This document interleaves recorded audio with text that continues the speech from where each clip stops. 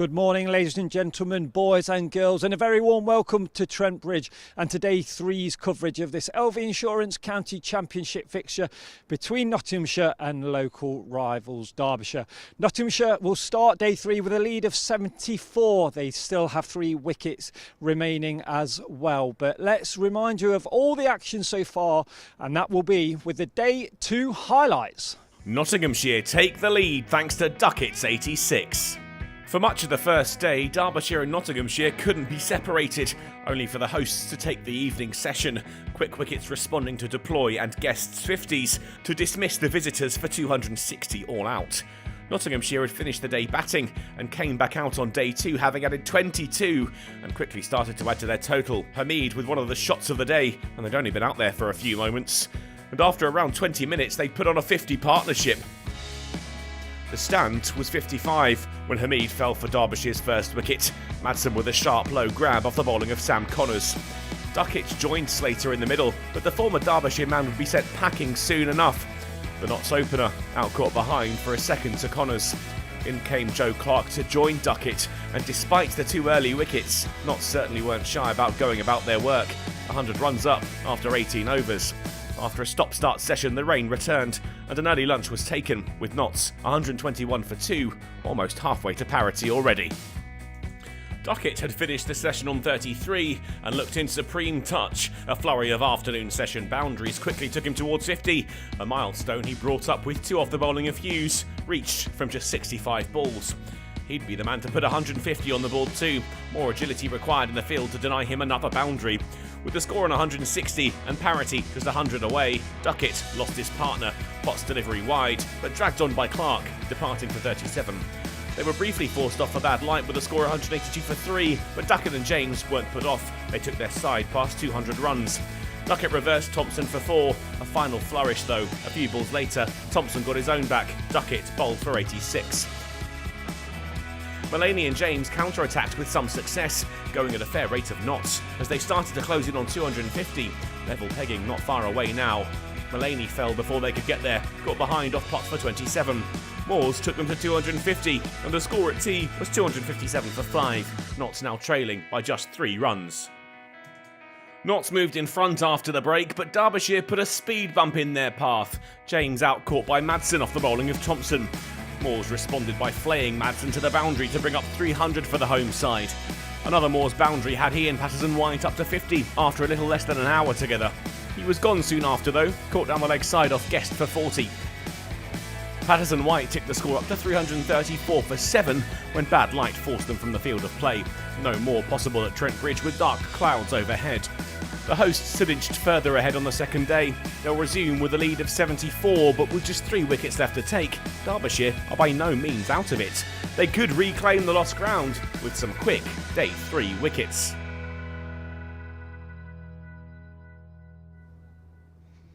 So they were the highlights, and you will realise there that it will be Liam Patterson White and James Pattinson that will start the day at the crease. Liam will be on 34 and Jimmy will be on 5. But you saw there that it was Ben Duckett's day as well. 84, the highest score so far in this innings. Now, I spoke to him on the stream yesterday and he was a little bit disappointed that he didn't convert that into 100. But what did he say to the Trent Bridge media team as well? Because they spoke to him after the game. Let's have a listen in.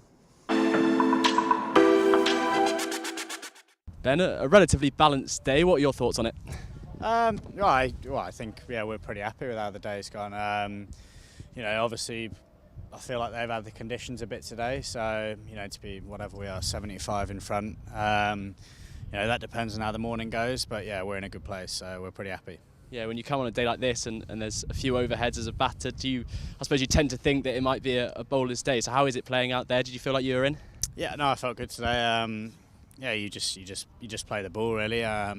It's a nice pitch to bat on. Obviously, pretty fast scoring here at Trent Bridge, and they had pretty defensive fields throughout most of the day. So yeah, we scored pretty freely throughout, which was good. And you reflect on your own performance as well. Obviously, yesterday you got the Player of the Month for April, and it seems like that run of form is carrying on. What do you do when you are in this sort of run? Is it a matter of change nothing? Well, you try and make those 80s into big hundreds, which I'm pretty, if I'm honest, disappointed with myself today. Yeah, I was very focused and determined to, when I got to 50 today, go on and get a big one. And yeah, one lapse of, not even concentration. I just yorked myself there, and I'm very annoyed with myself because there was a big chance to go and get a massive score there. So yeah, it's obviously bittersweet. I'm feeling good at the minute, but I just want to get that big score. And you mentioned Trent Bridge is a fast scoring ground. It's sort of become a feature of your game now, scoring at strike rate of 80, maybe even higher. Is that sort of a personal, natural instinct, or is that a reflection of the dressing room wanting to go at a positive outset? No, yeah, I just play, and yeah, for me it's almost see ball, hit ball, just react. And if they bowl badly, then I'm going to look to score. If they bowl well, I'll try and respect that. We're quite fortunate as a team. We've got blokes who will dig in and bat for long, and we've got blokes, in the middle order like Mull, and from number 5, 6 onwards, the game gets faster. I just play my game, and as you say, Trent Bridge is, it can be bowler friendly, but when bowlers miss, it's you can get off to a bit of a flyer and get off to a good start. But yeah, it's just I'm just focused on batting. I'm not really looking into too much, trying to score quicker.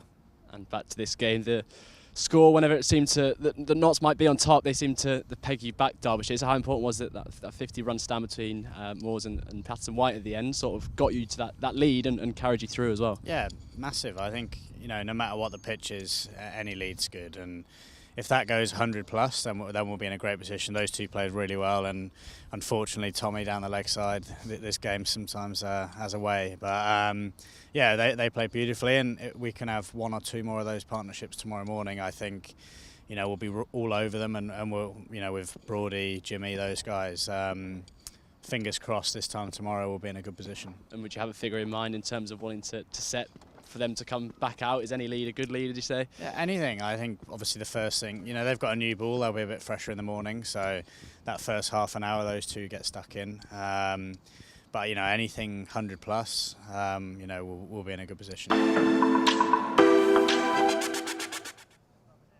So that was Ben Duckett there, and as he mentions, for Notts it will be about building that lead even further, and taking it over 100 if possible. Now let's just take a quick look at the partnerships so far that we've seen in this batting innings, because we always mention that it's partnerships that actually build leads and make you very positive in the game. So as you can see there, the top one there between Ben and Joe at 84, but also some good partnerships there between other members of the team. Obviously Tom Moores, and Pattinson White, a good partnership there, and even Ben's partnership with Lyndon of 44 was very crucial at that part of the game as well. Now the focus very much is on this game here against Derbyshire, but come Friday T20 Blast action returns here at Trent Bridge, and that means that it's time for us all to be more outlaw.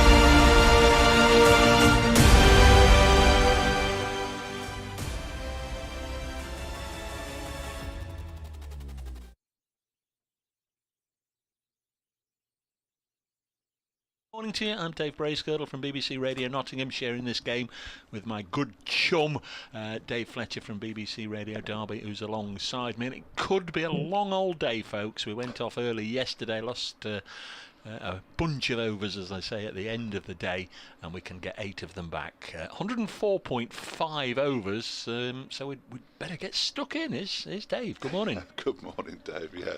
So Sam Connors to, I was going to say finish off an over, but he's only bowled 1 ball of it so far, and he's bowling to Liam Patterson wide of the arse stump, and he goes through to Brooke Guest. Just the one slip for Derbyshire, who desperately need to take these wickets as quickly as possible, and of course the remaining 3 wickets for Nottinghamshire will be looking to pile on as many runs as they can. It's all fairly self-explanatory, but that will be the key this morning. Billy Godman, as did Leas Deploy the day before, admitted that Derbyshire were under par with their batting and didn't really have the control they would have liked with their bowling either, which is a recipe for disaster generally. As Connors goes in again, and that one is pushed out into the offside for the first run of the day. Liam Patterson White picks up the single. It's fielded out there by Nick Potts, who I thought was pretty good yesterday. And Nottinghamshire move on to 334 for 7. Patterson White has 335 for 7. I beg your pardon, it has been added.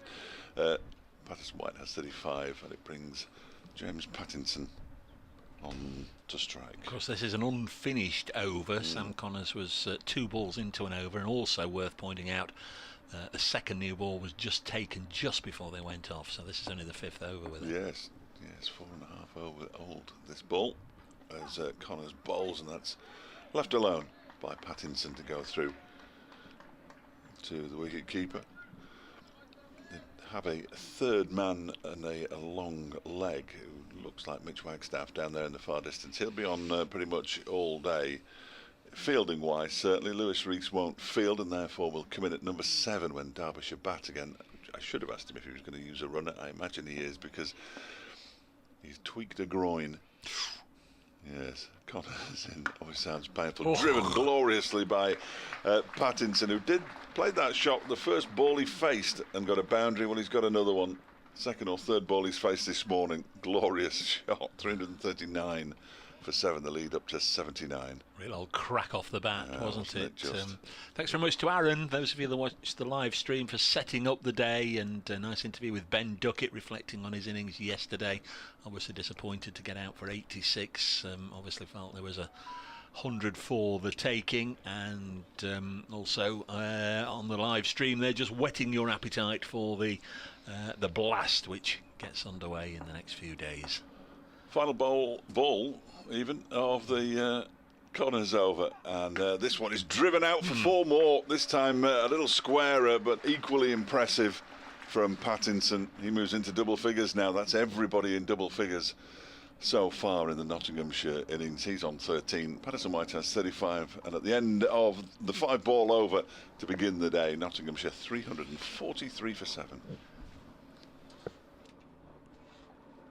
Just have a look. Wouldn't be surprised if it's Liam Hurt to bowl the second over.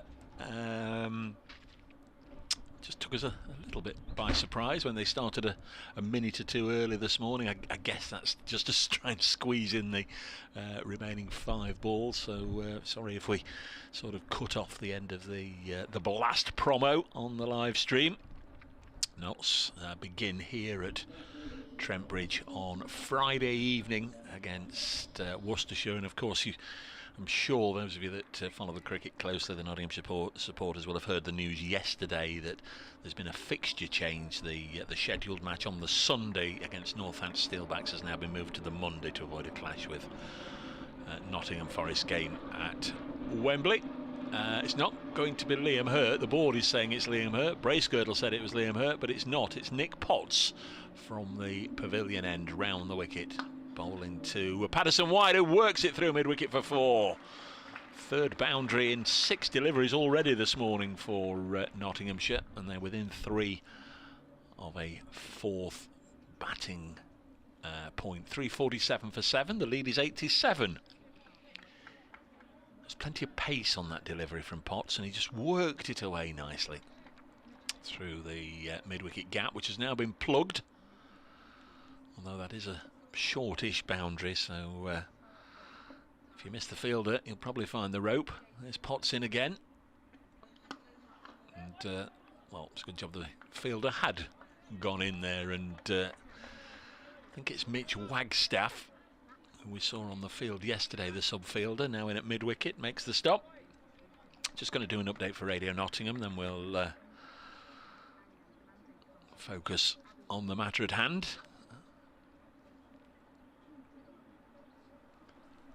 Derbyshire's over 8 is +2. See, that's been tinkered with overnight, so they're not going to fall foul of anything at the moment. A long way to go in the match yet, as Patterson White pushes this back to Potts. Cloudy day, no need for the floodlights on as yet, and hopefully we won't as the day stretches before us.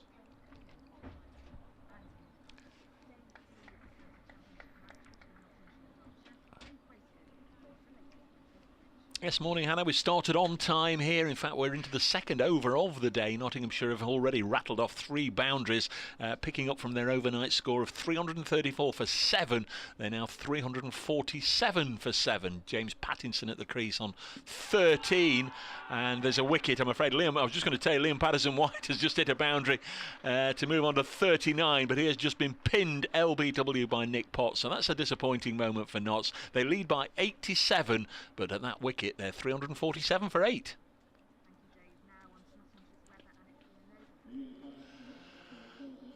It was full.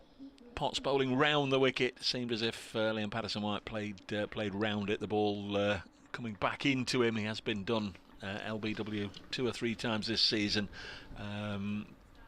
Yet to see the replay. Maybe it's been on the live stream, I'm not entirely sure, but with the naked eye, even though I was doing the update for Radio Nottingham, I half expected the finger to go up then. Liam Patterson White out for 39, batted for an hour and a quarter, faced 59 balls and hit 3 fours.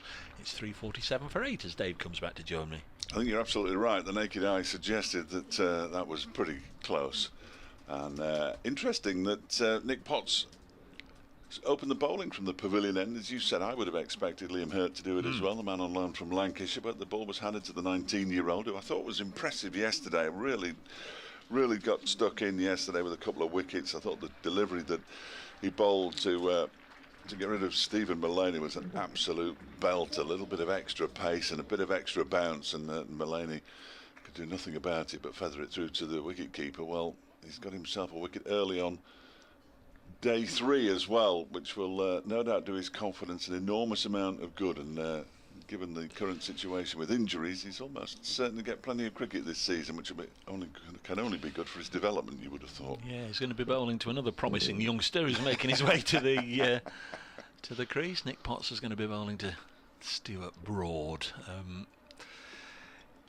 Generally fun and frolics when you get either Broad or James Pattinson at the crease, both together. It could be fun if they stick around. It might just be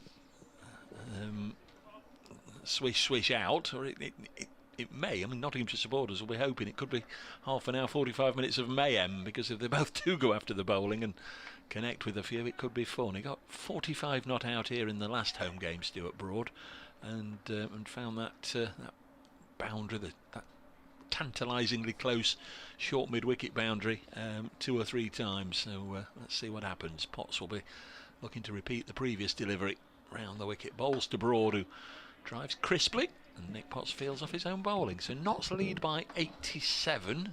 They'll certainly want to get this 4th batting bonus point, but in all probability, unless there's a little bit of mayhem from these two, they're not going to reach 400 now. Nick Potts now has his best bowling in first-class cricket with 3 wickets in an innings. Mark says, morning gents, I'm in a cloudy Stamford, coffee and sunflower work in the potting shed this morning for me. 100 lead would be just ideal for Notts, he says. Morning Mark. As Potts bowls to Broad, and he had he teed off, didn't he? It was Phil Mickelson, the left-handed drive 340 yards down the fairway. The only problem was this was a moving ball, and it wasn't in the same parish as Stuart Broad's swish. End of a successful over for Potts, 14 overs, and as Dave has just pointed out, career best figures of 3 for 43. The over rate at +2 is a slight concern for Derbyshire at this stage. No, it's +2. Oh, +2, yes. No, +2. That's not. Okay. Sorry, that's not a concern, They're is okay. it? That's not a concern. How did that happen? They're swimming in custard. Yeah, I've misread it completely. I'm just so used to it being Minus. whatever it is, and then a big number next to the sign. I misread the sign. That'll be those 2 Wayne Madsen overs or whatever it was. Yes, two in 2 minutes. We had a bit of Alex Thompson yesterday, bowled enough to take a couple of wickets. This is Sam Connors then from the Radcliffe Road end, bowling around the wicket to Pattinson, and bowls a short ball. And see, when you have 4 or 5 stoppages for ball changes, I think you can really go at the umpires and say, yeah, I know, we should have bowled this and this, but all those ball stoppages, and you were ambling across to the pavilion to fetch the suitcase and all the rest of it, and it's not our fault, ump.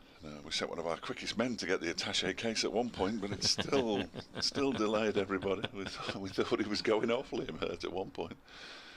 His Connors again around the wicket, balls to Pattinson, who goes back into his crease and pushes this one out into the offside where Deploy does the fielding. I've not sort of pointed out the officials and said good morning to them as we usually do. Our umpires are Neil Mallender, who's at this end of the ground, the Radcliffe Road end, and David Milnes at square leg. Our scorers are John Brown for Derbyshire, Roger the Duke Marshall for Nottinghamshire, Ian Smith working the screens, and Paul Harrison looking after the players in the pavilion as always. Good morning all. Pattinson waits and guides this one out to the point boundary. Potts does the fielding. Pattinson picks up another single to move on to 14. Brings Stuart Broad on to strike against Sam Connors for the first time in this match. I'm sure he's bowled to him before. And we'd love to hear from you. At Brace Cricket, at Fletch Sport seems to be the best way to tell us what you're thinking, what you're up to. Billy Goldman just has a quick word with Sam Connors. The 2 batsmen have a word with each other. And we're all ready. Decent Saturday crowd in.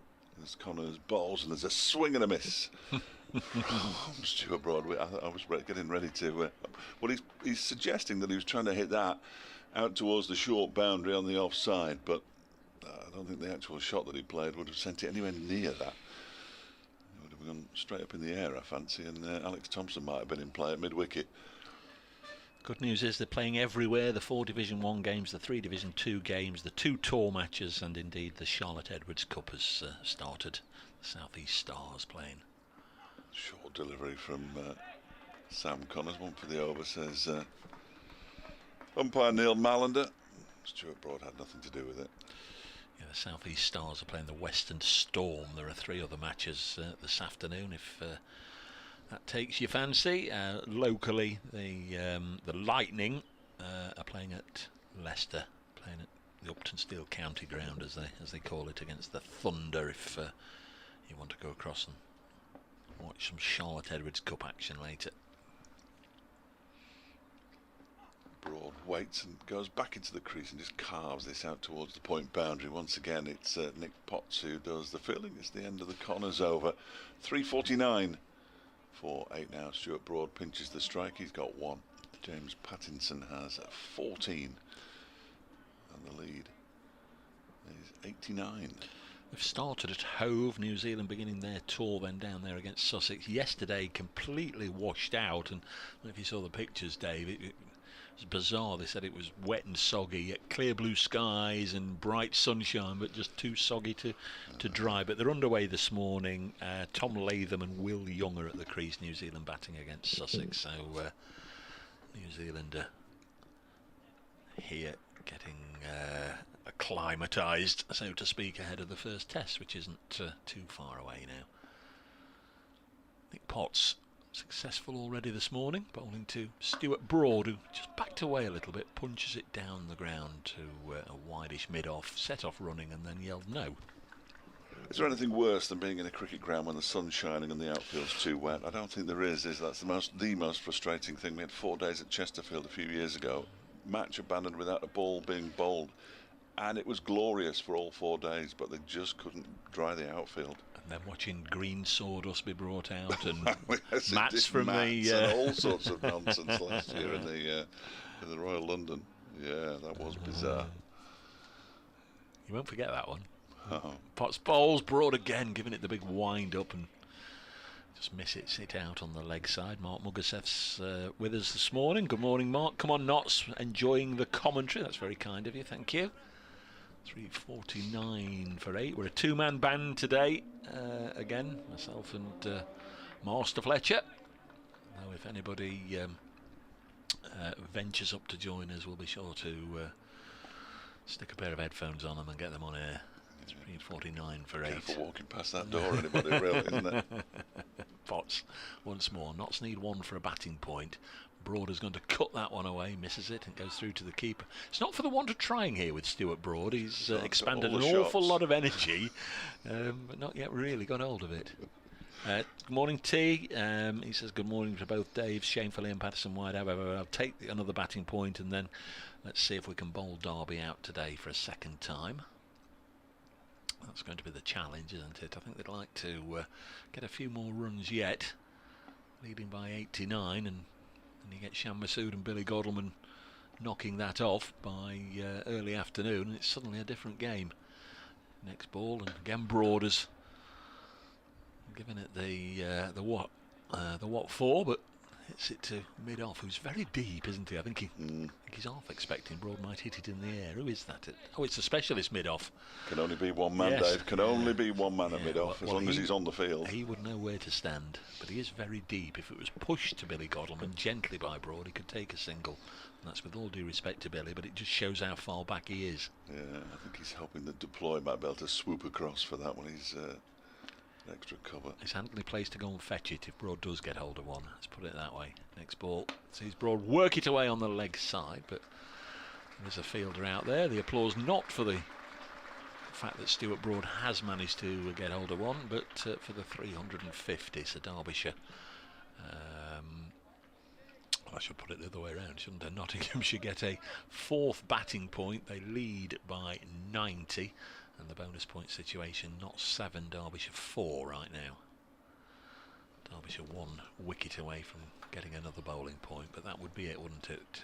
And can only get to 5. Yeah. Notts would really need this pair, I think, to have a purple patch to get up to 400 as Pattinson defends. Plenty of time, that's only the end of the 88th over.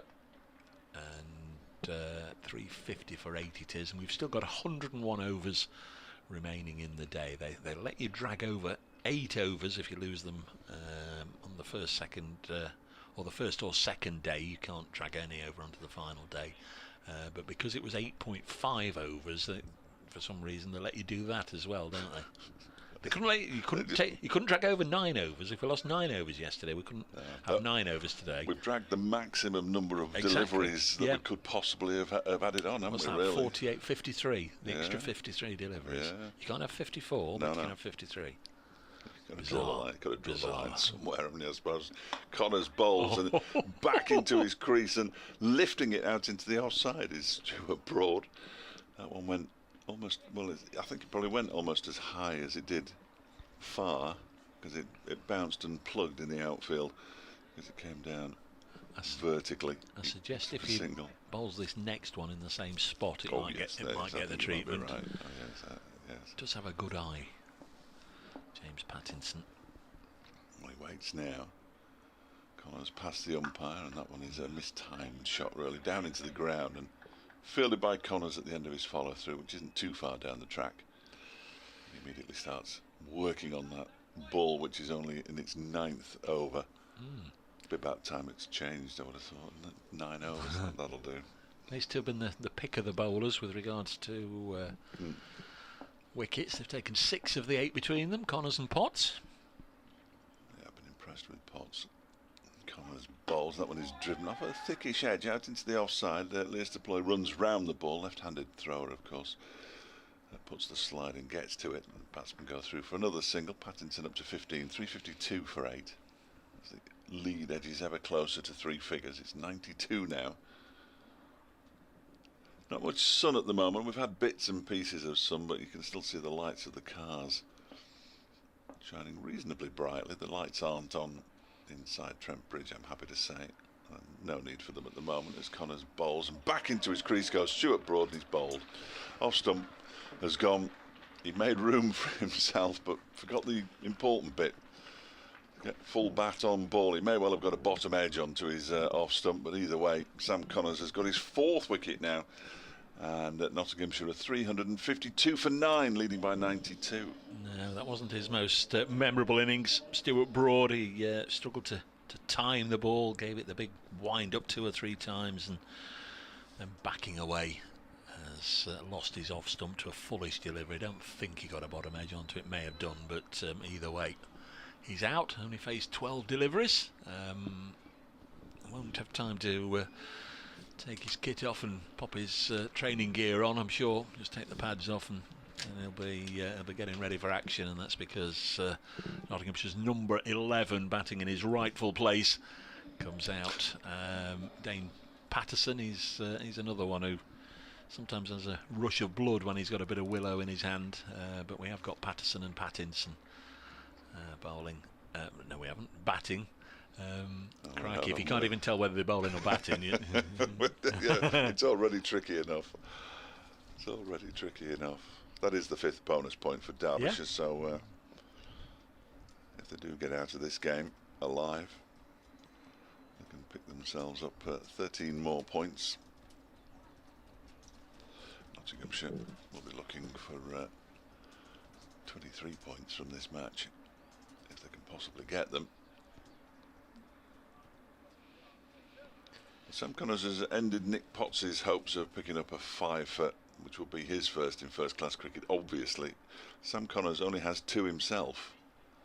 He now has 4 for 93 from his 21 overs and 4 balls, so he'll be keen to wrap this one up. And it'd be a good comeback if he could get it. Yeah. You know, the way he started on the first evening. Smashed everywhere, didn't he? He bowls to Patterson, who pushes this ball out into the offside. And there's no run. The 2 remaining batsmen with numbers 2 and 4 on their back. How's that work?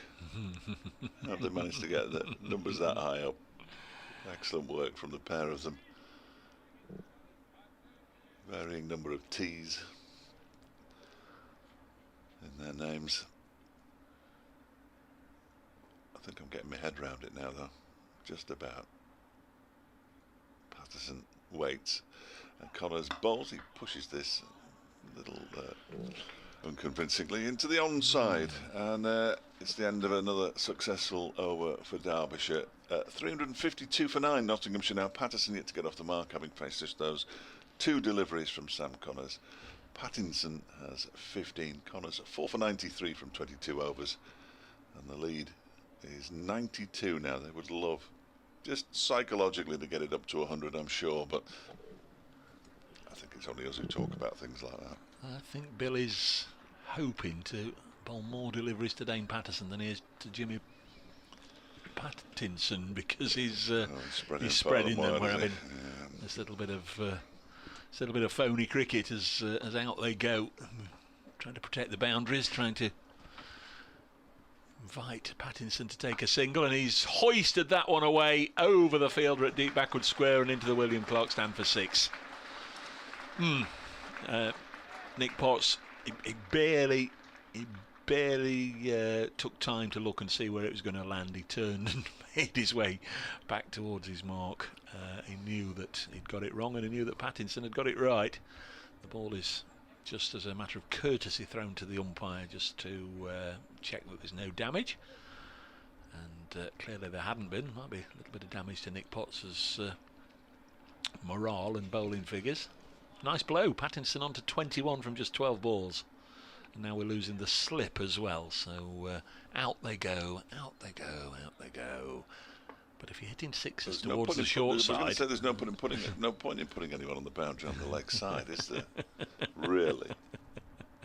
If he gets hold of it like that, it doesn't matter where you put him.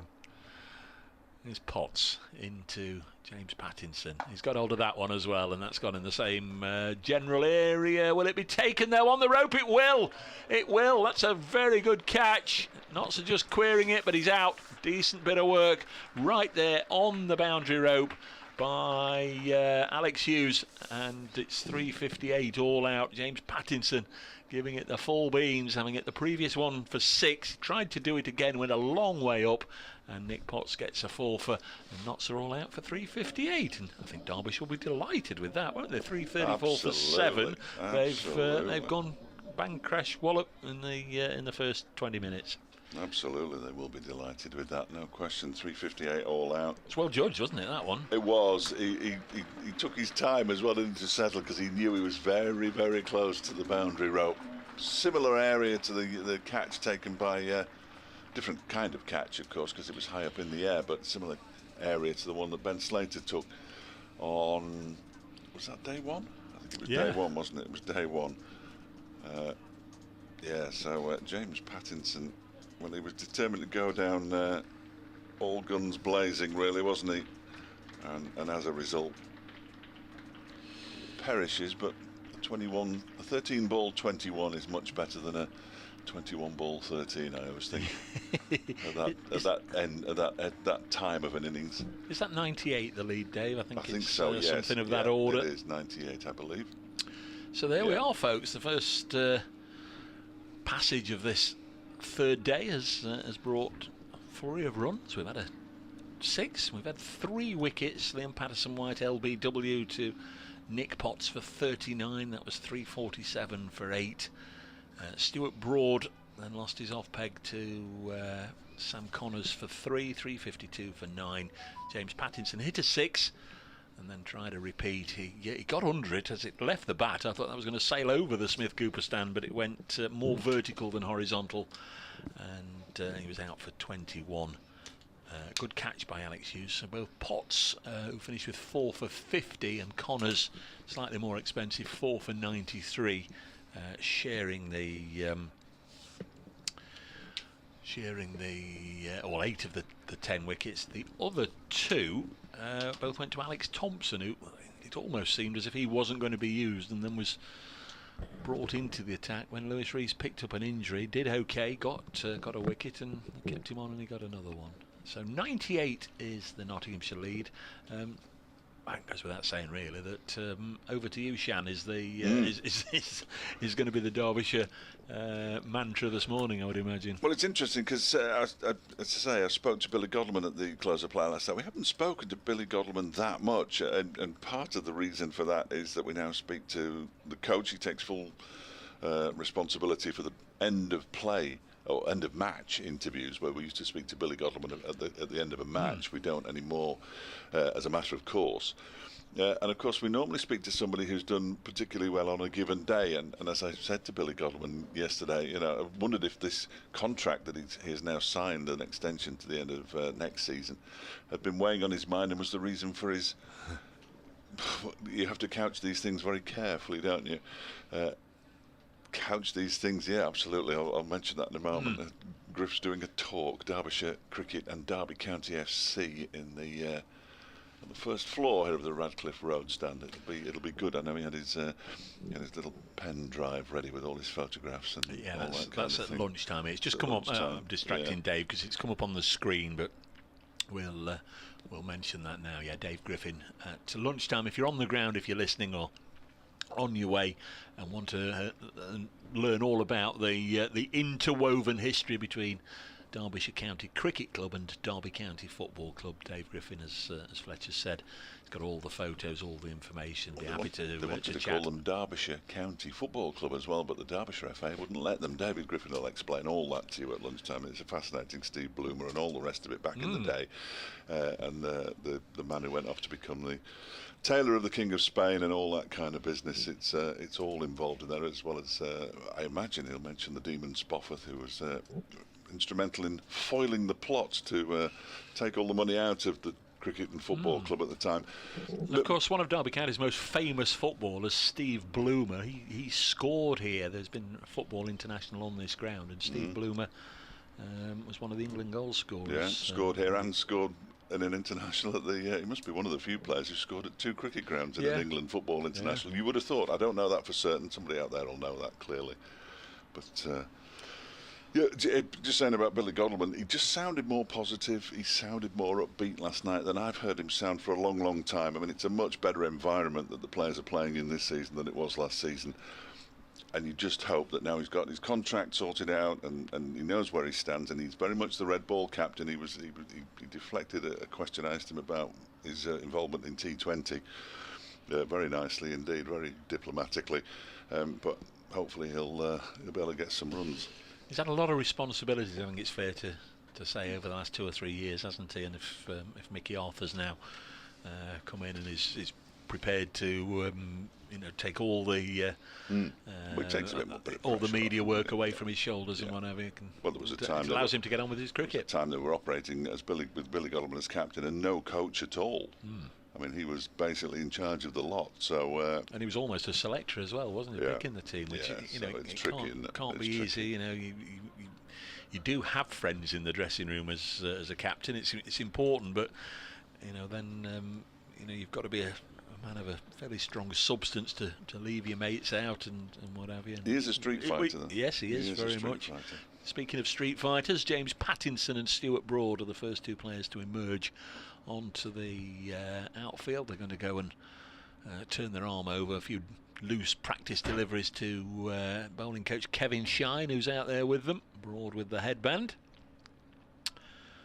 Could be an interesting passage of play. So Derbyshire are going to have about an hour and 25 minutes to bat before lunch. Important for, well, I guess for the entire dressing room really, that Masood and Godleman can get off to a decent start. 98 is the Nottinghamshire lead. Clearly every wicket that Notts take before that deficit is wiped out will help the home county in their quest to win this game. Just while we're waiting to get going again, I'll have a rattle round what's happening elsewhere. At Wantage Road then in Division 1, Kent made 519 for 9 before declaring. There was a 4th county championship century of the season for Ben Compton. Northampton reply a 47 for 2. At Taunton, Somerset 211 all out. Lost a lot of cricket to the rain over the first couple of days. Hampshire have lost 2 more wickets this morning. They're 160 for 6. At Headingley, county champions, asterisk, Warwickshire 244 all out on the first day. Again, they lost lots of cricket yesterday. Warwickshire or Yorkshire in reply, they've got the lead now, 285 for 4. In Division 2, Middlesex at Lords are 104 for 3 in reply to Durham's 350. At New Road, Worcestershire, huge lead over Leicestershire, 490 for 4. Azhar Ali is still there, 225 not out. Do a radio update. Yeah, the players are just wandering back out onto the field, and that's because we've had a change of innings. This morning it was crash, bang, wallop, and Nottinghamshire, quick as a flash, lost their last 3 wickets. They added 24 runs this morning, so all out for 358. That's an overall lead of 98. Liam Patterson-White, first to go today for 39. Stuart Broad lost his off stump to Sam Connors for 3, and then James Pattinson hit a 6 away on the leg side, tried to repeat it, and was well caught on the boundary rope by Alex Hughes. So that was it, 358 all out.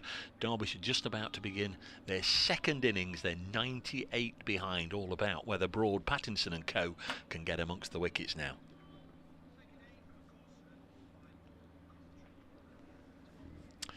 So there we are, the radio update, a timely one.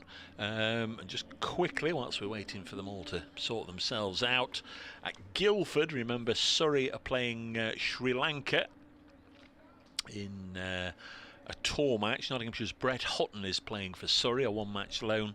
He's still without a wicket. Sri Lanka, I beg your pardon, 245 for 7. Brett Hutton, 18 overs, none for 41. And at Hove, New Zealand have started their tour match. Should have been yesterday, it was washed out, but day 2 got underway. New Zealand batting quiet start, 14 without loss. Latham and Young at the crease. We're just about ready. Oh, quick update on one of those. I just see on a tweet that Azhar Ali has just been dismissed for 225 in the Worcestershire-Leicestershire game at New Road. There we are. We'll have another look at that in half an hour or so. Stuart Broad then to kick things off, bowling to Shan Masood, and first ball wide of the pegs goes through to Tom Moores. First innings, Shan Masood made 18. He was caught behind by Tom Moores off the bowling of James Pattinson. I think if you offered Notts the same scenario this time round, they'd bite your hand off. You can have Shan Masood out for 18. Yes or no? I'd say yes. 3 slips, Joe Clark, Ben Duckett and Lyndon James. Tried and trusted and tested trio. Broad bowls one that doesn't really get up and bounces a second time in front of Tom Moores and then pops up and might have struck him on the cheek. Joe Clark just checking with him that he's okay. Nasty one, bobbly. Now Ben Duckett comes across. Just hope Tom's okay. Might just be spitting a bit of blood out there, which isn't what you want. Second ball.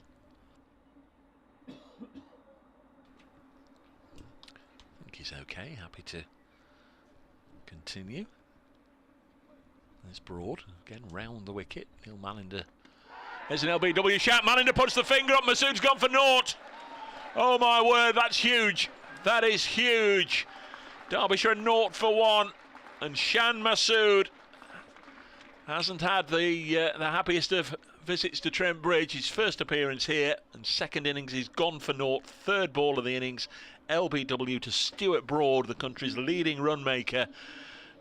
18 in the first innings, naught this time round. Yeah, Notts wouldn't have given him the 18 in the second innings.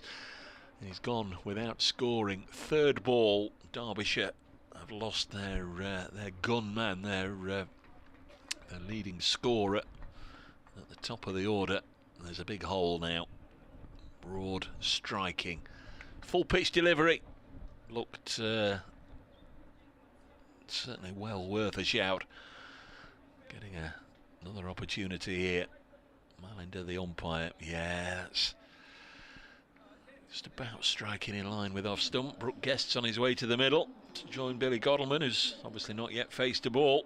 Guest played nicely in the first innings for his half century, but already very much walking to the crease, knowing there's a really important job to be done with that Shan Masood shaped hole now at the top of the Derbyshire order. Right, I'm back to commentate on Shan. How's it going? How's it going? Dear, oh dear. That was as out can be, wasn't it? Even from where we're sitting, that looked out. And Stuart Broad, well, we know about his celebration and appeal in one, and that was one of those. And absolutely no doubt in anybody's mind out there that Shan Masood has gone, and as you quite rightly say, that has put a large hole in Derbyshire's hopes of doing anything in this match. It's a big test for Brooke Guest now. Big test. So the right-hander about to face Stuart Broad, a pumped up Stuart Broad. He bowls. Ooh. Brooke Guest wasn't holding back, was he? He was looking to drive that through the offside, but inside edged it onto his pad. 0 for 1. Derbyshire still 98 behind, and that's massive. James Pattinson and Billy Godalman having a chat. I'm not entirely sure what they've got in common, so it'd be very interesting to hear that little conversation. Yes, I don't think they've moved in the same circles too often. Don't think they've played for the same franchise anywhere in the world. No, indeed. Let's put it this way. No, it may well have been that they'd shared a drink last night and maybe in the dressing room at close of play or some such, and just continuing that chat. Next ball sees Brooke Guest push it out to Hamid in the covers. This is a decent start says he, for Stuart Broad. It's been right on the money. Looks fit and well, looks certainly ready for England battle. This is his final game. There aren't any more first-class matches, and he won't be involved in the T20 Blast, so this is his final run out before the Test series starts in a fortnight. But it looks in decent rhythm, doesn't it? Certainly does. Second Test here, I think, isn't it? Yep. Yeah, so he'll be in familiar surroundings. Here he comes. Past Malinder, Bowles, and Guest again gets bat on it, pushes it to mid-off. Good start from Stuart Broad, 0-1 Derbyshire. Yeah, not a bad start. Wicket maiden. Leading run scorer in the county championship. Out. And hopes of him getting to 1,000 runs before the end of the May completely and totally scuppered. Shan Masood will be disappointed, no doubt. But I bet if we spoke to Shan Masood, not that we will get the opportunity, I'm sure we might, just in passing, he will shrug his shoulders and say, well, you know, these things happen. 844 runs he's got this season before the end of May, which is still a pretty decent total, but it's not that magical 4 figures that I know he was. Once he was on for it, he was quite keen to go on and complete, but unfortunately for him, he has departed, and it's going to be James Pattinson bowling to Billy Godleman, who leaves on outside the off stump. Doesn't get any easier for Derbyshire. No, it doesn't. You get away from Broad, you've got Pattinson, play up Pompey, says, well, that's massively reduced his batting average. Yes, it will have a little bit. He's not had the happiest of trips to Nottingham, has he? Yesterday afternoon. No, I know you were. His first, isn't it? You were in a committee meeting and missed his fielding bloomer, but you saw his drop catch as well. So bloomer, blooper, blip, whatever the word is. Any of the above. He missed it. Yeah, it was a mess. Here's Pattinson. In again, balls to Godleman, who fiddles this out into the offside, and they're underway. Derbyshire, they are 1-for-1. Billy Godleman off the mark. Yes, his batting average has plummeted to 93.77. Is that what it is? So I don't think he'll be losing any sleep over that. But what he might be losing sleep over is the fact that he's had 2 failures in 1 match. It's his first duck for Derbyshire, to go along with 2 double centuries, a century, and 3 half centuries. The contrast between the rest of his season and the last 3 days is quite stark. Would you say there's a contrast between the bowlers he's faced in this game? I don't think there's any question at all. Pattinson bowls, strikes the pad of Guess was going down leg side. Goes out into the leg side, and he picks up a leg by. Derbyshire pick one up 2-for-1. Yeah, no. This is by far the best bowling attack that you're likely to face in Division 2. And when one drops out, Luke Fletcher comes in. We've seen Jake Ball practicing yesterday lunchtime as well out there. He's working his way back to fitness. Blimey, you can send somebody who I would sign in a heartbeat in Brett Hutton, who doesn't appear at the moment to be anywhere near the team, and it's remarkable that somebody of his quality can be loaned out, only for 1 game, of course, as Godleman pushes this down to 3rd man for a single. Hasib Hamid is down there. You know what I'm saying. He's such a good county cricketer, Brett Hutton. Always been impressed with him, either at Northampton or here. We haven't mentioned Dane Patterson, the leading wicket taker. He got 3 in the first innings. I'm sure there were others a 10-for in the last game. Well, there are others, as Joey Everson and Brendan James. He wicketless in the first innings. Might be his time today. The contrast in the bowling stocks of the 2 teams is quite stark as well, and no Saranga Lakmel, no Anuj Dal for Derbyshire. Where's George? Where's Big George? He'll play T20. He's just coming back to fitness. Pattinson in and bowls, that is driven into the onside by Brooke Guest. Guest, whose own average is in the mid-50s this season. A couple of centuries, of course, 3. No, 2 centuries, 2 half centuries, that's it. Missed out on a 3rd successive century when he was out in the 70s last week. It's Billy Godleman's average down in the upper teens that is the major concern from the Derbyshire batting perspective, and hopefully his more upbeat nature yesterday will reflect in his batting. Who knows? He's at the non-striker's end at the moment. 3-for-1 Derbyshire. Guest waits as Pattinson bowls to him and beats him. Glorious delivery, taken about chest high by Tom Moores, the wicket-keeper. Another good over. 3 runs from it, but another good over. 3-for-1 Derbyshire. Guest yet to get off the mark. him looking where his feet are landing though, Pattinson. Still on his mind, isn't it? Still on his mind. Hasn't bowled a no ball in the second inning, so we should just put it to the back of it. I think he only bowled 2 in the first, didn't he? Yeah, he wasn't massively. But the first couple of games, there were a horrendous amount. 3 for 1. Broad beginning with a wicket maiden. It's going to go round the wicket to Billy Godleman. Same mode of attack that he employed to get rid of Shan Masood. We've had 4 wickets already. We've not had 45 minutes cricket yet this morning. Feels like a bowling day though, doesn't it? Does. Feels like does. a bowling day. Here comes Stuart Broad. White headband on, bowls. Godleman gets everything behind it. Pushed it up to mid-on, realised there was nobody there, just wondered if he could steal a single, and by then Stephen Mullaney had moved across sharply to pick the ball up. The Notts skipper. Notts 10 wins from their last 16 county championship matches, going back to that win at the county ground last year, the one that sort of ended the run of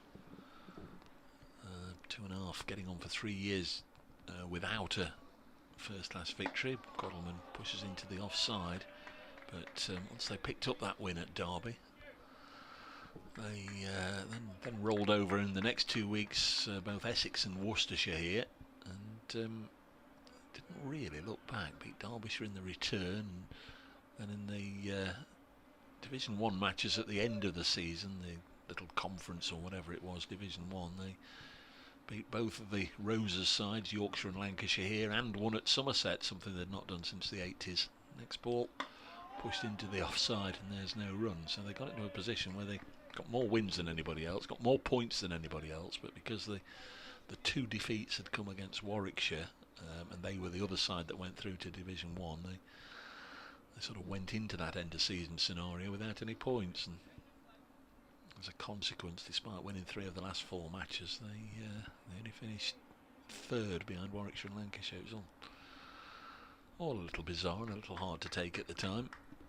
They could quite rightly lay claim to being the best side in the country, but Warwickshire were county champions, and that's that. Next ball is pushed deep into the gully region where Ben Slater's fielding.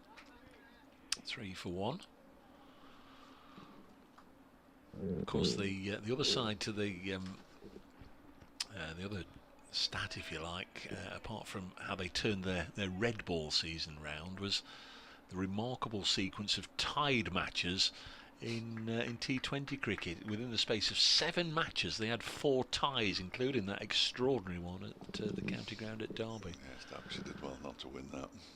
Next ball is worked away on the leg side, and there's no run. But when it came down to the last ball, Notts were very much favourites, weren't they? Oh yeah. And Sol Budinger on the boundary, poor old Sol. He only had to stop the ball, and Notts would have won, and he was unable to. I think his instinct kicked in. He tried to catch it, didn't he? Yeah. And because he didn't catch it, it just dribbled through his legs and barely got to the rope. But it was a horrible game from a Derbyshire perspective. Yep. Really horrible game. Sort of symptomatic of the season as a whole, really. 4 ties within 7 matches. Next ball is pushed into the offside, having only had 2 ties in the first 18 years of the T20. 4 within 7. 3 for 1. Another maiden from Broad, attacking the off stump there of Billy Godleman, who's happy to play it out. And Derbyshire still trail by 95 this morning. Liam Patterson wide out for 39 early on. LBW looked to very adjacent shout. No surprise the finger went up. Stuart Broad lost his off stump to Sam Connors, and James Pattinson hit. Nick Potts away for 6, tried it again, and this time Alex Hughes got underneath it right on the boundary rope. A well judged catch. Notts all out for 358, and Shan Masood then fell to Broad, 3rd ball of the innings. Brooke Guest on strike for the new Pattinson over. The ball is pushed up to Mullaney at mid on. And there is no run. Nick Buxton, presumably in response to the Shan Masood dismissal, sends me an email with the subject, pack up and go home. And all he says in the email is, hello darkness, my old friend. We shouldn't be too we shouldn't be too down. It's an opportunity, as Mickey Arthur would say, for everybody else to come to the party. And they're going to have to. Brooke Guest yet to get off the mark, drives up towards mid-off where the ball is fielded by Stuart Broad. As ever, you know, the first half an hour, 45 minutes are crucial whilst the bowlers are fresh, whilst they're bowling quickly, obviously, whilst the ball is hard and new. You know, emerge relatively unscathed, just one wicket down at the end of that 45 minutes or so. Yes, there are some change bowlers to come on that will command respect, but you'd like to think it would get a little easier once the batsmen do get settled. Guest waits and that's off a thick inside edge down to the square leg boundary for 1 run. Patterson is down there at square leg. Notice you this morning had a little bit of a sit down in front of the pavilion there, watching the world go by. Each day we've done that, yeah, each day. Myself and David Griffin. Mainly because Griff needs to get across the road to the co-op to get something to eat. He's usually starving by about that time. Yeah, yes, it's an interesting place to sit. Good opportunity to have a chat with 1 or 2 people and pick up the latest gossip. Yeah, it's nice when folks come across and say hello, and you see all the autograph hunters getting their prize signatures. Pattinson bowls to Godwin, who very much front on defends that back to the Australian. We sort of think that there's sort of 2 categories of autograph hunter, aren't there? Those that are very proud of a collection and might have some magnificent photographs, and you know, you want a signature on those, and then you can perhaps even frame them or whatever. And then there's the others that just like to get sort of every cricket book, every cricket magazine, every brochure, every newspaper cutting signed, either for their own use or to pass on elsewhere. Pattinson bowls to Godwin, who pushes it out into the offside. The remarkable thing is that the players are so patient. Yeah. And they will stand there and sign happily as many as possible. 1 or 2 like to do it on their way back in from warming up. 1 or 2 will do it on the way out. What I find most amusing, though, is that because we were sitting there, some people, who's that? Who's that? Well, yeah. if you don't know who they are necessarily, I'm not sure why you'd want their signature, but bless him, Mitch Wagstaff was Did they get Mitch? I don't think I'm in the book, he said. I don't think I'm in the book. I think he probably was, but we're not missing any cricket here. Stephen Mullany's doing the choreography here, just getting Lyndon James into a catching 45 position, leg gully. It's leg gully, isn't it? Yeah.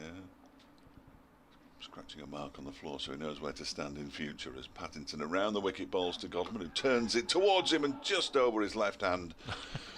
Look at Pattinson. Pattinson's on the floor on his back. Can't quite believe that the plan almost came to fruition, but not quite. And Godwin picks up a single. It's 5 for 1.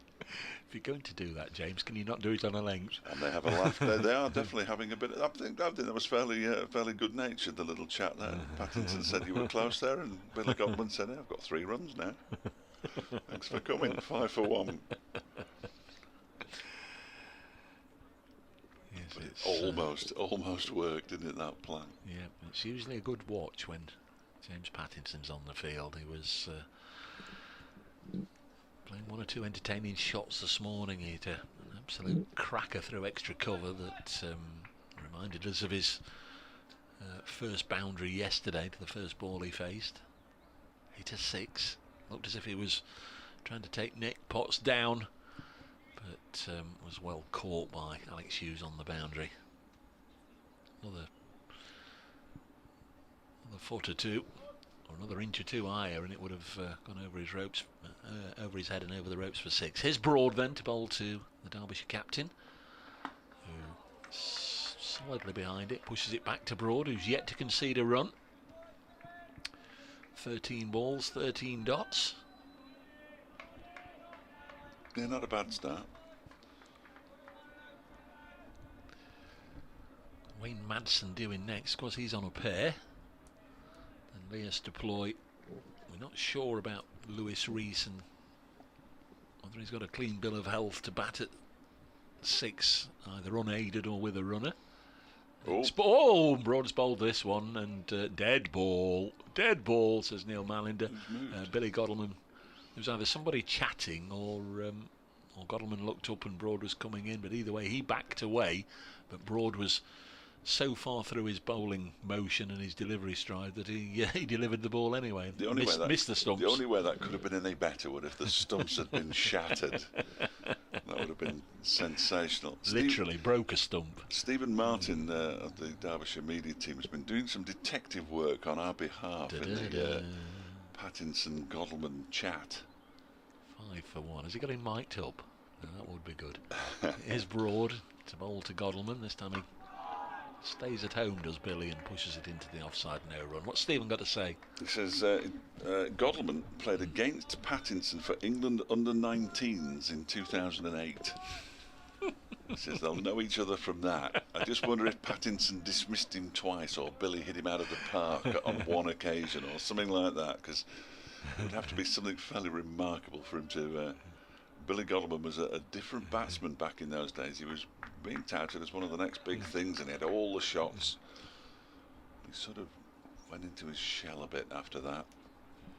I very much doubt James would remember him, with all due respect. Next ball is pushed back to the bowler. Do you remember me, mate? Nah. Yes, that could have been the conversation. You didn't get me out last time. You're not getting me out this time. When was the last time?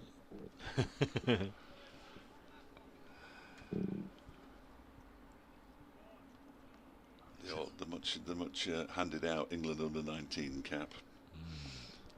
He's an angry fast bowler. There's another angry fast bowler. Stuart Broad bowls. Godalming playing him nicely, isn't he? He's getting in line, getting solidly behind it, and just happy to block. Can't see where the runs are going to come with that method, but that's absolutely fine. As I said earlier, it's all about the first half an hour, 45 minutes. See Broad off, soften the ball a little bit, and then you can dig in for the afternoon.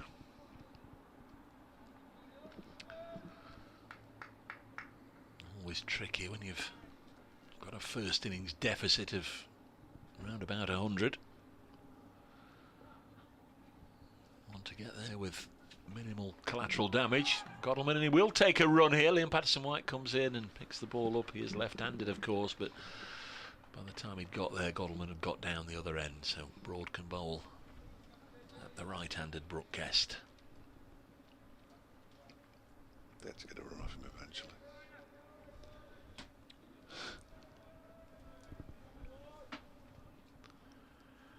Yeah, I mean, it's about crease occupation from a Godalming perspective, certainly, but I guess we'll try to get on with it a little bit more if he possibly can, but Billy Godalming needs to play himself into some kind of form. The ball had been thrown to Stuart Broad, and he couldn't take it cleanly, so he's had to go almost half the way back to the batman board to fetch it.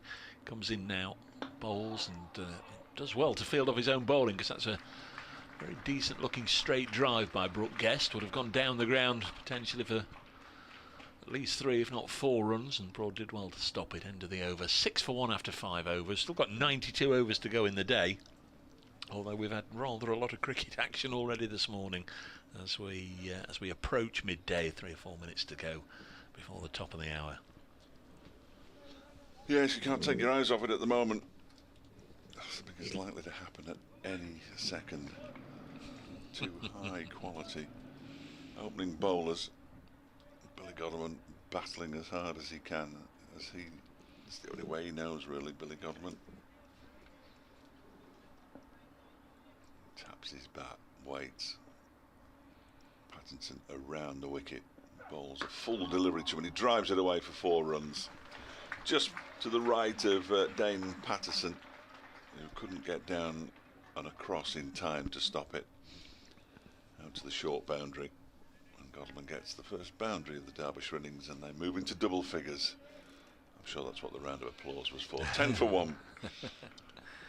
It's a nice shot, isn't it? His cover drives are about his nicest looking shot. I mean, with the greatest will in the world, there aren't many. He's He's the sort of antithesis of Sean Masood, but he's got 8 more runs than him in this innings, so you know, you pay your money and you take your choice.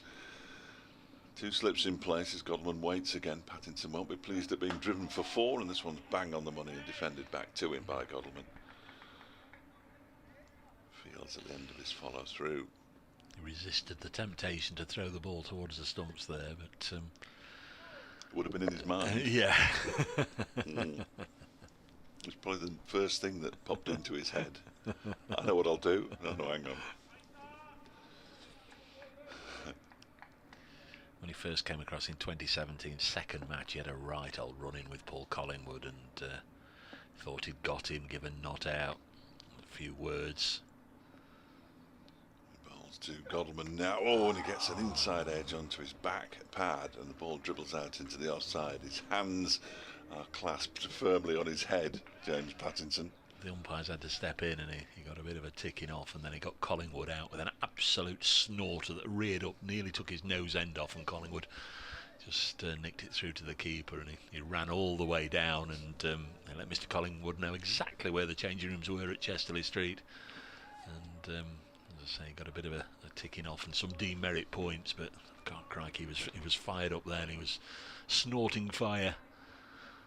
It takes a certain individual and a certain moment to flick the switch, and he's his box office, absolute box office. You don't mind seeing it though. No. You don't mind seeing it. He's in now to Godwin, ball's a full delivery, and this time he does sort of roll the ball towards the stumps, more out of frustration than anything else. He flung it out of the back of his hand almost and missed the stumps by a couple of yards. Was never in any danger of hitting anything really, and wasn't thrown with any particular force either. Of course, Broad will be just egging him on. Yes. He's at mid-on. He'll chuck him the ball now and just be chirping him a little bit. Like he needs winding up. Like he needs winding up. Pattinson around the wicket once more.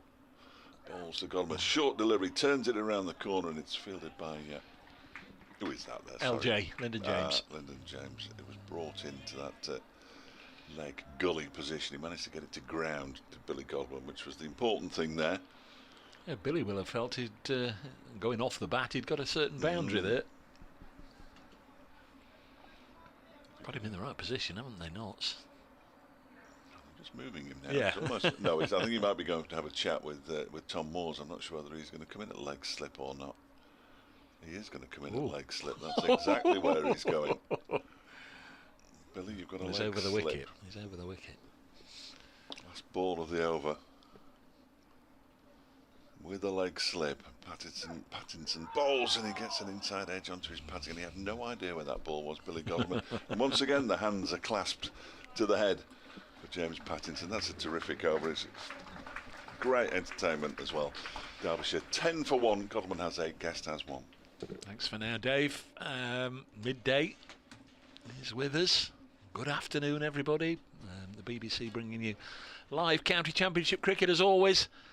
Every ball of every game. Nottinghamshire versus Derbyshire. We're into day 3. And Derbyshire 88 behind at 10 for 1. I'm sure we'll have to do a radio update in a moment or two. Meanwhile, I can tell you that Lancashire are in a whole heap of trouble at home to Essex. 35 for 5 or some such at the start of the day. They're 63 for 8. 4 wickets to Sam Cook as Broad starts a new over, bowling to Broad. 63 for 8. Lancashire at home to Essex, who made 391. Northant 64 for 2, batting against Kent. Hampshire 198 for 6 at Taunton, so they're only 13 behind Somerset. And Yorkshire 315 for 4, so they've got a lead of 70 or so against Warwickshire. Middlesex 124 for 3 at Lords. Durham made 350, and Worcestershire 525 for 5 against Leicestershire. Next ball worked away by Brooke Guest out to Ben Slater, who's out on the Fox Road fence. The New Zealand tourists 37 without loss against Sussex at Hove, and the Sri Lankan, I think they call the development 11, they're 282 for 7 at Guildford against Surrey.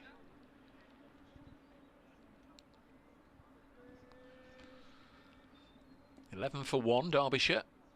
Brooke Guest on to 2. Godalming has 8. Going to be facing Stuart Broad again. Broad bowls, Godalming again right behind it defensively.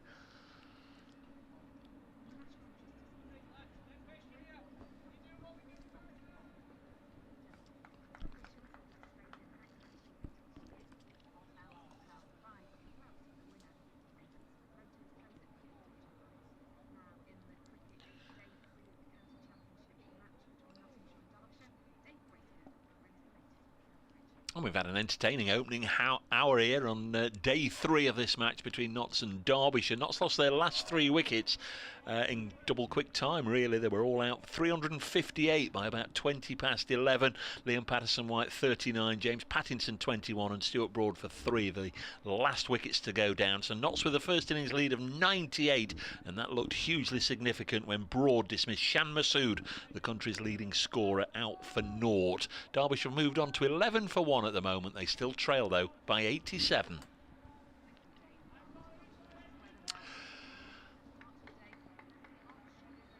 Broad to continue, bowling to Godalming. No runs as yet in this over. Bowls now and it's pushed up to mid-off. Beg your pardon. Brooke Guest got a single, but Godalming has now defended the last 4 deliveries. 1 ball left in the over, the 7th. Stuart Broad 1 for 2 his figures. It's Ben Duckett doing the clapping from second slip. Sandwiched in there between Joe Clark to his right and Lyndon James to his left. The left-handed Godalming on strike and again gets everything behind it and eases the ball away. No runs, 11 for 1. Notts quick to rush around. Penalised for a sloppy over 8 at Lord's last week. They'll not want to make the same mistake again. So it'll be Brooke Guest who's in the firing line for the next James Pattinson over. 3 overs, none for 8 for the Australian. So for the time being, that little ploy to try and get Godalming to fend it into the hands of Lyndon James will be put on the back burner. Dave's back with us. They'll keep trying though. Here is Pattinson. No, he lost his run up. James says, do you think Mulaney's modesty hinders Notts? His bowling would be perfect for these conditions. Not right now because it's a brand new ball, James, but he might get involved. Oh, you wouldn't be surprised. Yeah, you wouldn't be surprised. I think whilst Broad and Pattinson have got this hard new ball. If you've got them in your armoury, you'd want to use them, wouldn't you? You'd want to use them. Here is Pattinson in and bowls to Brooke Guest, who pushes this one out into the offside. It's fielded by Patterson-White. And there is no run. Yes, there aren't many captains in the country who wouldn't want these 2 as their opening bowlers. Either division. No. I would suggest.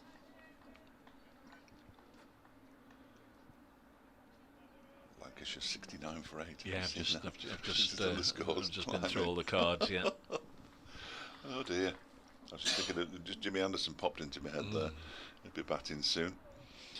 This Pattinson bowls a little over pitched and it's clipped into the leg side where Lyndon James is currently fielding at mid-wicket. There's no run. Getting shuttled about a little bit, Lyndon James. We've had him at third slip, leg gully, leg slip, now mid-wicket. Captain now is just saying he wants him there. Is that where can we put him now? Seems happy with him there at the moment. Well, the captain, Stephen Mulaney, is having that discussion with Stuart Broad. I think Pattinson's just, you put him where you want. I'm bowling at the target. I'm just aiming for these stumps. All the man. Well, yes. There's Pattinson over the wicket to Brooke Guest, wide of the off stump, moving further away as it goes beyond the stumps. Huge Australian grunt there, wasn't there, as he released it? Of course, lunch will be 1:10, won't it? Ah. Although we're at 104 over day. I think does tea not get fixed in these on this kind? I think it does. Yeah, I think it does. Is it 4 o'clock? I'm not entirely sure. I should know these things Yeah, really. well, it always helps if people tell us, though. Guest waits. Pattinson is past the umpire now. Ball is played to Lyndon James at mid-wicket once again by Brooke Guest off the back foot. Turning himself into a number 3 batsman here, Brooke Guest. I know he loves it. He's told us a number of times how much he enjoys the challenge of going in first drop, but it's a big ask for a wicket keeper. It is, if he has, you know, as you say, a day and a half maybe with the gloves on, and then a wicket goes down early, as has happened this time. The only good thing was he only had half an hour out in the field today. Yeah. He waits now. Pattinson is in, and that was left alone outside the off stump. I imagine that he'll bat lower down the order in T20 cricket. He could be very useful down at 6, 7, that kind of area in T20 cricket. He's never really looked to me like an explosive batsman. I mean, he can hit the ball, no question about it. He can score runs, but there's a huge difference between scoring runs at number 3 in the red ball game and number 3 in the white ball game. Yeah, you've got to make the most of those power plays, haven't you? Yeah. Those power play overs. Here it's all about knocking the shine off the ball if he can, as Pattinson bowls to him, and he cracks this one away for 4 runs out towards the extra cover boundary. Liam Patterson-White merely goes to the boundary to retrieve the ball. That's a disappointing end to the over for James Pattinson. He's now conceded 12 from his 4 overs. Guest has 6. Mullane chasing him to have a word. Derbyshire 15 for 1. 4 overs, none for 12. Saying, come on, son, book your ideas. Oh, no, it's that's a bowling change. I don't know if you saw it, but Dane Patterson will bowl the next over from this end.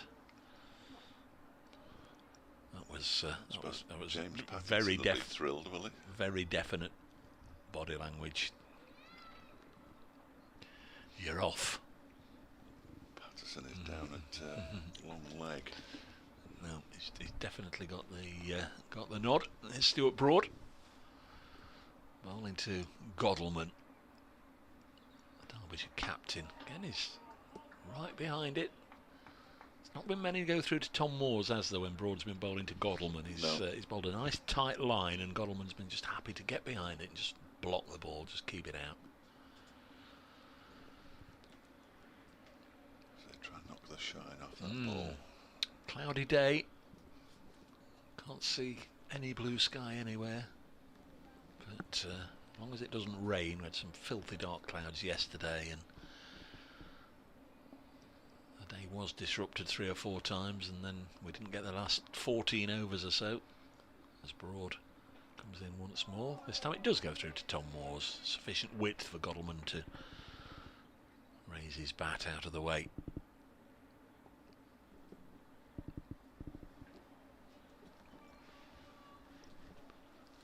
Middlesex's Peter Hanscom has just been dismissed at Lords. They're 126 for 4 now against Durham. I think our BBC Newcastle correspondent was, and I don't know if he still is, was planning to run away this afternoon. There's some down the leg side taken by Moores. Was hoping to skip the commentary box and head to Wembley. He's got a ticket in his pocket for the playoff final, Sunderland against Wycombe Wanderers. And he found a replacement. Well, he's found a substitute. He was hoping for a little bit of cover to take over for however long it takes to leave Lords to get to Wembley to watch the final to come back. Not too far away, is it? But he has got a ticket. I know that. Derbyshire 15 for 1. I hate to see him disappointed. Oh yeah. Next ball, this one goes through to the keeper. The But the thing is, you can't wind him up about it, because he says he's seen, I think, is it 6 or 7 times he's seen Sunderland at Wembley and they've lost every time. So I say, well, perhaps it's you. Perhaps you're the unlucky charm. Don't go and they might have a chance. Well, they run the Johnson Paints, did they not hold it for a week? They had 2 finals in successive weeks, then there's one was held over. I'm not entirely sure they won it, though, did they? I think they broke the hoodoo, didn't they? They ended, I think so. I'm going to double check. Not sure. Next ball on its way down the leg side again, taken by Moores. But I know he's been 6 or 7 times to playoff finals and League Cup finals, Johnson Paint finals, whatever. And every time they've lost. 15 for 1.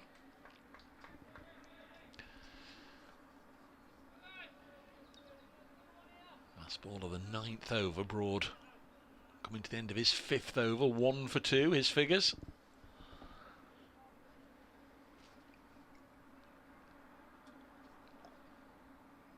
Godalman on 8. He's faced 32 deliveries. His 33rd. He's hit him on the pad. Broad has gone all the way down, celebrating.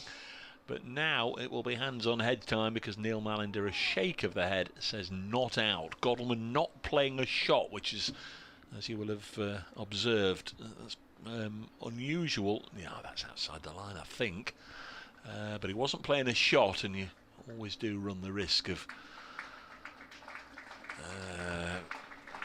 falling LBW. It's a very confident shout, but turned down.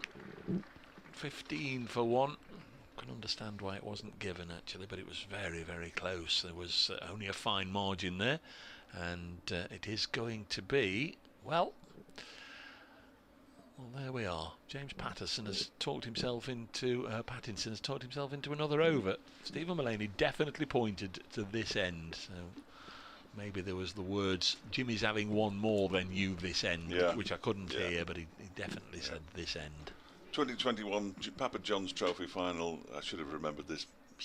Perhaps I blocked it out of my mind. Sunderland 1, Tranmere Rovers 0. That's my team. Here is Pattinson bowling to Brooke Guest, and that one is pushed into the onside off the back foot, leaping in the air. The young man. But that's not a proper competition, so in effect, no, they haven't really won it since 1973. Well, he obviously didn't go to that one, because I think he says he's none for 6 or none for 7 or something stupid. We were definitely working when it was played. I remember working when it was played, I'm sure. LBW shout, he ran the risk there, didn't he, not playing a shot? You've got to play a shot. Yes. It's a very dangerous policy to not play shots. When facing a bowler as accurate as Stuart Broad, here's Pattinson again, bowls to Brooke Guest, who drives him but didn't time it. It's fielded by Stephen Mullaney. It was very straight. Mullaney comes around from mid-on to do the fielding. That's a word with Stuart Broad. He must wake up every morning, Stephen Mullaney, and think, this is unbelievable. Am I going to keep all these bowlers satisfied today? Good grief. There's other captains are looking around thinking, who on earth am I going to bowl next? He's thinking, I've got to keep them in, make sure they're all in the game.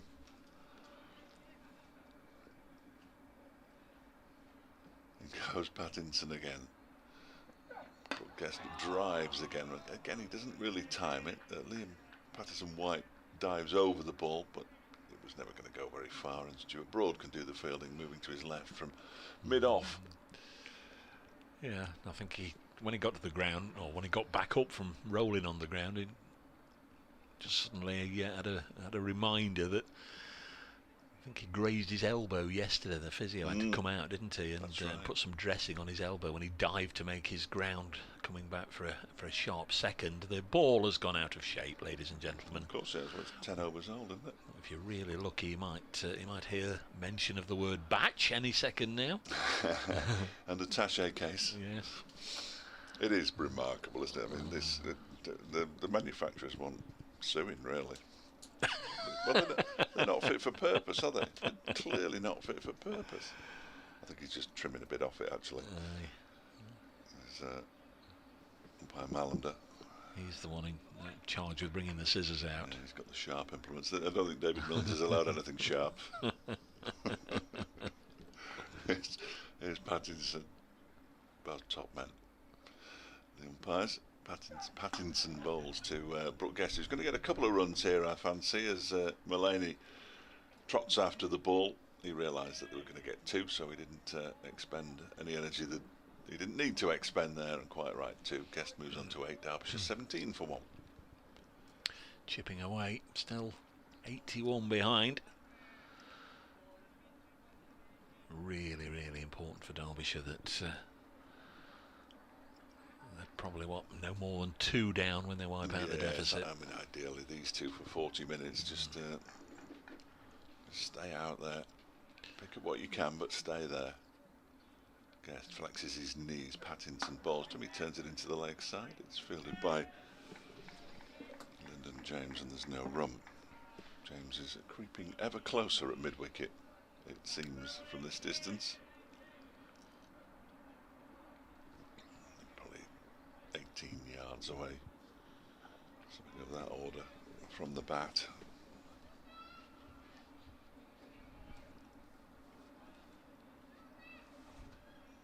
Quick check on the handball.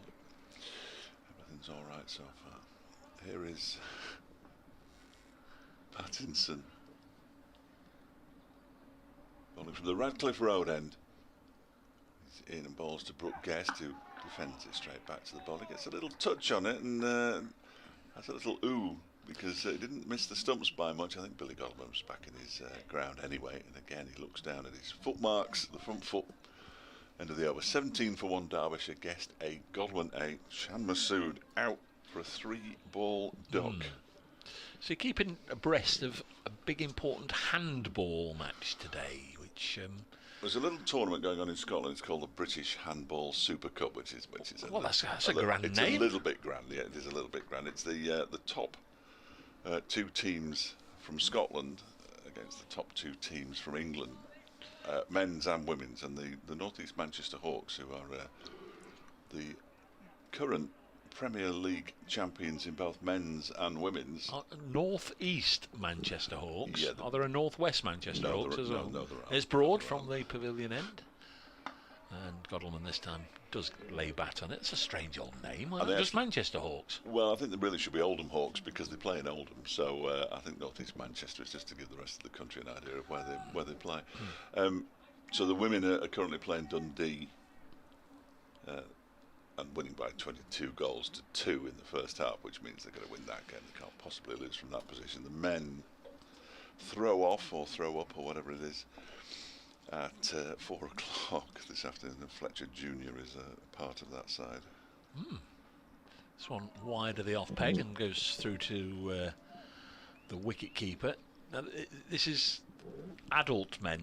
Oh yes, so yes. He's in his early 20s. You said now. junior. It's not an under 21 side, or no, so it's the no. full. And bizarrely, 3 of each of the 4 teams in both competitions will qualify to play in Europe next season, when they will get absolutely smashed by somebody, because England, Scottish handball is some way behind European handball. 17 for 1, Broad from the Pavilion end here at Trent Bridge. Bowls to Godalming, plays it into the offside. Slater doing the fielding, no run. Presumably there's an England and a Great Britain squad. There's a Great Britain team, yeah. Yeah, they're a completely different organisation to England and Scotland handball. It's a bit complicated because it's an Olympic sport. You have to have a Great Britain governing body as well. And do we qualify for the Olympics? No, we're not quite at that level. We yet. did in 2012, but for obvious reasons. And handball, 7-a-side, something of that ilk? I'll have to count them now in my Okay. head. 17 for 1 is Broad. Bowling to Billy Godalming. Pushing to the offside again to Slater. No run. I think it is 7, yes. And how did Fletcher Jr. get involved? It's not an hereditary thing. Fletcher Sr. is certainly not a handball player. No, not a sportsman, as you may have spotted. He started playing at school. They won the school's title at Worcester University in the hall down there on the banks of the river. Then he got asked by the Hawks if he'd join them. He joined them. They won junior titles and played at Great Britain age level. And they are the top side in the country, which is very nice. Broad. The 1 wicket to 4, balls to Godalming, wide of the off stump, goes through to the keeper. Big in Germany, isn't it? Yeah, Germany. They're all professionals. Oh yes, yeah, absolutely. Germany, the Scandinavian countries are big on it. Sweden and Denmark and Spain and Portugal as well. Very big. He's been to Portugal a few times to play with. But if they qualify for Europe, it'd be a bit like, you remember in the good old days of the 3 European Cups, the European Cup Winners' Cup and all those, when you used to see the team from Luxembourg get thrashed out in the first round every season. It'll be a bit like Jeunesse Desch. Exactly. It'll be just Remember like that? Jeunesse that. Desch. Yeah. Used to get walloped. Next ball sees it go down the leg side. Godalming had a little bit of a lazy flick, and it goes through to the keeper. 17 for 1. We might as well prolong the handball chat for a moment or two, as it's something that's never been brought up before on cricket commentary. You just throw it to each other. You don't have to bounce it. You can bounce it. Yes, or you must bounce you it. can take so many steps and you have to bounce it if you're moving forward with it, but it's basically the ball is thrown on the full, usually. So you'd have your right wing would be left-handed and your left wing would be right-handed, in the way that you have the inverted fullback, so that you come in off the wing. And can anybody score, or is it like netball? There's anybody a can goal score. attacker, as long as you whatever. don't go in the D. You can't land in the D. You can go across the D line, which you see them do.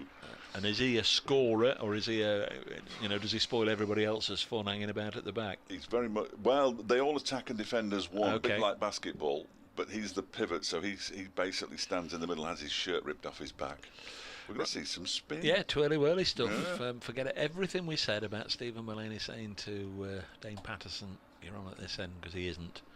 We've got a subfielder on. James Pattinson has gone off. Number 31, who's at mid-on, is Calvin Harrison, the leg spinner who really shot to fame last year. Did well in the Blast and got 100 gig out of it. Patterson White around the wicket to the right-handed. Brooke Guest, first delivery is pushed into the offside.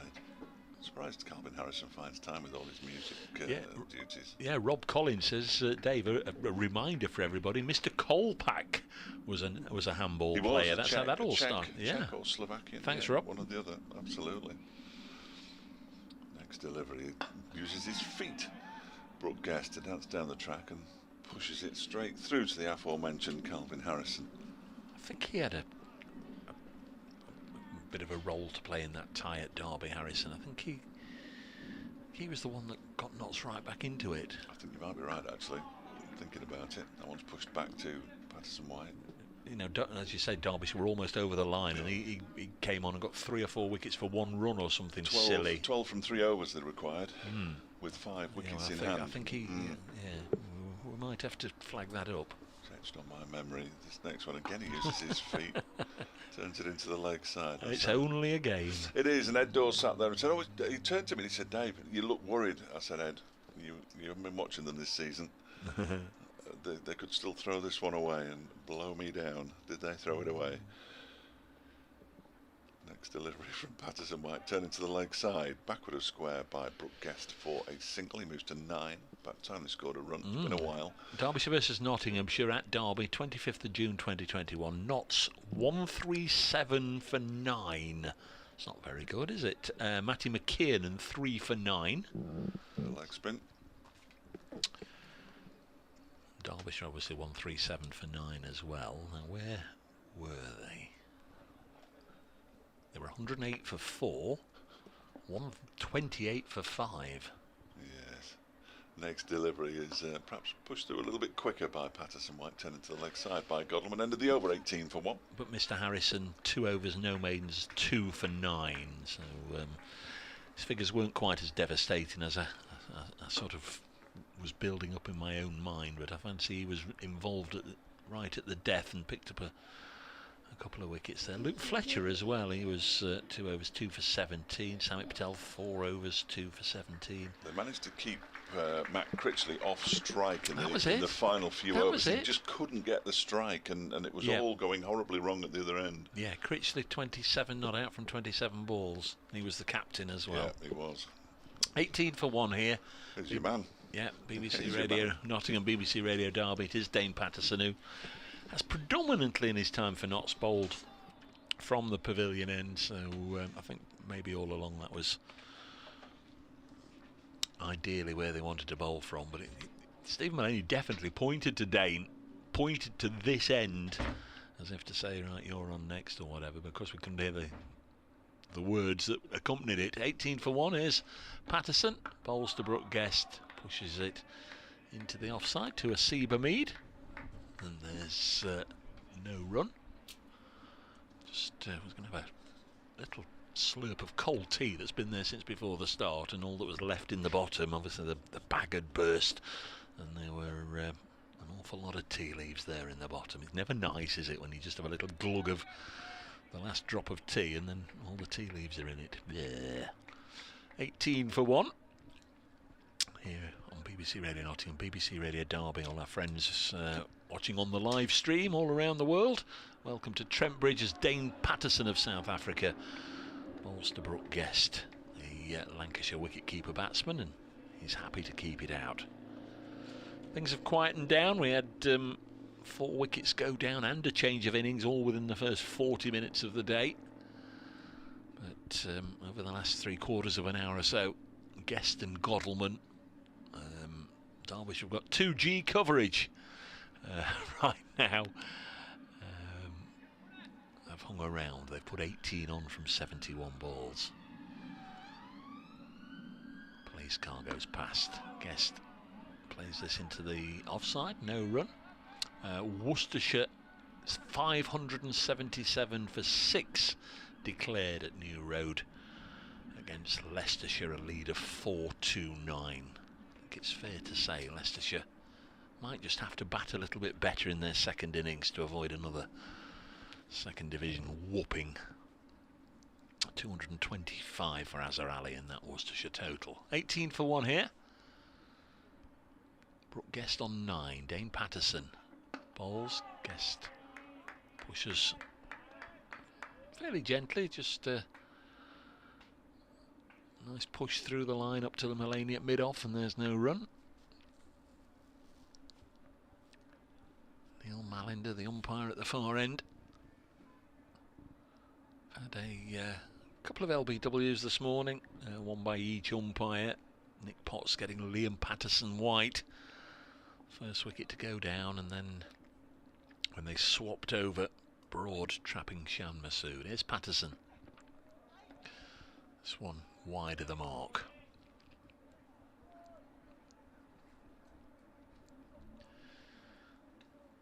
So next weekend the blast starts. Notts are here against Worcestershire on the Friday evening. Dan Christian around to lead Notts once again. Winners in 2017 and 2020. Worcestershire who won in 2018, runners up in 2019 with the visitors. Runs here for Guest through the offside. Harrison's after it. Might put the dive in here. Yeah, he's done well there, Calvin Harrison. And they only get a couple of runs. 20 for 1, good work. They were the only runs from that particular over. Derbyshire trail by 78. And if you didn't hear the news yesterday, Derbyshire, I beg your pardon, Nottinghamshire have changed the Sunday match now to Monday to avoid the clash with Nottingham Forest versus Huddersfield Town in the football playoffs. So there is still the women's match here at Trent Bridge on the Sunday. That still goes ahead as scheduled at 11 o'clock.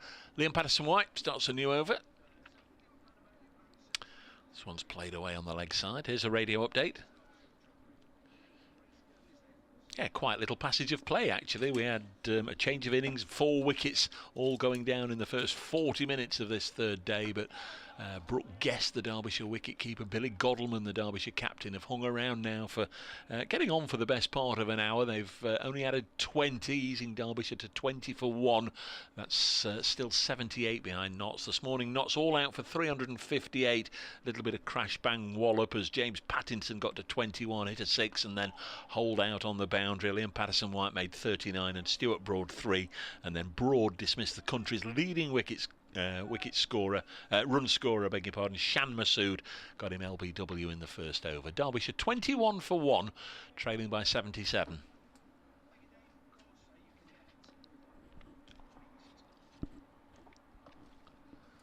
Patterson White just drops this one fractionally short, cut away by Brooke Guest for a single out to Ben Slater on the offside fence.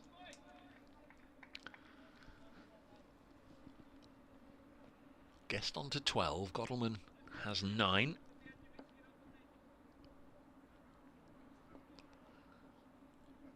Again comes Patterson White, and a single now to Godalman. I think it must be the...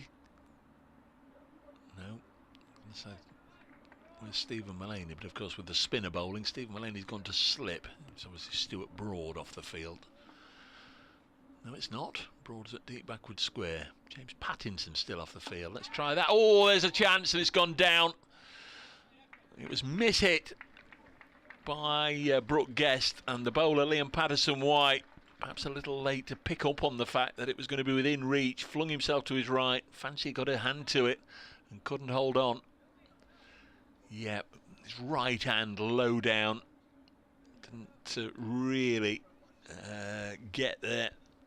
Will go down as a chance, but it was difficult. Just got a hand on it. And Brooke Guest on 12. Just survives. James Pattinson's on the field and Calvin Harrison's still there. So somebody else gone off. 1, 2, 3, 4, 5, 6, 7, 8, 9, 10, 11. I can see Broad, I can see Pattinson, Duckett and Clark and Lyndon James, Seabermead, Stephen Mullaney, Liam Patterson White. Must be Ben Slater who's now off the field as Patterson starts a new over. Just purely process of elimination, just tick them all off. 23 for 1. Didn't see Ben go then, but Harrison's down at long leg. Got 2 slips then, Clark and Duckett. Lyndon James a very deepish backward point. Liam Patterson White a square point. Extra cover is James Pattinson. Stuart Broad at mid off. As Patterson bowls, Godalman digs this one out to the skipper at mid on. Just finishing the field. Then a Seabermead at mid wicket, as anyone I haven't mentioned. Yeah, so Ben Slater is off the field.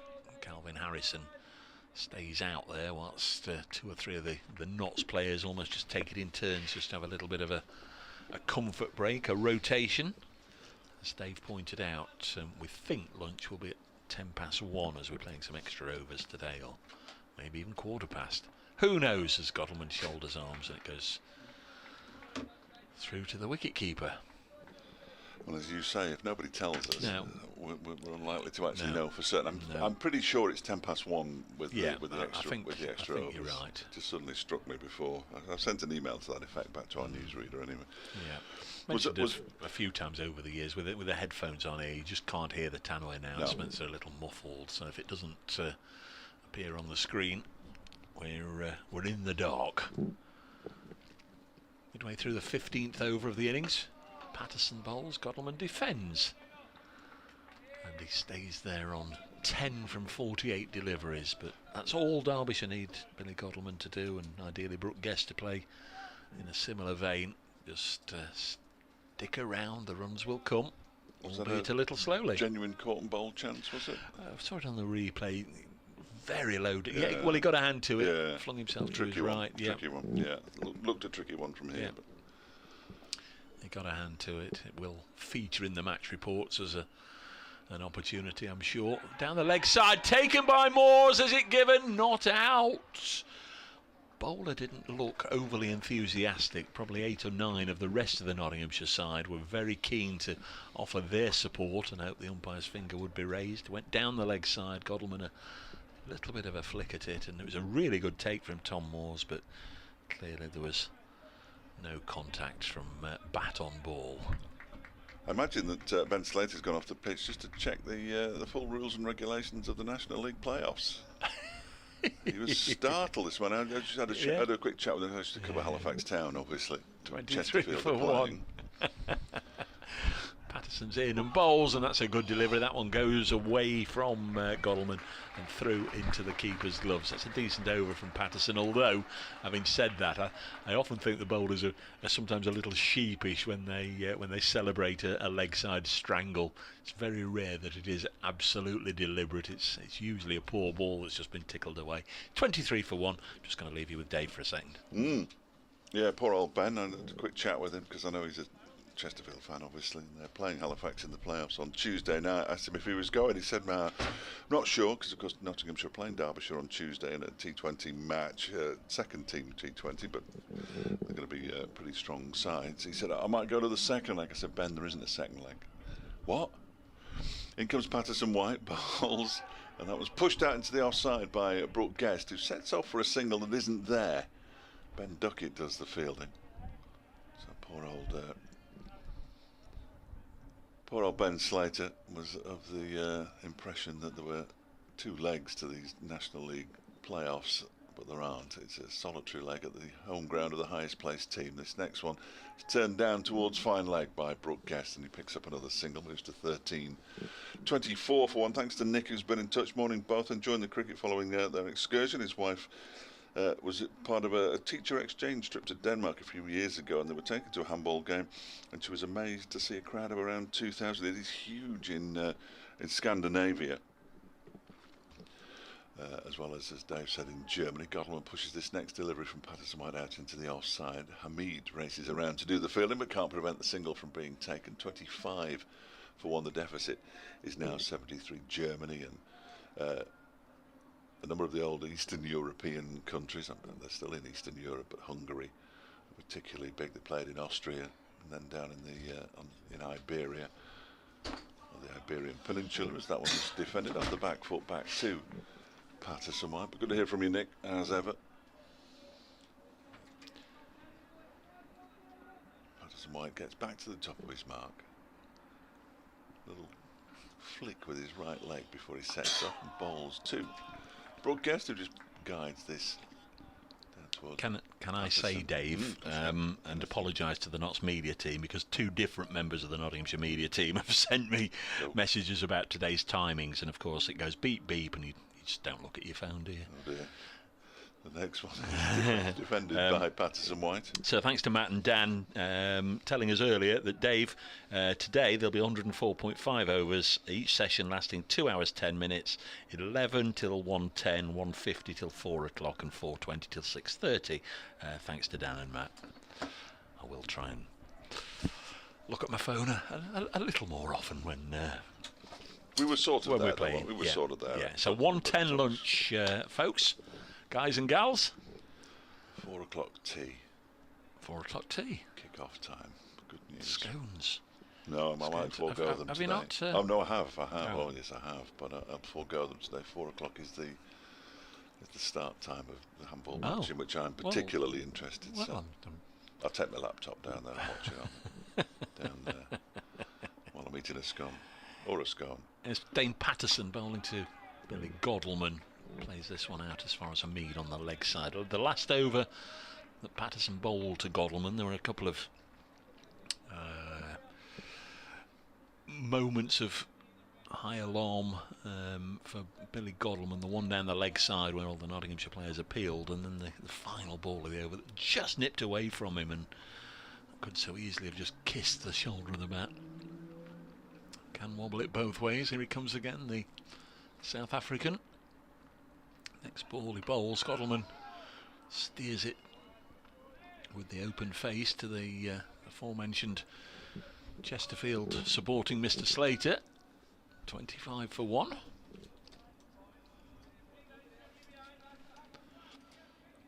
Bless him. The look on his face was priceless. He's very much hoping to feature in the Blast this year, but if he doesn't, he's promised that he'll come and join us for the best seat in the house to come and share in the commentaries a little bit. So we'll look forward to that if he's not playing. Patterson bowls, and this is steered into the offside. You have to be careful, don't you, in what you say. I'm very much looking forward to you joining us, and I'm very much looking forward to playing Dave, actually. But with Hales and Clark and Duckett and Dan Christian and Samit Patel, etc., etc. He's made several squads over the last year or two, but I think only on one occasion did they bring him in for a blast game. He didn't play much T20 cricket when he was at Derbyshire either. No, there's Patterson and ball to Godalman, and a chance here, shy at the stumps from Asiba Mead. He's missed it. The ball has actually struck the pads of Brooke Guest, who was scampering to make his ground, so that saved any potential overthrow calamities. Mead quickly to it. All he had was a sideways on shy at the stumps from about 18-20 yards away, and missed. Brooke Guest was quickly down there. I mean, it's anybody's guess whether he was home or not, but just a little bit of indifferent calling and running. It was poor running, wasn't it, really? I saw a puff of dust, and it seemed to be a good distance away from the stumps, actually. Yeah. The throw, so noticed that neither batsman really looked at each other, and Billy Godalman's currently got his back to Brooke Guest. There's Patterson, now to bowl to the right hand, a short pulled away. Anybody down here? Yeah, Ben Slater's down below us, hiding under the TV gantry, but there he was, single taken, and it's 27 for 1, Derbyshire trailing by 71.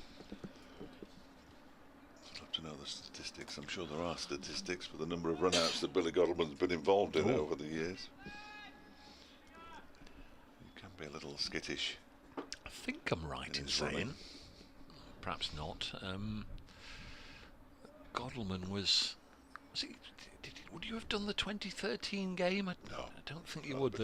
You'll have seen it, the famous Samit Patel run-out where he couldn't put the brakes on and keep his feet as this is pushed into the offside no run. When he was batting with James Taylor, ended up flat on his back. I think it was over 1 million views that went global. Can you remember that? Vaguely. I think it was Billy that threw the ball in to the keeper. A reminder on the big screens here at Trent Bridge, Derbyshire County Cricket Club and Derby County FC. Their histories are intertwined, interwoven, and on the Radcliffe Road first floor there's all the signs. If you're listening on the ground, if you come across the Radcliffe Road end of the ground, you'll see all the signs pointing you to where it's being held. Dave Griffin is going to talk you through the lunch interval. Patterson White begins a new over, a couple of steps down the track, and a defensive shot from Brooke Guest. I can't help thinking they're building David Griffin's part up a bit too much here. Matt Critchley takes a wicket, reports Essex. Lancashire 103 for 9 at Old Trafford. See the youth doing well down there as this one is pushed out into the offside by Brooke Guest. So Derbyshire offered him more money, but more money than Essex were offering him, we're told. This is Matt Critchley and not David Griffin. Yeah. Patterson White bowls to Brooke Guest to get a defensive back to, but he wanted to play Div 1. Off he went. Matt Critchley and not David Griffin. Indeed. Yeah. Indeed. I'm not sure whether David Griffin's good enough even to play Division 2 cricket. If Patterson White around the wicket again, bowls to Brooke Guest, do defensive back to him. I'm going to have to get my whites out now. Ben Slater's gone one ahead of me in the number of first-class dismissals. It's a wonder he's not asking for a bowl already, having struck on the first day.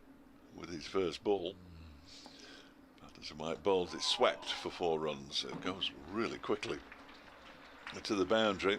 Oohs and ahs, legitimate shot against the spinner there. That well-known pop group. Yes, I mean, he hit that really hard. And Derbyshire move on to 31 for 1. Brooke Guest moves up to 18. With Billy Godalman on 12. At Praise Cricket, at Fletch Sport, if you'd like to get in touch. BBC Radio Nottingham and BBC Radio Derby bringing you the local clash, which is well supported. Numbers in the ground again today. Next deliveries turned into the leg side, where it's fielded by Hasib Hamid. And the over comes to an end. 31 for 1 then, 18 to Guest, 12 to Godalming. The deficit remains fairly large. It's 67.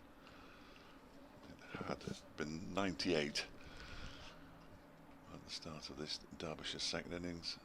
And it didn't look good when they lost Chan Masood for 0 third ball, but they've just settled the ship, if indeed ships are settled. It's more than an hour now, isn't it, since the last wicket went down?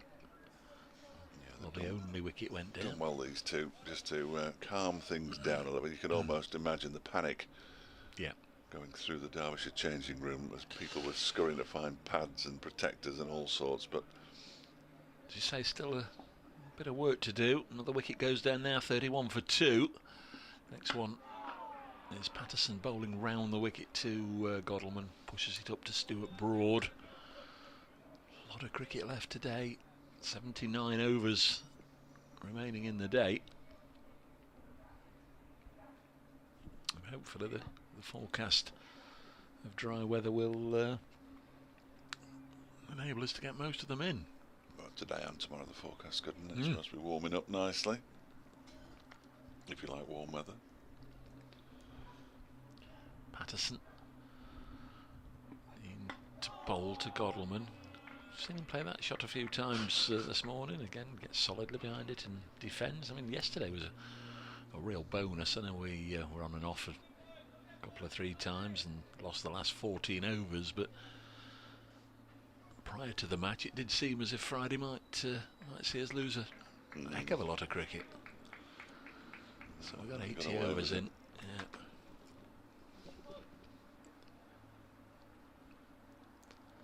There's Patterson once more in his 4th over, none for 4. Probing line, but Godalming equal to it. Mentioned earlier, I'd spotted 1 or 2 South African newspaper reports saying that he's very much in the selectors' thoughts now. Where they get this information from, heaven knows. But South Africa come here for the second part of this English summer, and saying that the form he's in, of course, it's all off the back of him getting a 10 for in the last match here at Trent Bridge, that might force a way into that squad.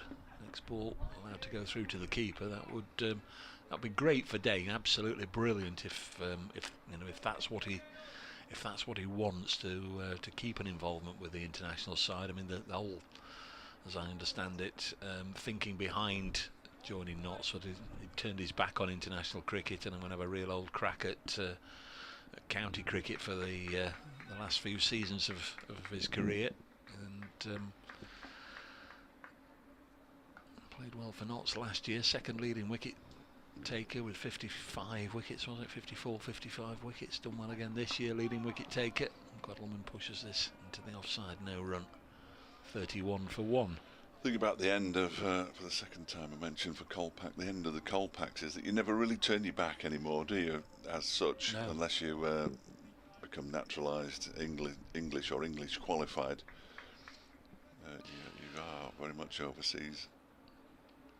I mean, you can say you don't want to play, I exactly, assume, but, yeah. The thing with being selected for a squad is you're never entirely sure, unless you're one of the absolute nailed-ons, but I don't think Dane, knowing him, would want to be selected for the squad and then find himself just carrying drinks for the second half of the season. Just played behind square.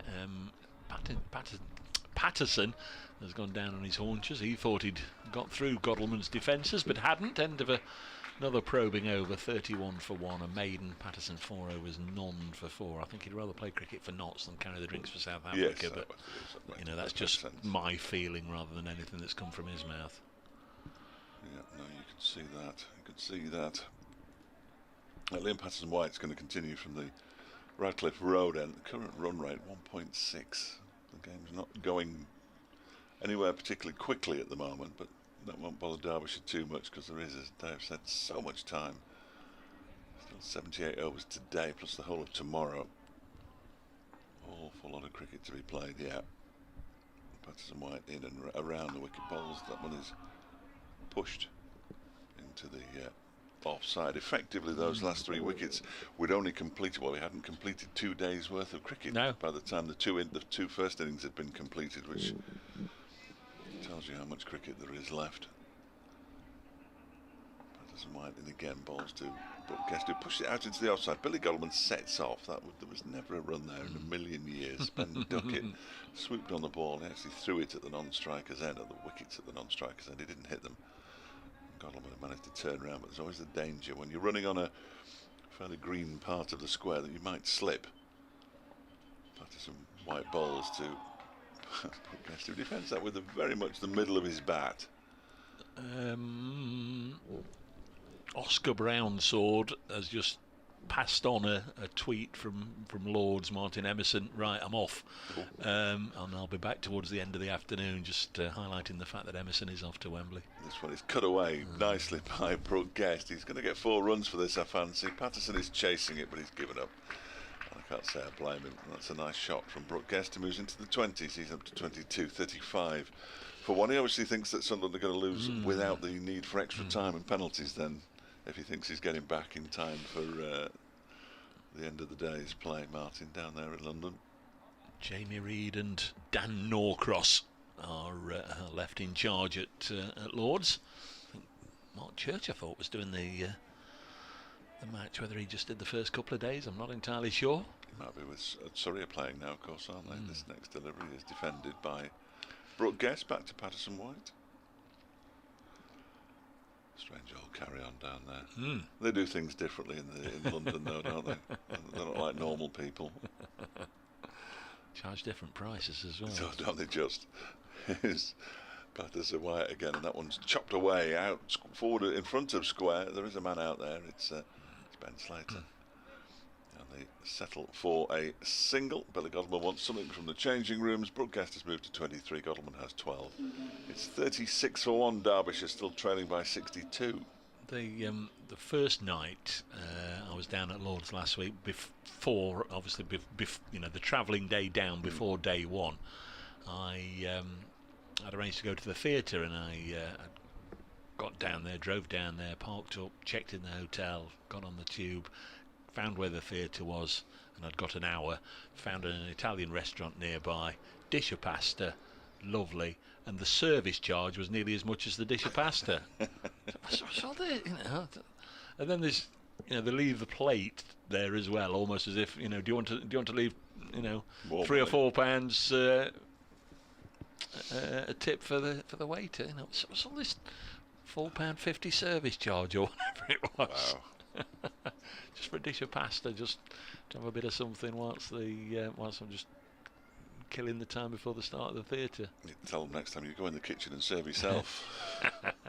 Behind all that nonsense. Should have taken a pot noodle, or I'm sure other noodle snacks are available. 36 for 1. Not sure what the hold-up was. Was it new gloves on it for Billy? Here's Patterson. Bowls, bouncer. Brooke Guest sways out of the way. Goes through to Moores. Went to see the Drifters girl. I'm sure you'll be familiar with the group, the Drifters. Saturday night at the movies and all that. Well, they were started in the 50s by a gentleman called George Treadwell. He was the manager and set them up and everything. And then he died suddenly, and we thought that would be the end of the band, but his wife, Faye Treadwell, took over, and she became sort of the first female manager of a pop group and what have you. Next ball goes through to the keeper. Of course, they were huge in America and this side of the Atlantic as well, with massive hits, massive number ones. And it's the story of Faye Treadwell and a woman sort of in a man's world, and everything, people coming on to her and all that, and then record producers not wanting to deal with her but to deal with a man, and all the time, of course, the four drifters, or the actors playing the four drifters, would keep coming on doing one of their hits, and everybody singing along or dancing along in the theatre. It was terrific. It was absolutely terrific. As this one is edged.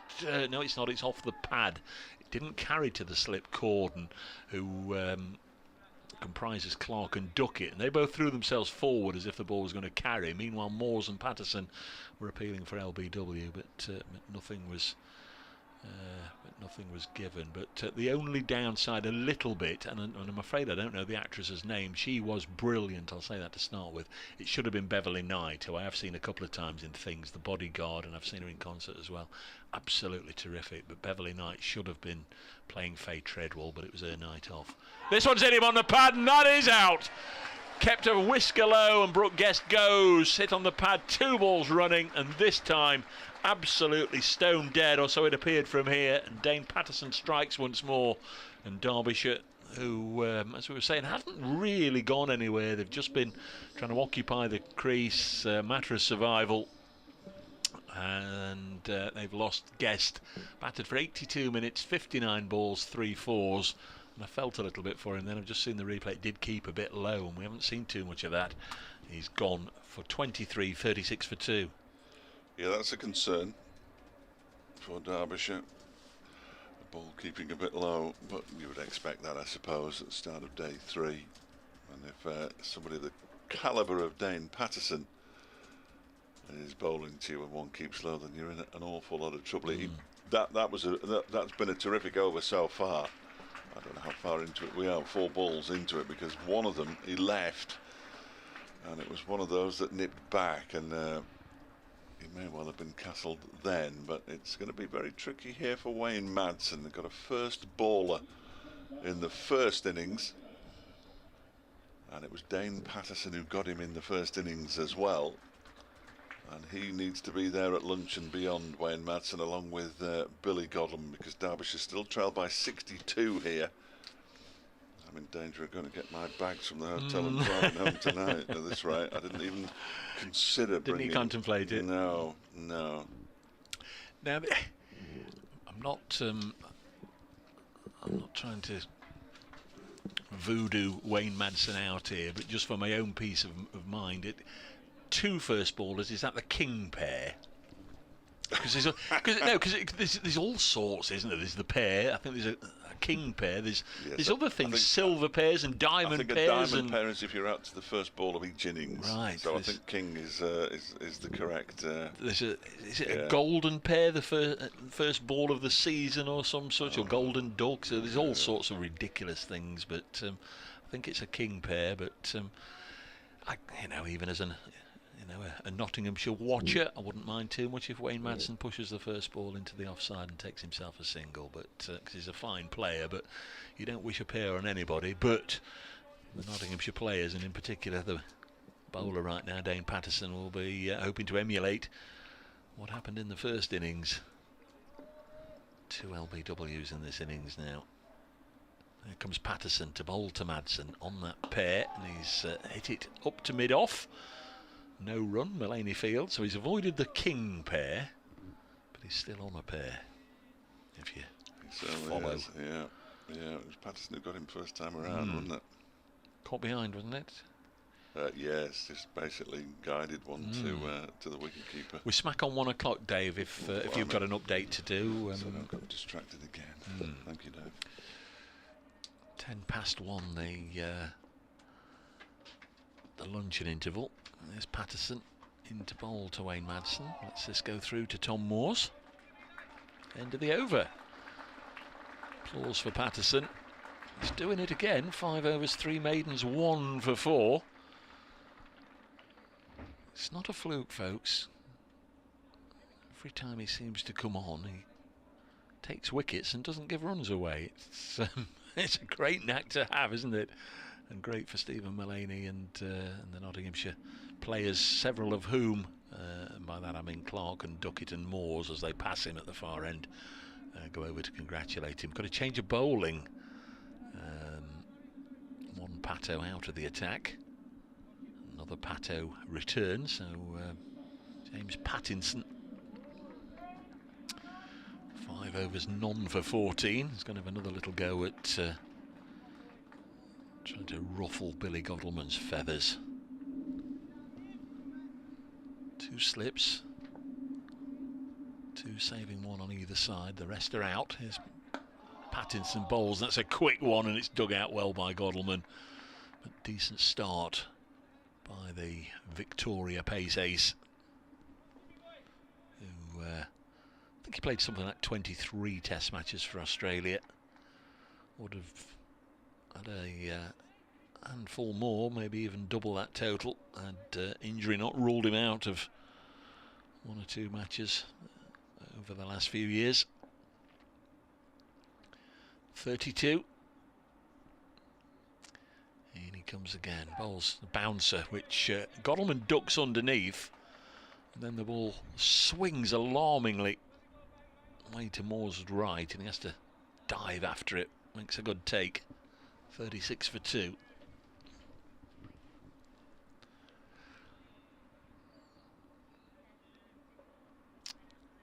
Wayne Madsen and James Pattinson really going at it here.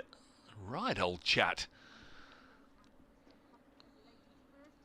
Real old natter, if that's the right expression. And he's still Pattinson as he makes his way back, having words. That was a proper exchange of views. 36 for 2, Godalmand on strike, on 12. Again, nice and full. It's run away down the leg side for 4 leg byes. There's a radio update. Yes, lunch here is at 1:10 today, as we're making up a few overs lost from yesterday. Derbyshire currently 40 for 2. They've just lost the wicket of Brooke Guest. It was a terrific bit of bowling from Dane Patterson to set up his man before trapping him LBW for 23. The earlier wicket to go down in this innings, Stuart brought another LBW decision to get rid of Shan Masood for naught. Nottinghamshire this morning out for 358. That was a lead of 98 over Derbyshire, who are currently 40 for 2 in their second innings.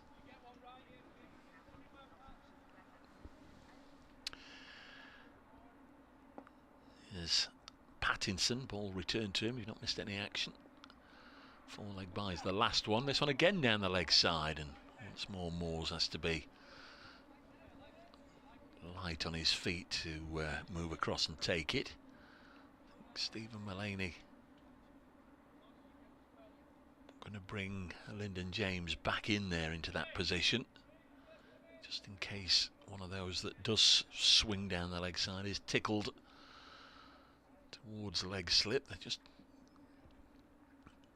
a combination of Tom Moores and the slips and the skipper and the bowler trying to get Lyndon James into the right position. He's a deepish leg slip, best way of describing it. Pattinson to bowl to Godalmand. Full quick delivery on the stumps, kept out. James Pattinson.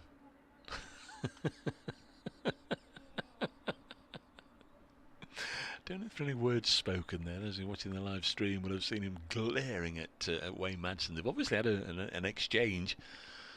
Certainly something getting under his skin, but as I often mention, it doesn't take much once he's on the field. Nicest bloke you could wish to meet off the field. Comes in again, nice and full, and again Godalmand digs it out. This is terrific stuff. It's well battered by Billy Godalmand. It's fabulous bowling, and again Pattinson and Madsen just keep them apart. Wayne Madsen's got other issues right now, rather than being distracted by a little bit of sledging, I'm sure, from Pattinson, because he is still on a pair, and he's got Dane Patterson, who's bowling really nicely to continue from the pavilion end. Terrific stuff this. We're getting towards maybe last over of the session time. They might get through this time for another one. Edged, and it's going to run away. Madsen's going to get a couple of runs, and James Pattinson it is who's got to run down towards the William Clark stand to fetch it back, and they get 2 runs. But Madsen's off his pair with a couple that weren't meant to go there, an involuntary shot. He's just rehearsed it again, playing it towards mid-wicket. He's got a couple of runs. 42 for 2. Derbyshire trail by 56.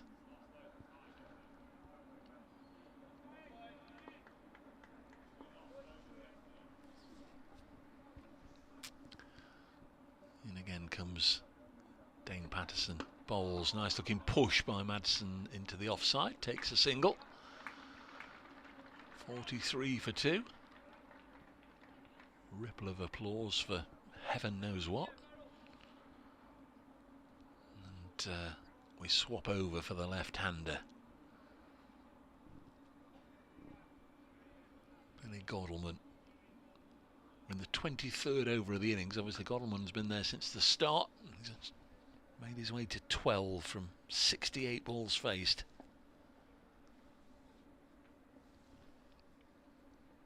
Patterson to Goddleman. Ooh.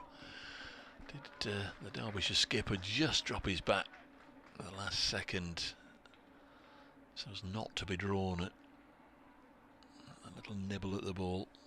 Lovely bowling. Gets a word from David Milnes, the umpire. Does Patterson as he walks back past him. Terrific bowling, 43 for 2.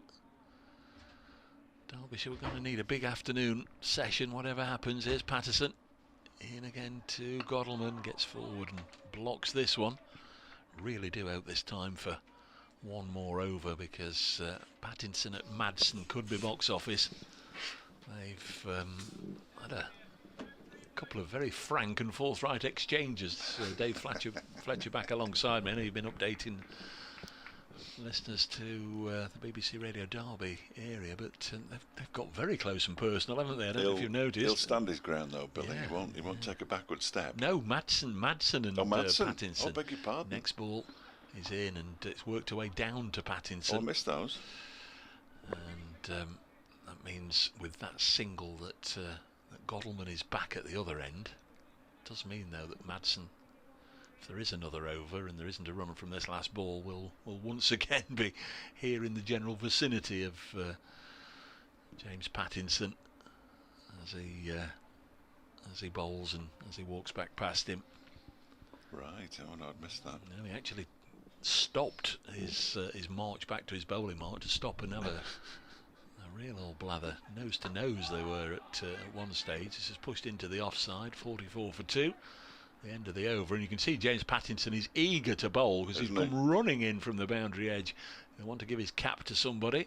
They all looked up towards us, but they're not looking up towards us. They're looking up towards the clock, including umpire Milnes. And we're going to have another over. So just took the cap there without even looking. He was desperate to look at that clock to make sure it hadn't ticked around to 10 past, and it hasn't. This could be fun at both ends for you, because he's enjoying his duel with Goddleman, but he's also more than happy to take the bait, whatever Madsen's saying. Oh, now Billy's he started his run and he's saying, why what's going on here? What's happening here? Says James Pattinson. Oh dear. Good luck. Here we go. Pattinson, Radcliffe Road end, bowling to Derbyshire skipper Billy Goddleman. A full delivery that he's pushed out. There's good pace as well. Pushed into the onside, but it's fielded by Stuart Broad. And there's no run. Yeah, they're having a chat. Having a chat. Oh, there's a nod of the head. And Wayne Madsen isn't really the kind to do that. And umpire Milnes. He's veered off course as he walks back to his mark because he's so busy looking behind him.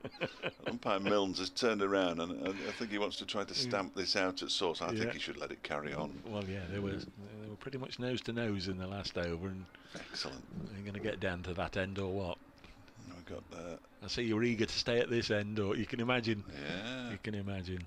Umpire Mallander's gone to point now. Not 100% sure why. Just to make sure there's not 3 behind square on the leg side.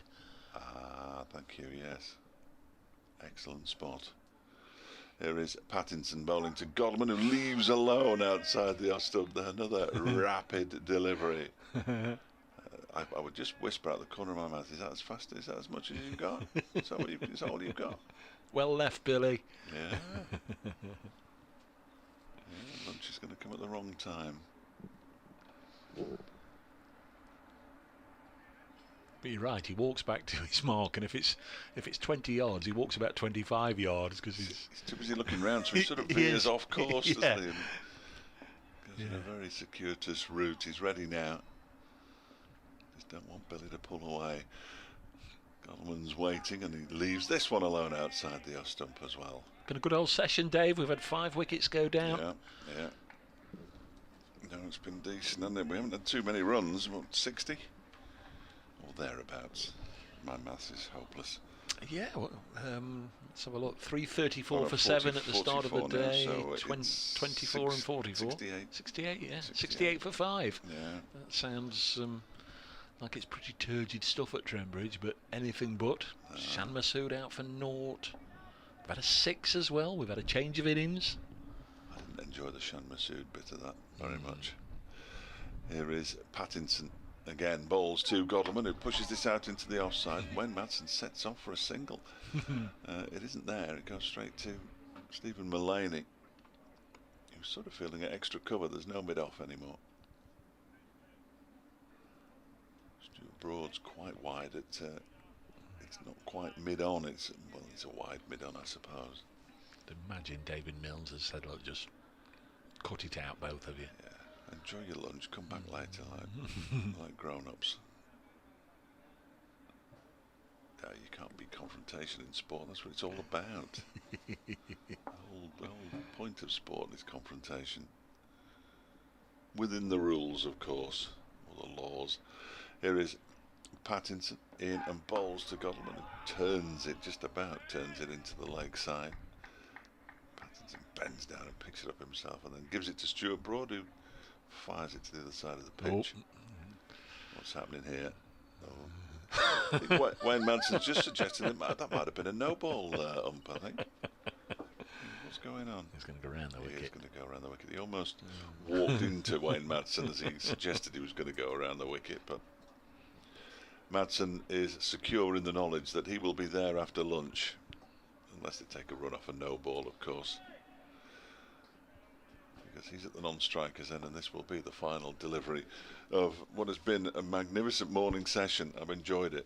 I've thoroughly enjoyed it. Here is Pattinson around the wicket, bowls to Billy Godleman, who pulls his bat. Does he inside the line, or does he get an edge on that one? If he's got an edge on it, it's been put down, I think. There's oohs and ahs, and Pattinson's tapped Billy Godleman on the left elbow, or the left hand. Anyway, it's all done and dusted for the morning. That's been good fun. And Derbyshire will go to lunch at 44 for 2. So it was off round about the elbow. Was it? He's just touched his left elbow, didn't he? Went out and he might even give it a little rub. Did that hurt? That kind of thing. They trail by 54 still, Derbyshire. Billy Godleman has 13 from 77 balls. Wayne Madsen has 3, and he's only faced 5 deliveries. The men out this morning from a Derbyshire perspective. Shan Masood, 3rd ball of the innings. Disastrous. LBW to Stuart Broad, really good opening spell from the England man. And Brooke Guest, not too far away from lunch, one that kept a little bit low. The leg before wicket to Dane Patterson for 23. It's going to be fascinating this afternoon, with Derbyshire still some way from wiping out this deficit. Yeah, just seeing the replay again to confirm. It's got to be the wrist. Or below, hasn't it? Or the or one of those big sweatbands if it's connected to the glove, provided you're in contact with the bat. But that was just too high, even if it had been taken by Tom Moores. But it was explosive stuff. We'll look forward, as we always do, when James Pattinson's bowling. Thanks to Dave Fletcher for his company this morning, and thanks to everybody that's taken the trouble to listen or get in touch with us. 40 minutes from now, so we're getting on towards 5 to 2, maybe just before 5 to 2 they'll return, and when the players come back we'll be back with the commentary. Meanwhile, folks, enjoy your lunch.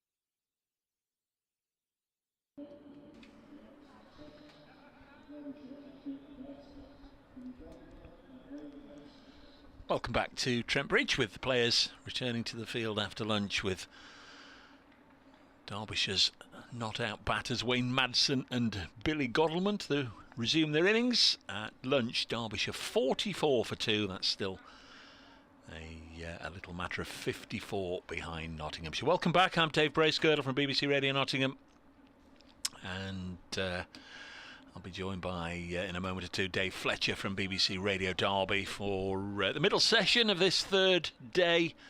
Notts with their noses in front, Derbyshire with an important session ahead of them, we fancy. Really need a solid partnership.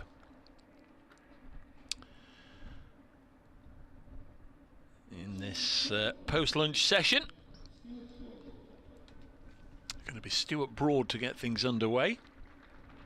This morning, Notts battered on before losing their last 3 wickets. 24 more runs added. Dane Patterson white out for 39. Stuart Broad for 3. James Pattinson for 21.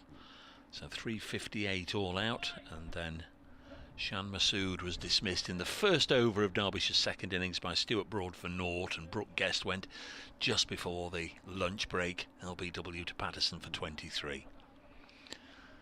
Fiery bursts from both Broad and Pattinson in that session this morning. We're a little hold up here. We've got in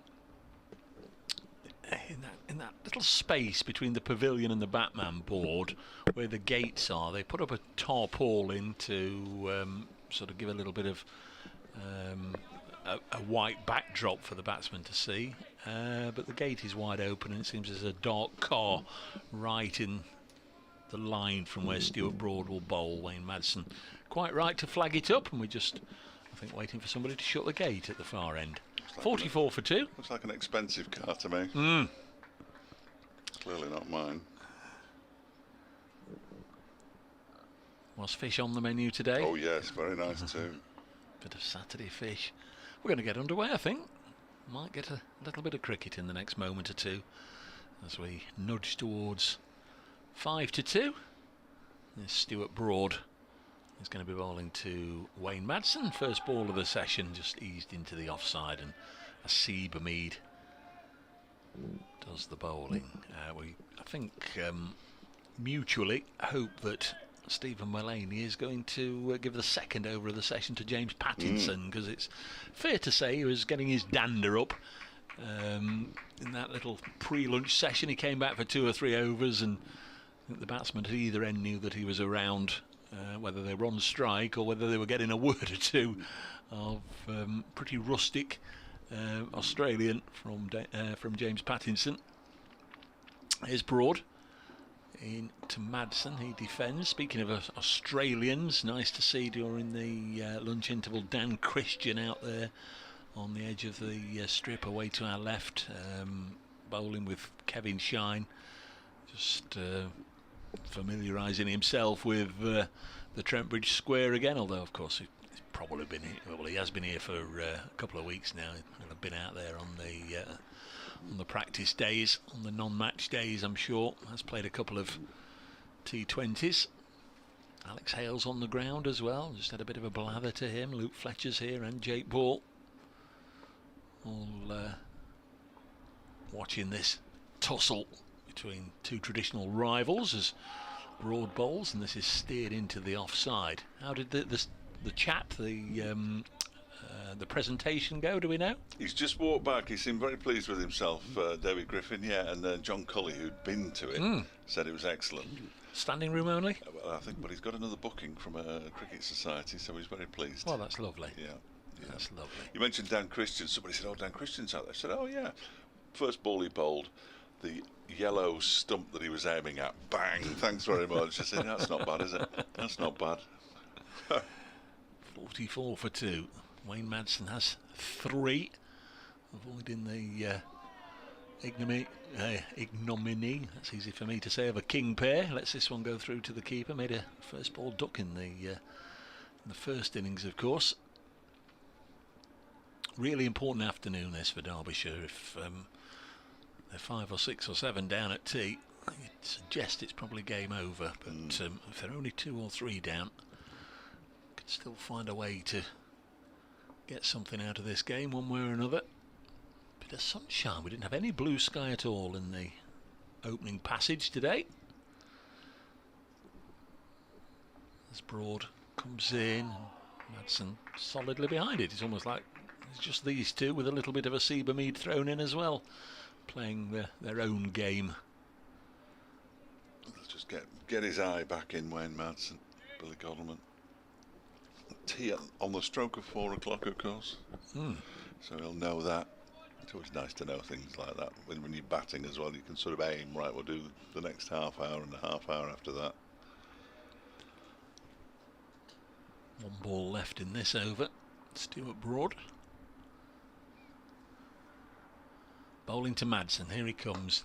Driven through the offside for 4. That's nice from Madsen. He'll feel a little better. Touches gloves with his skipper. Moves on to 7. 48 for 2. So Derbyshire trail by 50. Yeah. I wonder on that, because the notes that we kindly got, or the messages I kindly got, it'll be 2 split sessions of 2 hours 10 minutes, but then they didn't go off till 1:15 because of all the shenanigans and the length it took.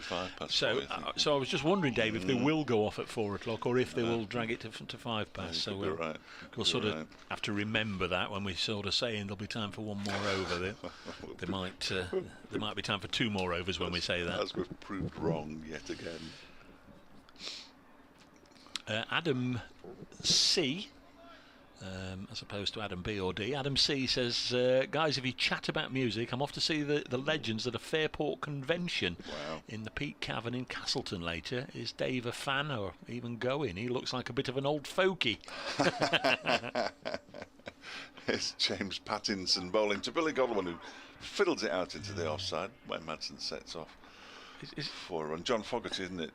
Fairport Convention. I'm not a huge fan, I have to say. John Fogarty, who wrote Rocking All Over the World. It was a hit for Status Quo. There was an interesting one, Shuttleworth, John Shuttleworth, was in the Peak Cavern, and they had to finish the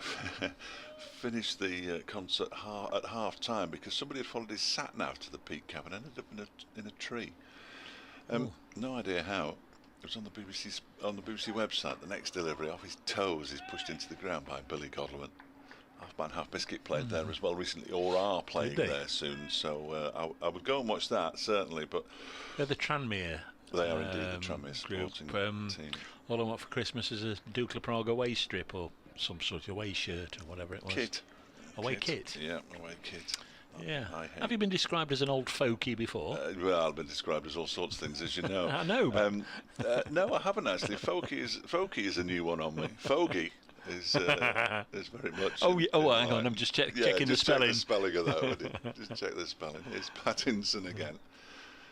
In and bowls to Billy Godalming, who goes up on his toes and pushes it out into the offside. Patterson does the fielding once more. I'm more at the rock end of the music spectrum than the folk end, but. Given the choice, I would have long hair, but sadly that choice was taken from me some time ago. It's 2 o'clock, Dave. Crikey. Let's come round quickly. 48 for 2, Derbyshire. Billy Godalming now in his 26th over at the crease. Just the 13 runs, but certainly, playing a hand here for his side. There's Pattinson to bowl to him down the leg side. Flicked at it a little bit, goes through, and Morse takes it. Crikey, all sorts of things happening at Old Trafford, where Lancashire were bowled out in their first innings for 103. They were 38 for 5 overnight or something, 103 all out. The follow-on has been enforced after lunch, and straight away they've lost another wicket. Jamie Porter has dismissed Keaton Jennings, 2 for 1 second time around. And remember, Essex made 3-9-1 in that one, so Essex well on the way to defeating the Red Rose. 48 for 2. Next delivery is outside the off stump, banged in by Pattinson. Plenty of bounce, and Moores has to take it above his left shoulder. Good pace from James Pattinson. Probably put the mockers on him, but I'm pretty sure he hasn't bowled a no ball yet. Hasn't yet, I don't think, got through an innings without sending any. I think there was only 2 in the first innings, which those of you that have watched his first game or 2 would certainly be acceptable. Here he comes. Umpire is Milnes. Bowls and again Godalming shoulders, arms. Maiden 48 for 2. Pattinson through 8 overs. 3 maidens now, none for 14. 48 for 2 is the score.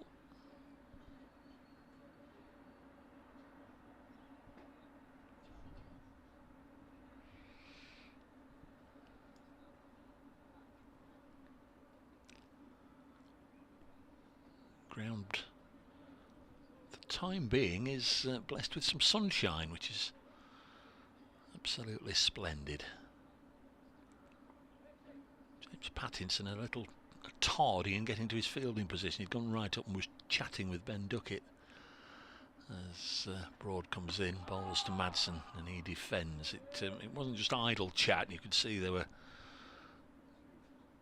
thinking, talking, planning, plotting. It was all about the cricket and discussing field placings and trying to come up with a method, a way of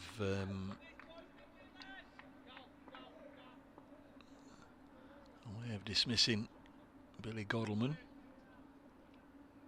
Here's Broad. In again to Madsen, and that's a good delivery. Moves away from Madsen. Well taken by Moores. Just before that delivery, Duckett, Clark, James Pattinson all turned and waved to this end, and there was a noise from down below. I know I mentioned they're on the ground. I think they've got one of the balconies down below us, Luke Fletcher and Alex Hale, sort of immediately below where we are, and they're clearly out on the balcony and sending, I was going to say, messages of support to the players on the field. More likely with Fletcher and Hales it's 1 or 2 words of abuse, but they were getting a wave back from the players anyway. Next delivery whipped away nicely by Madsen. Ben Slater on the Fox Road side of the ground, and that's a good sliding stop from Mr Slater, and there'll be applause for Derbyshire's second innings reaching 50 for 2 in the 27th innings, and that's greeted by a punch in the air from Mr Fletch. An absolute triumph.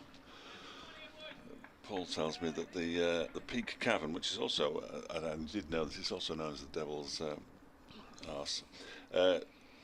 That's what it's called. That's on its official website. It's called that. They went to see a band, Ferocious Dog, last year. Said the setting and acoustics are superb. The bar and toilets less so.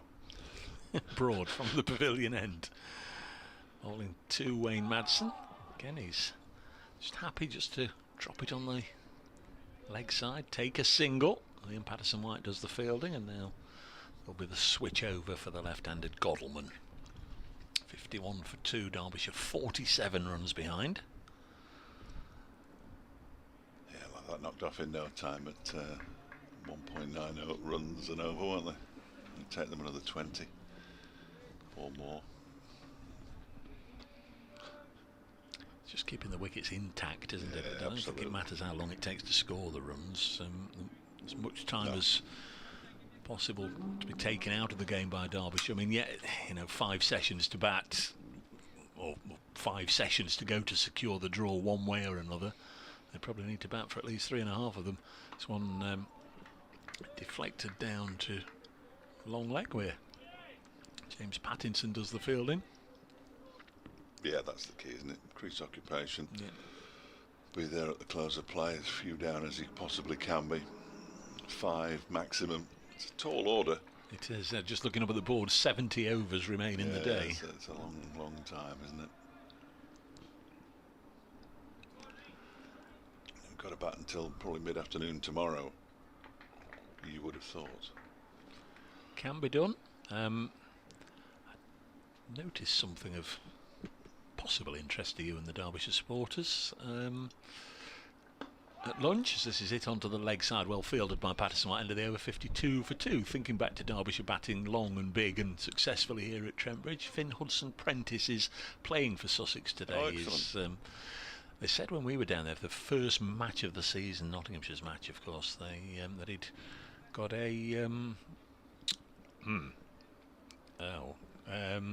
what do they call it in the back? A stress fracture of his back, and likely to be quite lengthy. But then we had him on interview. He came on commentary. He came in and joined Adrian Arms on whatever it was, the second or the third day, and chatted with us for an hour and said weeks rather than months, and that's how it's proved to be, about 4 weeks. Next ball is defended up to mid-off.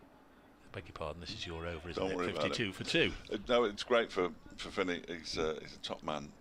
Went back to Sussex from Derbyshire, mainly to be, he says, to be near his family. His family are all still based down there, and it was the obvious move. He started off at Sussex back in the day, before moving on to the MCC Young Cricketers. Did really well for Derbyshire. It was a real shame to see him leave. Oh dear. There's no need for that. Here comes Pattinson. It was a full toss to Billy Goldman, who's going to get 4 runs for it. It's going to be called no ball as well. It was above waist height. I'm sure that, yes, he has. He's just apologised there, James Pattinson. There may be words between them, but he didn't want to see that. It slipped out of his hand. Billy Goldman's got 4, and Derbyshire have got 6 for that. Goldman moves up to 18. It's 58. 4-2, and that was a surprise delivery for Billy Godwin, the kind of surprise nobody wants. No, and he has bowled a no ball now. Just said in the last over, he hasn't bowled a no ball yet, and now he has, but not in the manner. Yeah, I was going to say not in the manner I was referring to. Yeah, still hasn't overstepped. It was umpire Malander at square leg who called that no ball. That's how to push the run rate along. 6 from that particular delivery. Played it nicely, actually. They want the damping down tool from the groundsman's shed. That's a good description of it. I know what you mean. I don't know what it's called. No, but I know what you mean by that description. Heavy weight on a pole. Here is Pattinson bowls. This one pitches, and it goes through to the keeper, taking about shoulder height. We'll look out for Richard Marshall scuttling onto the outfield at the end of the over. Then it's 2 young men with green buckets just walking along the Fox Road stand. Yeah, they're not collecting. I was going to say that's a big window cleaning round they've got. Yeah, there's no windows there though. I thought they were going to start cleaning seats, but they're not doing that either. But they're certainly not collecting, because there's nobody there to collect from where they're walking. Used to have the old bucket collection, players' testimonial years. Still doing the Lancashire leagues for the pro. Take the cap round if he gets 100 or takes a 5 for. Next delivery is on the stumps and turned by Billy Godleman into the leg side. The tamping down Here we go, thing has arrived on the edge of the pitch, and he was going to come on straight away, but I think they'll wait till the end of the over, so there'll be a little pause to proceedings in 3 deliveries time. Genuinely think James Pattinson was apologising to Billy then, because I think he apologised. He actually held it. Just then they had a chat. Yeah, he held his hand up as soon as the no ball was called. As soon as Billy Godleman had turned around and was looking at him, he apologised. He just clearly slipped out of his hand, didn't it? I mean, there's no malice. There's plenty of malice in his bowling, but there was no malice in that particular delivery. It was just a complete slip. The kind of thing as a batsman you don't want to see that coming at you. We did well to get 4 runs from it. It's Wayne Madsen on strike now. He's on 10, and this next delivery is turned into the leg side by Wayne Madsen. And there's no run. Wayne Madsen hasn't got a century against Nottinghamshire in his career. He has, or he hasn't? He hasn't. He's got centuries against most counties. Nottinghamshire are not among them, which is interesting. And potentially very interesting. You've gone early on that one, Dave. Well, I just sort of I thought I'd get it out there now, so that I can be primed just in case you're not here. No, it's nothing to do with that. No, it's nothing to do with that. It's to do with the fact that he's got another 90 runs to get, and he may not get them. Here is Pattinson bowling wide of the off stump and through to the keeper. I just think it's fascinating that he hasn't got one against Nottinghamshire, because they'll have played relatively regularly, I would have thought, over the course of Wayne Madson's career. Well, 2013, 2017, 2020, recent times. I'll pull up the stats you're particularly referring to right now. First class against Nottinghamshire. On his way in now is Pattinson, and bowls. That's pushed out into the offside by Wayne Madsen. Before this one, just 6 matches only, 11 innings, 337 runs at an average of 30.6, 350s with a best score of 74. Okay. Here he comes. There's Richard Marshall out there scurrying with the, what did you call it? It's sort of tamping down thing, isn't it? Yeah. And there he goes. You can hear him tamping it. He's giving it a right old bash. They repair the footholes with something akin to concrete. Yes. I know it's not concrete, but every day they're repaired, and they go and sort things out in the intervals as well. And all the good work that they've done over the past 24 hours is now being undone by this huge wave. I'm laughing at Pattinson supervising. No, not there, there. You've got to watch your toes when you're doing that, haven't you? You want the steel toe caps on. That's Richard Marshall who's out there. He's the son of Roger Marshall, the not scorer. Steve Burke's right-hand man. They'll damper down thing, as Fletch calls it. It's almost as big as Richard. He's getting a good round of applause. That's good work. Go and have a cup of tea, Rich. I tell you what, he's got it over his shoulder. He's running off. I think that's it. He's slowing down a bit now, but he's running off. That's a terrific The effort. world's strongest man attempt there, isn't it? You've got to put Great effort. Put it on a high plinth now. Good work, Rich. Don't get another one. He's a good man. 59 for 2. I wonder if we've seen the last of that this afternoon. Pattinson bowls another no ball. He might call for it again. Here's Broad bowling to Godalming. Derbyshire's number one in every sense at the moment. Eases this into the offside, and there's no run. Ben Slater fielding. 59 for 2. The wickets went down at 0 and 36. Real blow for Derbyshire, a real coup for Nottinghamshire getting Sham Masood.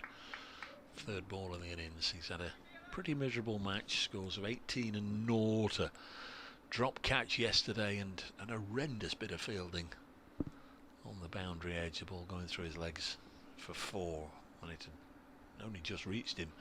Next one is worked away on the leg side to Mullaney, and the ball doesn't reach Stephen Mullaney. He has to walk forward from mid-on to pick the ball up. Looks glorious out there now. Very pleasant indeed, isn't it? It's around about 18 or 19 degrees. I'm not sure what that is in layers. How many jumpers and coats you need.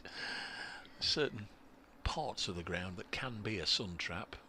Away to our left is predominantly, Billy Godalming's done it again, backing away from Stuart Broad. Somebody on the top balcony of the players' dressing room opened one of the doors and closed it, and it caught his eye. He's got. I don't know as I've ever seen that before.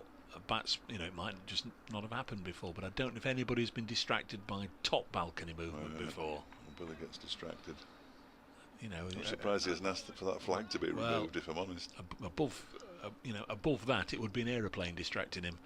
I don't know. Don't know about that. There's Broad in to Godalming. He's not distracted him that much, has it? Right back on it. Forward defensive push back to the bowler. If it is in your eye line, then quite right, back away. But very high up in the air, that was. It is quite a long way up, isn't it? Yeah, I'll give you that. But as I say, as a man who's watched Billy back away on a number of occasions over the course of the last 7 years. Yeah, now there are people who, if a fly lands on the head of a spectator in the distance, they'll move away. There are others that steered into the offside. I'm sure we all have. We've played with people in club cricket where you have to get used to different environments. I've played with people in club cricket who haven't even noticed that the sight screen hasn't been dragged across. If a bowler, a right arm bowler is then replaced by a left arm bowler, and they don't move the sight screen, and you get down that end and you think, well, why didn't you move the screen? Well, What Doesn't bother me. What yeah. screen's that? I can see it out. I can see it out that dark edge, can't you? 59 for 2. I can see it out that field of poppies in the distance. Nice looking clip to leg again by Godalming, to the frustration of the Nottinghamshire side, who know how important it will be to their chances of closing this out today if they can get rid of him. It's going to be a patience game for both sides here. Cat and mouse. Derbyshire want to bat long, Nottinghamshire want to get off home. I'm torn between the two.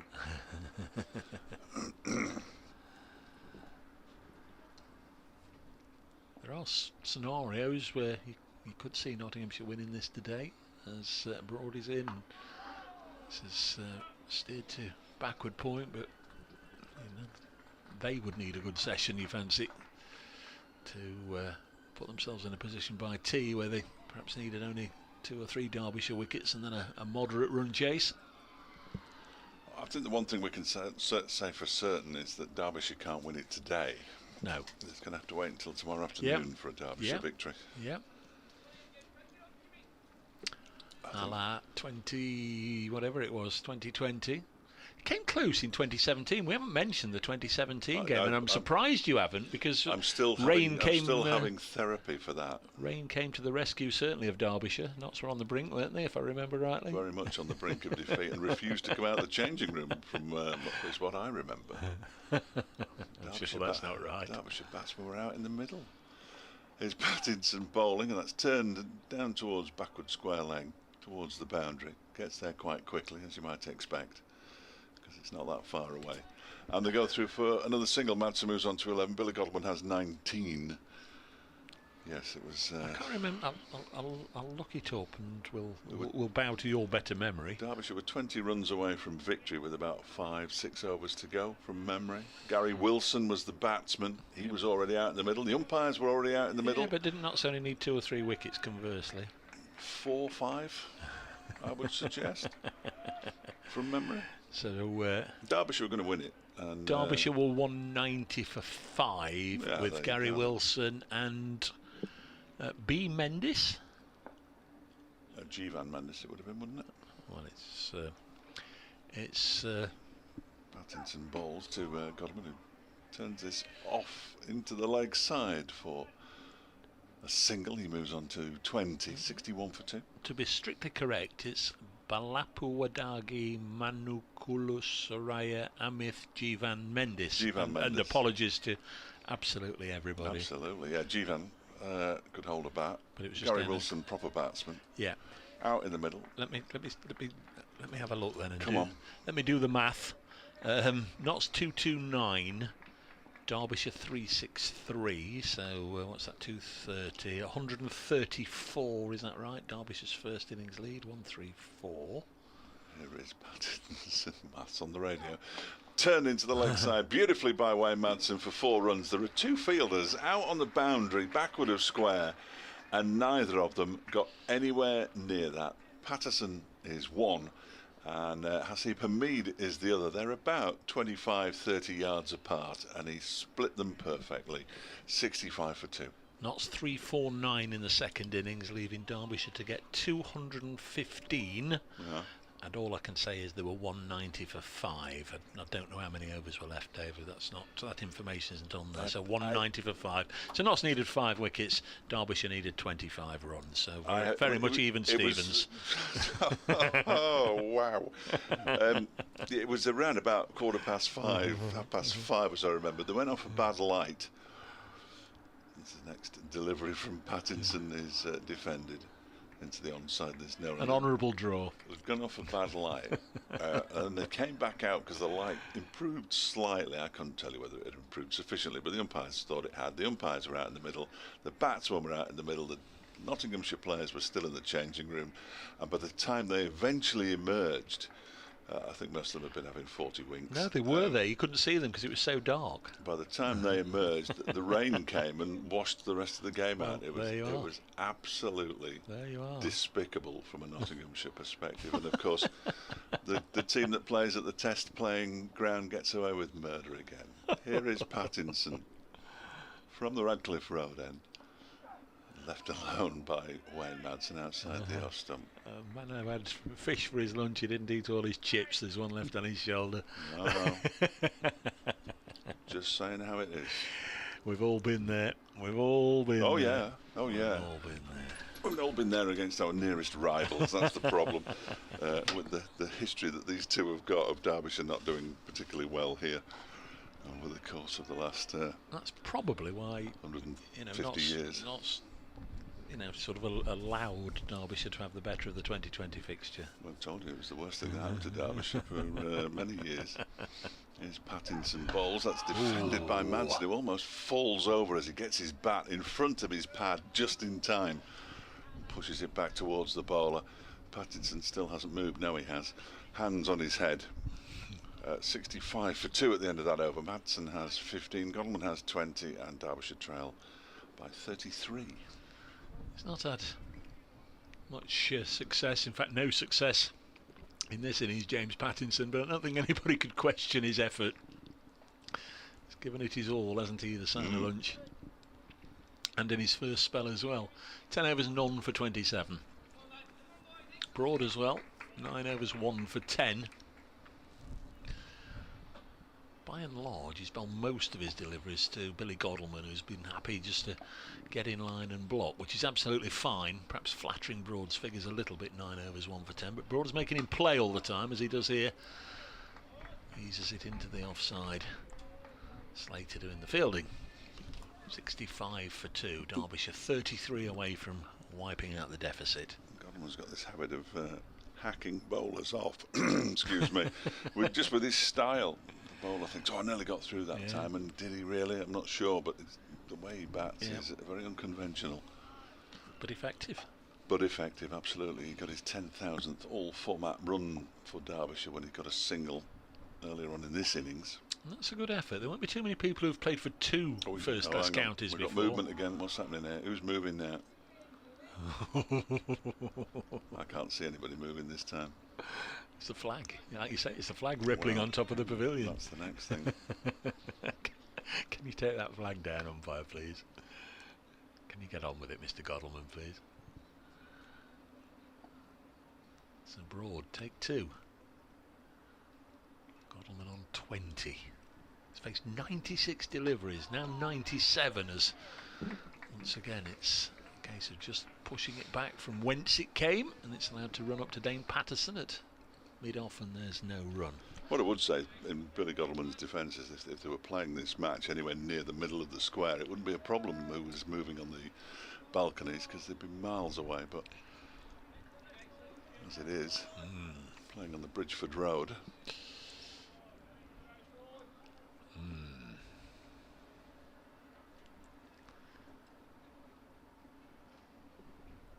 There's Broad. In, pulled away for 4. It's nicely played. It's a little bit unconventional. He got into a bit of a cramped crouched position, but bat on ball, highly effective behind square for 4. 69 for 2. Godalming on to 24. That's Billy Godalming. Unconventional. Mentioned earlier, Lancashire been made to follow on a lost Keaton Jennings, so they're 10 for 1 second time round at Old Trafford against Essex. Northants 137 for 4 against Kent's huge score of over 500. Somerset second time round are now 12 for 1 against Hampshire, still trailing by 57, and Yorkshire bat on 388 for 8 against Warwickshire, a lead of 144. That's Division 1. Broad to Godalming, the offside push for no runs. Division 2, Lords, Middlesex 195 for 5, replying to Durham's 350, and Leicestershire, who are in all heaps of trouble, second time round, a 43 for 2, trailing Worcestershire by 386 still. In the tour matches, Sri Lanka 372 for 9, they've just declared. That day 2, Brett Hutton finished 22 overs, 6 maidens, none for 49 on his Surrey debut, so let's hope he gets a few runs. And New Zealand's openers of Latham got a hold up here whilst the umpire's marching down to the far end. New Zealand openers of Will Young and Tom Latham both past 50. New Zealander, 130 without loss at Hove against Sussex. This dreadful batch of balls is coming back to haunt us again. I mean, we may never get away from Trent Bridge being changed again. The ECB have clearly not sorted this tender out correctly. Oh, there we are. I was going to say, I can't find the Charlotte Edwards Cup. There's one game played this morning. South East Stars defeated Western Storm by 7 wickets, and later on this afternoon at Edgbaston, Central Sparks play Sunrisers. At Grace Road, Lightning play Thunder. And at the Riverside at Chesterley Street, Northern Diamonds play Southern Vipers. That's tempting fate, having the Thunder and the Lightning at the same place. Thunderbolt and Lightning, very, very frightening. Galileo. What's happening, Mr. Fletcher? Well, they're changing the ball, but they can't find one that's 30 overs and 4 balls old. I think that's the problem at the moment. One of the changing room attendants has brought the attaché case out, and umpire Milnes has finally decided that he's found one that approximates.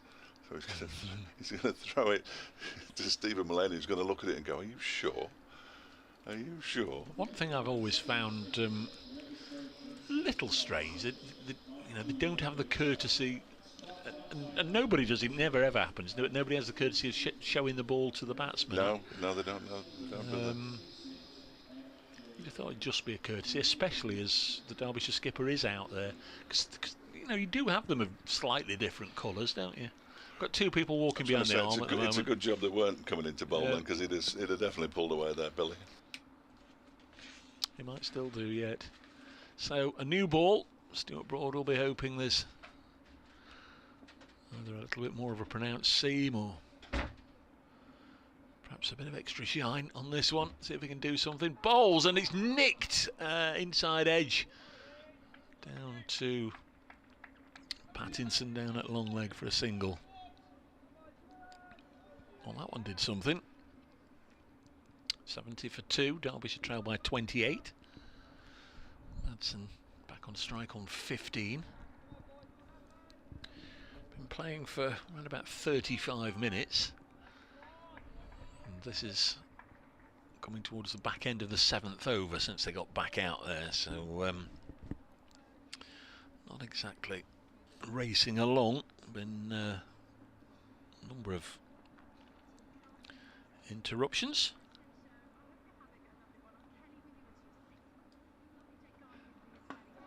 Next one is eased into the offside, no run. And it is the end of the over, 70 for 2.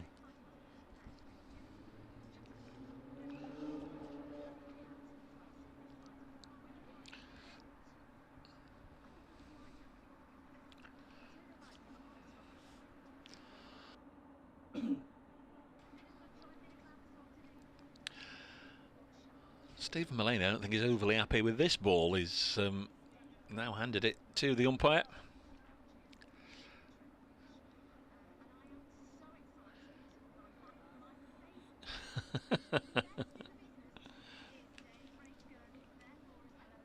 Hello, Kelly. I just wonder how many cricket commentators you actually know. But very kind of you to say so. Derbyshire is 70 for 2. Remember, they began their second innings earlier this morning. 98 behind. They lost Shan Masood for 0, and then just before lunch, Brooke Guest for 23.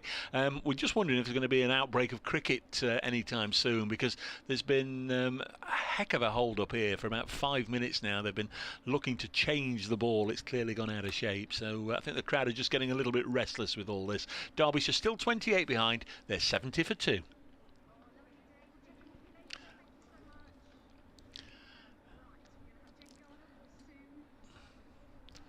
So for the second time in the space of, 2-3 deliveries, another replacement ball is brought out.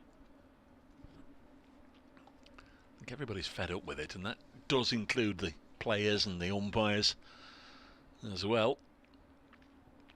There can only be so many balls in that attaché case, suitcase, briefcase, whatever it is. It's a metal case. There can only be so many balls, and can't be that many that are around about 30 overs old. It's a strange old thing, isn't it? Oh, to be a fly on the wall, because the two batsmen chatting with James Pattinson there. I wonder what that's all about. If you go on body language, which is a little bit dangerous, you'd suggest that James Pattinson is still highly fired up, but maybe just reading more into it than it actually is. We've got a ball, and we're going to have some cricket.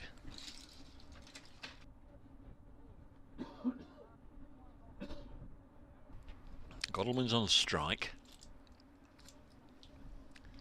He has 25. I think the breeze is picking up a little bit. Pattinson's going to go round the wicket. He's bowling from the Radcliffe Road end. He's bowled unchanged either side of lunch now, and there is Pattinson. Bowls to Godalmann into his thigh pad and able just to drop it down and walk down to the other end for a single. T says it's beyond farcical now. Never used to have this when they used reader balls. 71 for 2.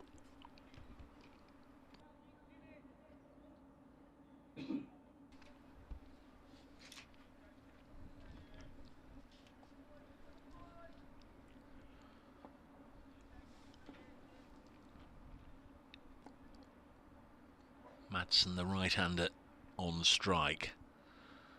There's James Pattinson running away from us in his 11th over. Bowls to the 38-year-old. He blocks it, pushes it back to Pattinson, who kicks the ball up once and then volleys it towards Liam Patterson-White to start polishing it again. New ball for him to work on, a new replacement ball, I should add.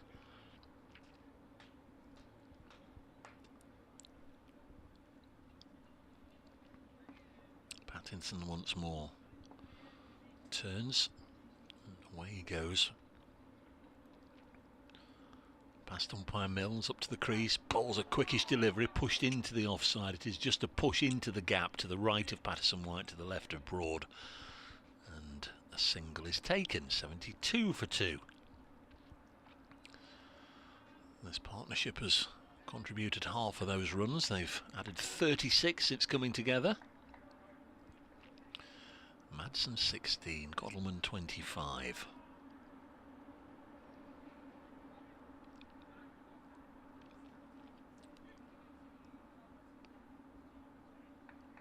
Liam Patterson-White has been dispatched from saving one on the leg side out onto the fence.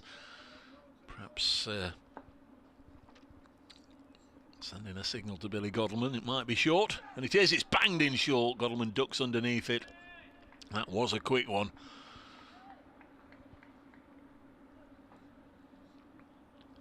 Gave that absolutely everything. Certainly got the enforcer role here, James Pattinson. He'll fight your battles for you.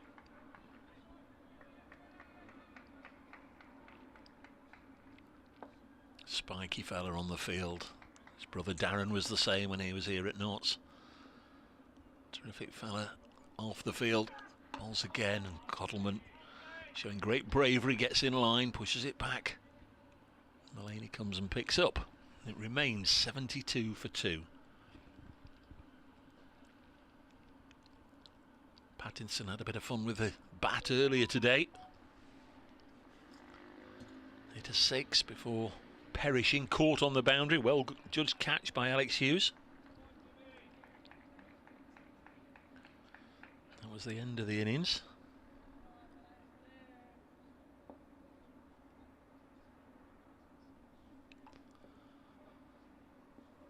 Pattinson bowls again, and Godalmann, he's into the offside, and the two batsmen almost meet. Godalmann went down 6 or 7 paces, and Madsen from this end backing up almost the same, and they almost met in the middle.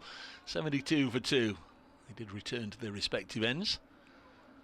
Madsen 16 and Godalmann 25.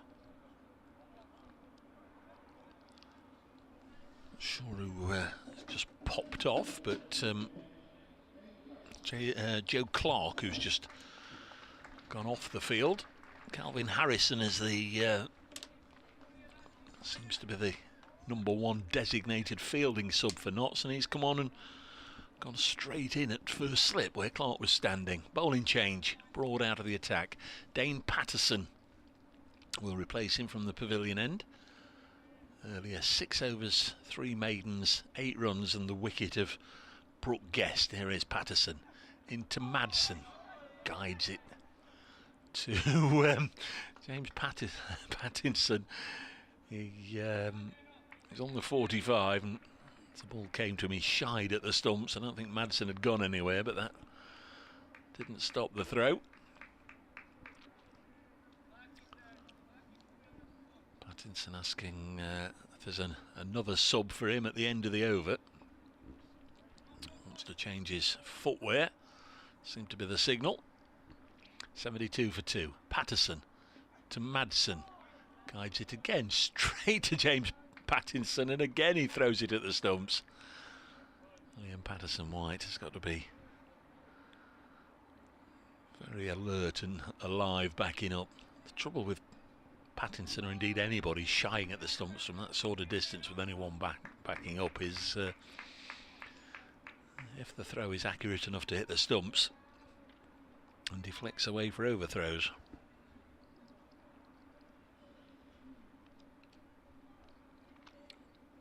False start. Madsen backs away and said there's some chattering going on.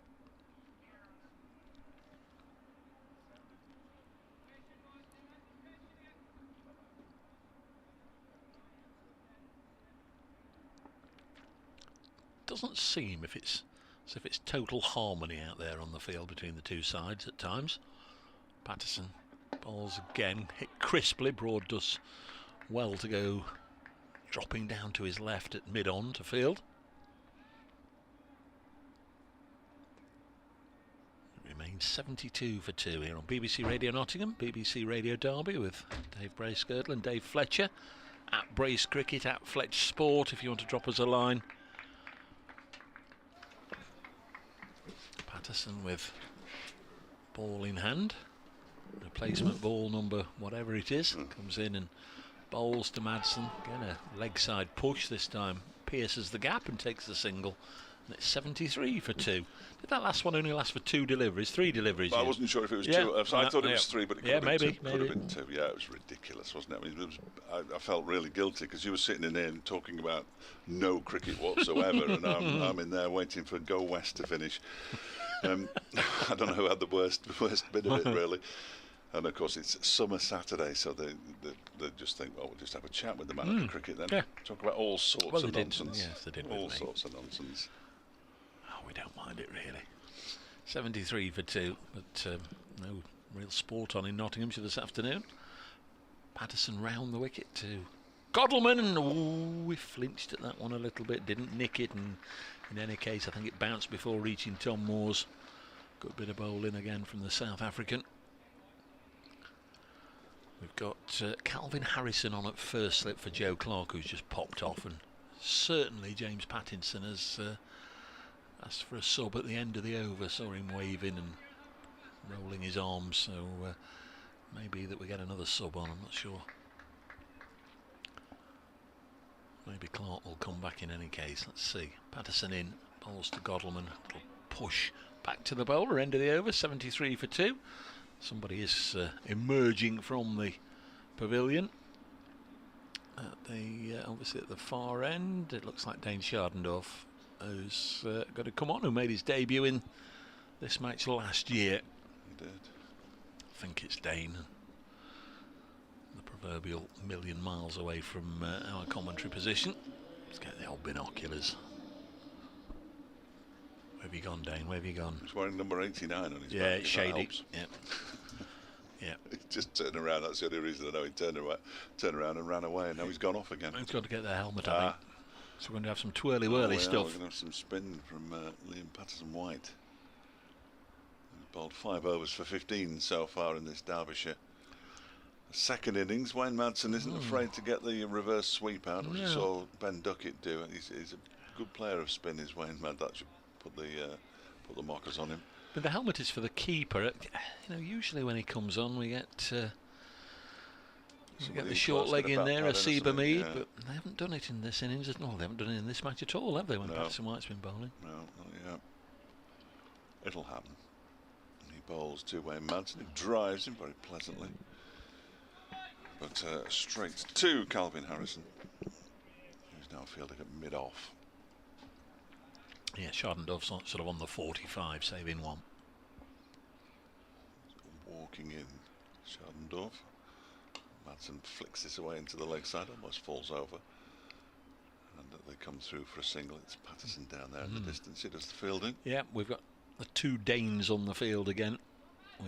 Nottinghamshire never had a single Dane play for them for 150 years or whatever it was. And two Danes arrived at once last year. One a South African, one a Zimbabwean. Derbyshire only had the one Dane. He was in the box 2 days ago. Yes. There's Patterson White around the wicket balls. That's turned into the leg side by Billy Goldman. They might have to hurry here, and there is a shy at the stumps, but it doesn't actually reach the stumps because Liam Patterson White fields the ball. Throws from Lyndon James. And they get through for another single. Goldman moves on to 26. 75 for 2. Trailing by 23 still. There's Patterson White bowls to Madsen, who gets a long way forward and pushes the ball back to the bowler. There's not much assistance right now either for the quicks or for the spinner, is there really? It's flattened out a bit. A little skip at the start of his run, then he's into his action, and it's turned into the leg side by Wayne Madsen. He sends Billy Godleman back as James picks up and shies at the stumps. There's an apology from Wayne Madsen to Billy Godleman because he looked like he was setting off with a quick single. He was probably right not to in the end. These two have batted together an awful lot over the years. We'll be used to each other's little twitches and idiosyncrasies. You'd have thought. As Madsen defends the next delivery. Back to Patterson White. That's the end of the over. Just a couple of runs from it. 75 for 2, Derbyshire. Trailing by 23. The sun's disappeared for the moment. It's quite cloudy coming in from the west now. There are very little patches of blue sky away to our right. It's not dark though by any means. Yeah, earlier I think you had to dash off when you'd said that Godleman 10,000 runs for Derbyshire in all formats. I was going to make the point. There won't be too many players that on their third first-class county have then gone on and had a lengthy stay and eventually found a home and got that many runs. It's a great effort. It started with Middlesex, then went to Essex. Yeah. There's Patterson round the wicket, one of the Danes, bowling to Billy Godleman, clips it to Mullaney at mid-on. He throws it back to Patterson White to start polishing the ball. And a red smear gets another wipe or two on the left-hand side of his flannels. He's helped by rarely missing, of course. He's had 1 or 2 injuries over his. In fact, when he was appointed, missed a game last year. Missed a game at Derby, didn't he? Yeah, when he was appointed captain, he suffered a broken thumb. Patterson's in, bowls, Godleman eased into the offside. So who would have skippered last year? Must have been Madsen, would it? Critchley. Critchley To take up the imaginary armband at one point last year. Tough going for the Nottinghamshire bowlers.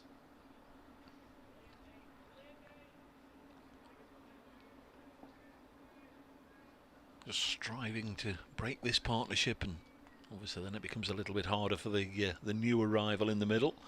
Next one is worked away to leg. Good stop by the diving Patterson White. Lias Deploy is doing next. Played very nicely in the first innings for his half century. We will then have to wait and see whether Lewis Rees is able to take his accustomed position at number 6.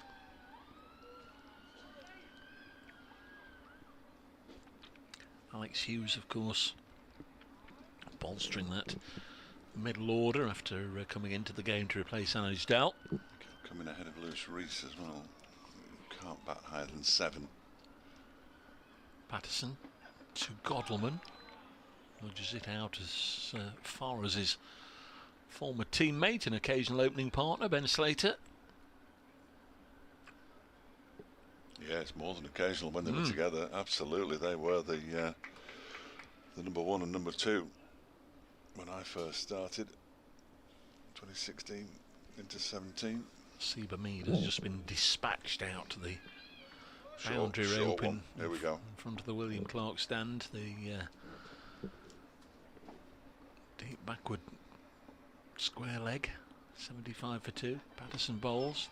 It's clipped instead to Liam Patterson-White, and there's no run.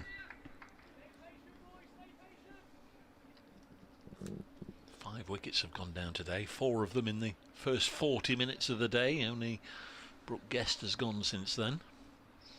Looks hard work, really does. She got that extra bit of firepower that James Pattinson and well, certainly James Pattinson possesses. Broad was all about accuracy today, wasn't he? Made pretty much Godleman face every over and play every ball. This one's pushed back to the bowler. End of the over, 75 for 2. Billy Godleman's now faced 113 deliveries for his 26, but crucially, importantly, is still there. Alexander's listening in America. He's just tweeted to say that he's listening to the match. He says he's in the Mid-Atlantic. He can't be in the Mid-Atlantic because that's the middle of the ocean. But it's 9:30 in the morning and hot. I think he must be in the Midwest. But if you could just... I know you've told me many, many times, Alexander, where you are, and I thought you were in New England, but you've moved from there some years ago. It's good to have you on board.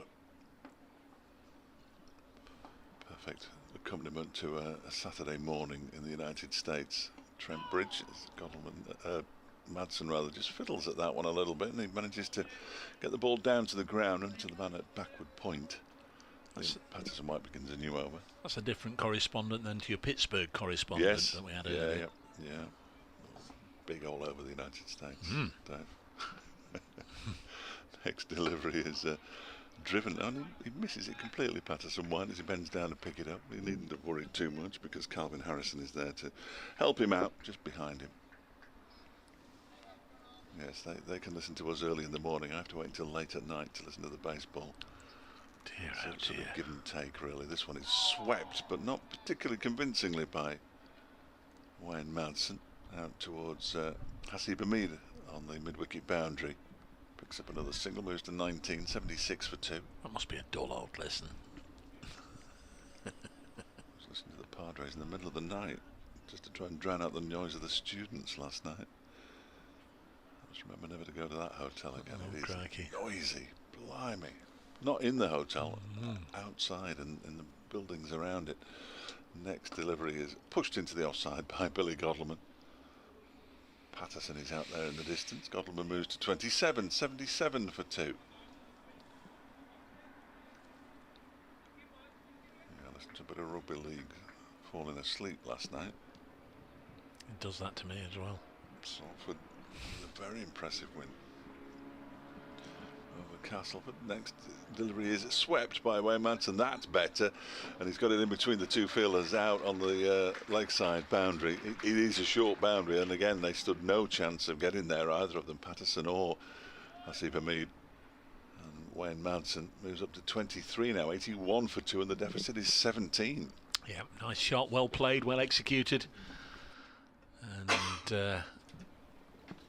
Derbyshire can sense it's not going to be too long before they're in the positive. Next delivery is driven, slapped really, up towards Harrison, who does the fielding, and it's the end of the Patterson White over. He's bowled 7 overs for 23 now. Billy Godleman has 27, Wayne Madsen has 23. They've already put on 45, and it's sort of crept up to 45 because it doesn't actually look like they've been scoring any runs at all.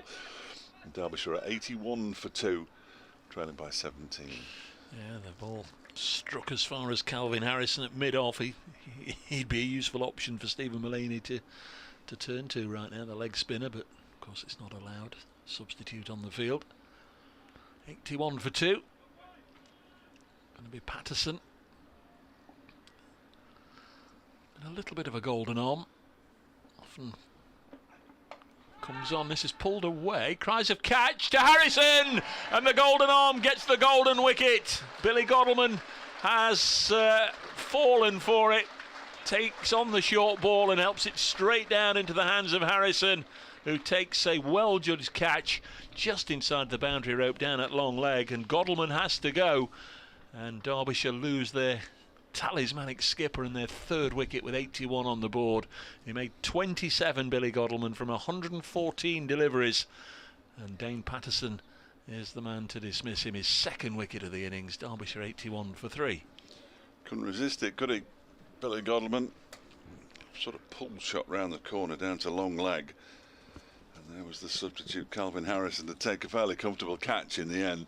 Just for a moment I think Hasib Hamid thought it was coming towards him, and interestingly we are going to have a runner at some point, not yet, but we are going to have a runner at some point, because they're just marking out the crease on a pitch 1, 2, 3, 4, 5, 6 pitches away from the one that we're playing on. In fact, he's going to be running up and down the test pitch. Excellent, so he can do a bit of damage. They're trying to protect all the good pitches in the middle, because there are important games coming up, this one being unimportant, and as a result the runner has to run up and down one of the pitches in the middle. That is quite amusing.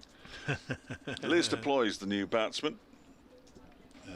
Did okay in the first innings, got a half century. Would have liked to have gone on. Obviously he would have liked to have gone on, but he was the first of the batsmen to come out and tell us that Derbyshire were under par. And he thought that there was a 300 pitch. There was a bit in it for the bowlers, but it was a good batting pitch, he said, and therefore was disappointed. So he's batting with Wayne Madsen after the demise of Billy Godalming. For the life of me, I can't remember who it was, but in the last game here against Worcestershire, we had the visitors requiring a runner to come out, and we had the same scenario with a spare crease, if you like, being drawn up. Was that in the middle of the square as well? That's bizarre. No. Can't play on them, but you can run up and down on them. 81 for 3. Ask him to come at the runner, come out in slippers. Deploy to face his first ball. South African to South African, and Lewis Deploy is away first ball through the covers for 4. It's an easy game. Lovely extra cover drive. 85 for 3. Derbyshire trail by 13. A fine shot that was. It's just starting to look like he's finding a bit of nick here. Not I don't mean that shot. I mean over the last couple of matches, Lewis Deploy. And well, that timing could be very important from a Derbyshire perspective if he is, because they could do with a big partnership from somewhere. And who better than these two South African born players?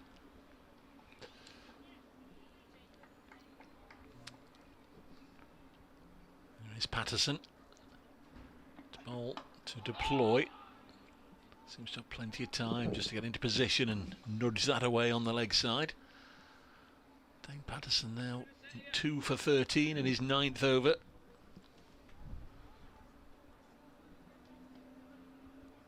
Done a terrific job once again.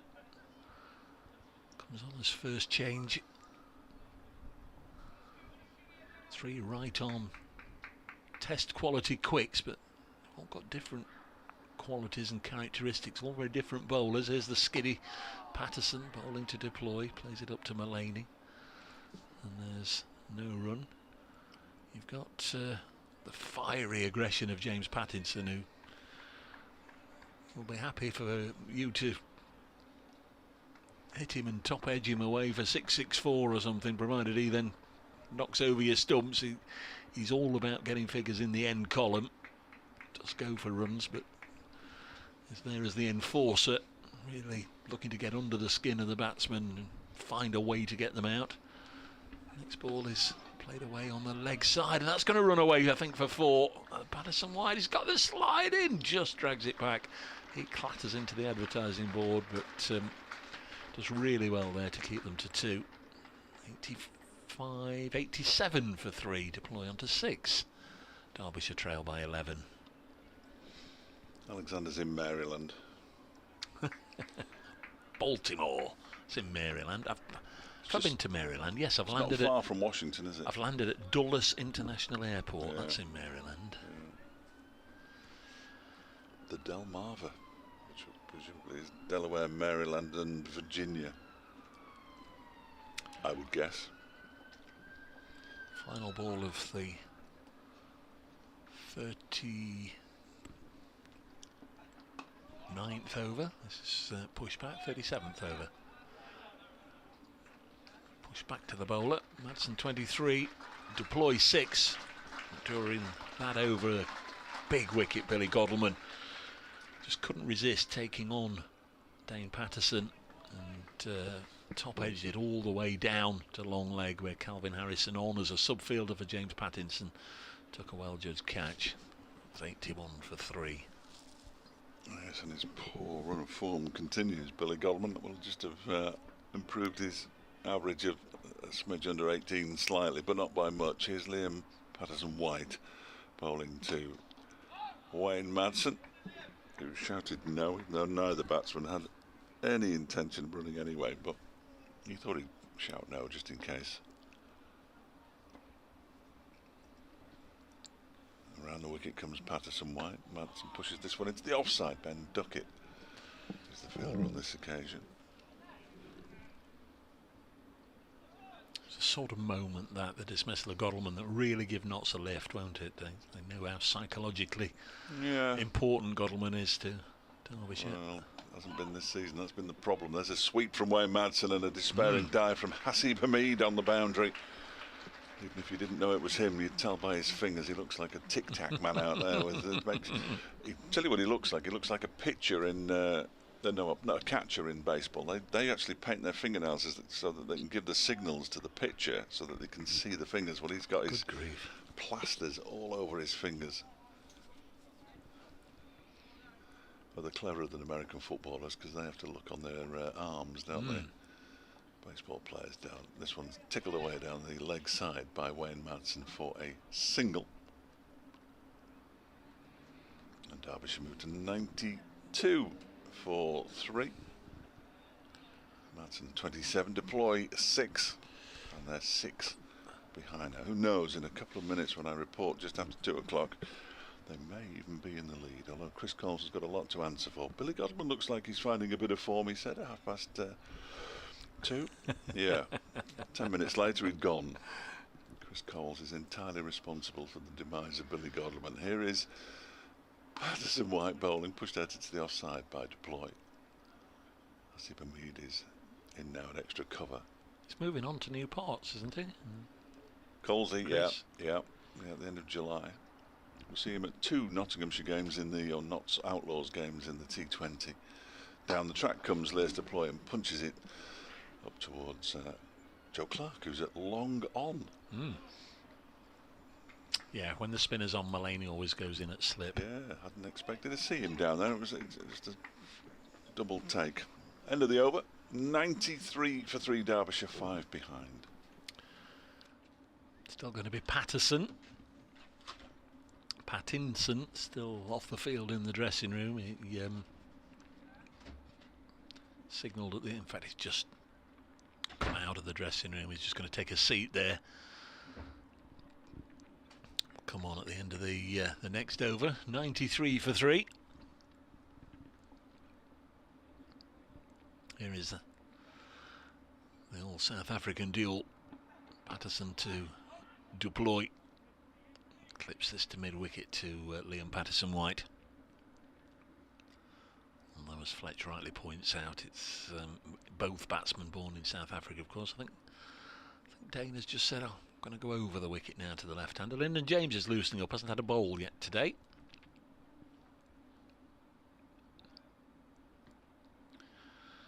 Just all about finding the right combination, just hoping that somebody come on and a golden arm find the magic delivery, find a little bit of consistency. This one's pushed into the direction of Slater, who tries to do 2 or 3 keepy uppies and the ball runs away from him. Derbyshire trail by 5. Masood out for 0, Guest for 23 during the morning session. Gottleman just gone for 27. Stephen Mullaney also whirling his arms around. There's Patterson. Bowls to fields off his own bowling as Deploy just plays it back towards him.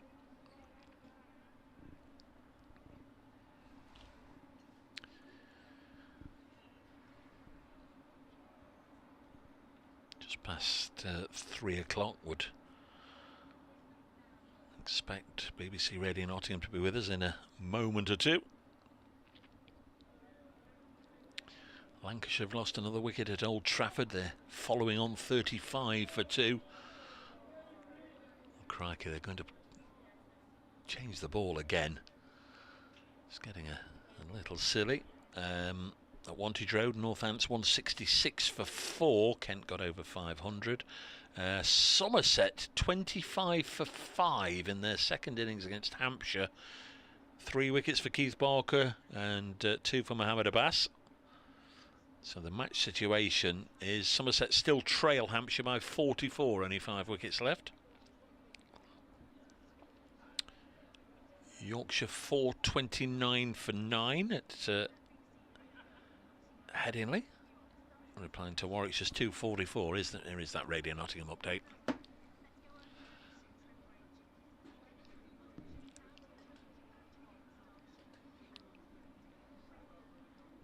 Where since I last spoke to you, Kelly, Nottinghamshire have picked up another wicket, a really important one, that of Billy Godleman, the Derbyshire skipper.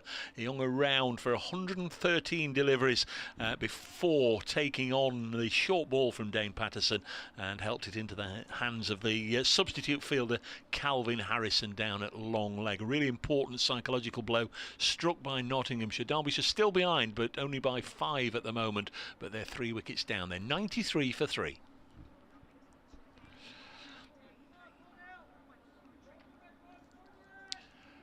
Replacement ball has been changed. 93 for 3. It is near farcical. The way they keep having to change these balls week in, week out, match in, match out. Calvin Harrison walking round the boundary edge because James Pattinson is back out there. And we're going to get going again, I think. It'll be Patterson to bowl to Madsen. 93 for 3. And as Patterson bowls, worked away by, I beg your pardon, it's Leas Deploy on strike. The left-hander gets a single. Distracted because I was halfway through reading the cricket scores. I think we've done Division 1. Middlesex 231 for 5 against Durham at Lords, trailing by 118. At New Road, Leicestershire in their second innings 85 for 3, still 344 behind. And in the tour matches, New Zealand 154 without loss against Sussex.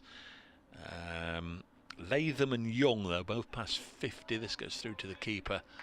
And there's no run, and both have retired out. Latham retired not out 65, Young retired not out 55, so Rutherford and Bracewell are at the crease in that one. And Guildford, Sri Lankan Development 11, first class game, there's 372 for 9 declared, Surrey 36 without loss. Nottinghamshire's Brett Houghton playing for Surrey in that one. So there you have it. The Somerset Hampshire one, an interesting one. Next ball pushed away by Madsen. Mead doing the fielding, end of the over. And Derbyshire 4 runs adrift, 94 for 3. So Alex Hughes expected to come in at 6. Lewis Rees hopefully can take his position, looks like, with a runner at 7. Alex Thompson at 8. Just trying to remember the first innings order then. Liam Hurt, Nick Potts and Sam Connors. It's captain time. Stephen Mullaney to have a bowl.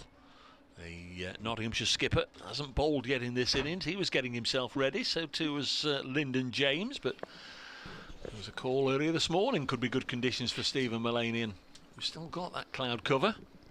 Does have a little bit of a reputation of a golden arm. He picked up a wicket in the first innings, and it was Leas Deploy. We got LBW, so maybe horses for courses or some such. Another different ball. Yes. You hear the disquiet in the crowd. Yes. There was disquiet, wasn't there? There was definite disquiet. Good to hear. But nobody likes it. The fans, the players, the umpires, the media. Well, it just holds everything up, doesn't it? It's Mullaney around the wicket, balls two. Deploy goes up onto his toes and pushes it out backward, a square on the offside, and picks up a single. I thought it was very clever when I suggested that because of the desperate nature of the balls that we're using at the moment, this batch of balls, that heads should roll because the balls don't. Hey? Nice. Yes. What a line. Lovely. That'll go down in, that'll be part of the award-winning radio programme that's currently being broadcast on BBC Radio Derby. The wordsmith that is Mr. Fletcher. It just popped into my head. I thought, yeah, I'll give it a go. Here's Mullaney on his way in now. And bowls, that one's turned into the leg side by Wayne Madsen, out towards Dane Patterson for a single. They're two behind now. Derbyshire at 96 for 3. Madsen's moved on to 28. When I chat to the players, obviously we chat about all sorts of things, and it's more often than not about cricket. I always forget to ask exactly what the issue is. Is it stitching coming undone? Is it... Yeah, so I've seen all sorts of reports. They go soft or Mullaney bowls, and that's the play down into the ground by Leas Deploy, who rather hurriedly covers his stumps with his pads. But one only lasts, what was it, 4 balls? 4 balls, we're not sure, but... Yeah, it was ridiculous. It can't have gone out of shape in that time, so it must have fallen apart, mustn't it? One defensive shot off a bat and the ball just breaks into two. I mean, you can break at these balls easier than you can break a Terry's chocolate orange. They take 3 or 4 taps. This next one is defended out into the offside by Deploy. Ben Duckett is the fielder. Yeah, I mean, clearly they're going to look into it and they're going to try and change it and all the rest of it. But we were, it was interesting, well, sort of interesting. It was during the game between Derbyshire and Nottinghamshire, the 2-day friendly that they had at the county ground in pre-season. Oh, I was in my sick bed then when that took place. Well, Luke Fletcher was playing and he was bowling from the racecourse end as Mullaney bowls from the Radcliffe Road, and it was the aerial for a moment, and then there's a very fast bowler piece of fielding by Stuart Broad with his left foot. Size 12s. And the bowling coach was behind Luke Fletcher because obviously they like to see everything that's going on and that kind of thing. And Luke shouted across, these balls. So they're covered in lacquer. The whole ball was covered in lacquer. They're trying to suppress the seam. So even the seam was covered in lacquer as when Madsen pulls away this time. He's saying there's some chat, I fancy. That was the indication I got from his hand gesture. Yeah. He said, but then what happens is that the seam, as soon as the lacquer's gone off the seam, it becomes really proud, and then it just rubs away really quickly. And it was an interesting conversation between the two of them that we were privy to because we were standing quite close. We weren't earwigging or anything like that. And even at that stage, we should have been alerted. As Mullaney bowls to Wayne Madsen, who cuts it away for 4 runs. It was a little dive there by Ben Slater, and Derbyshire are in front. They lead by 3, 101. The 100 is up for Derbyshire too. 101 for 3. And that was a good shot by Wayne. It was a really nice shot. So now all these runs are runs that Derbyshire, Derbyshire have to defend. Nottinghamshire have to knock off. Derbyshire's lead is 3. See if my theory that these runs start to feel like they're being scored quicker, because these runs today haven't felt like they've been scored quickly at all. The ones that you get to put you into the lead, they always feel a little quicker.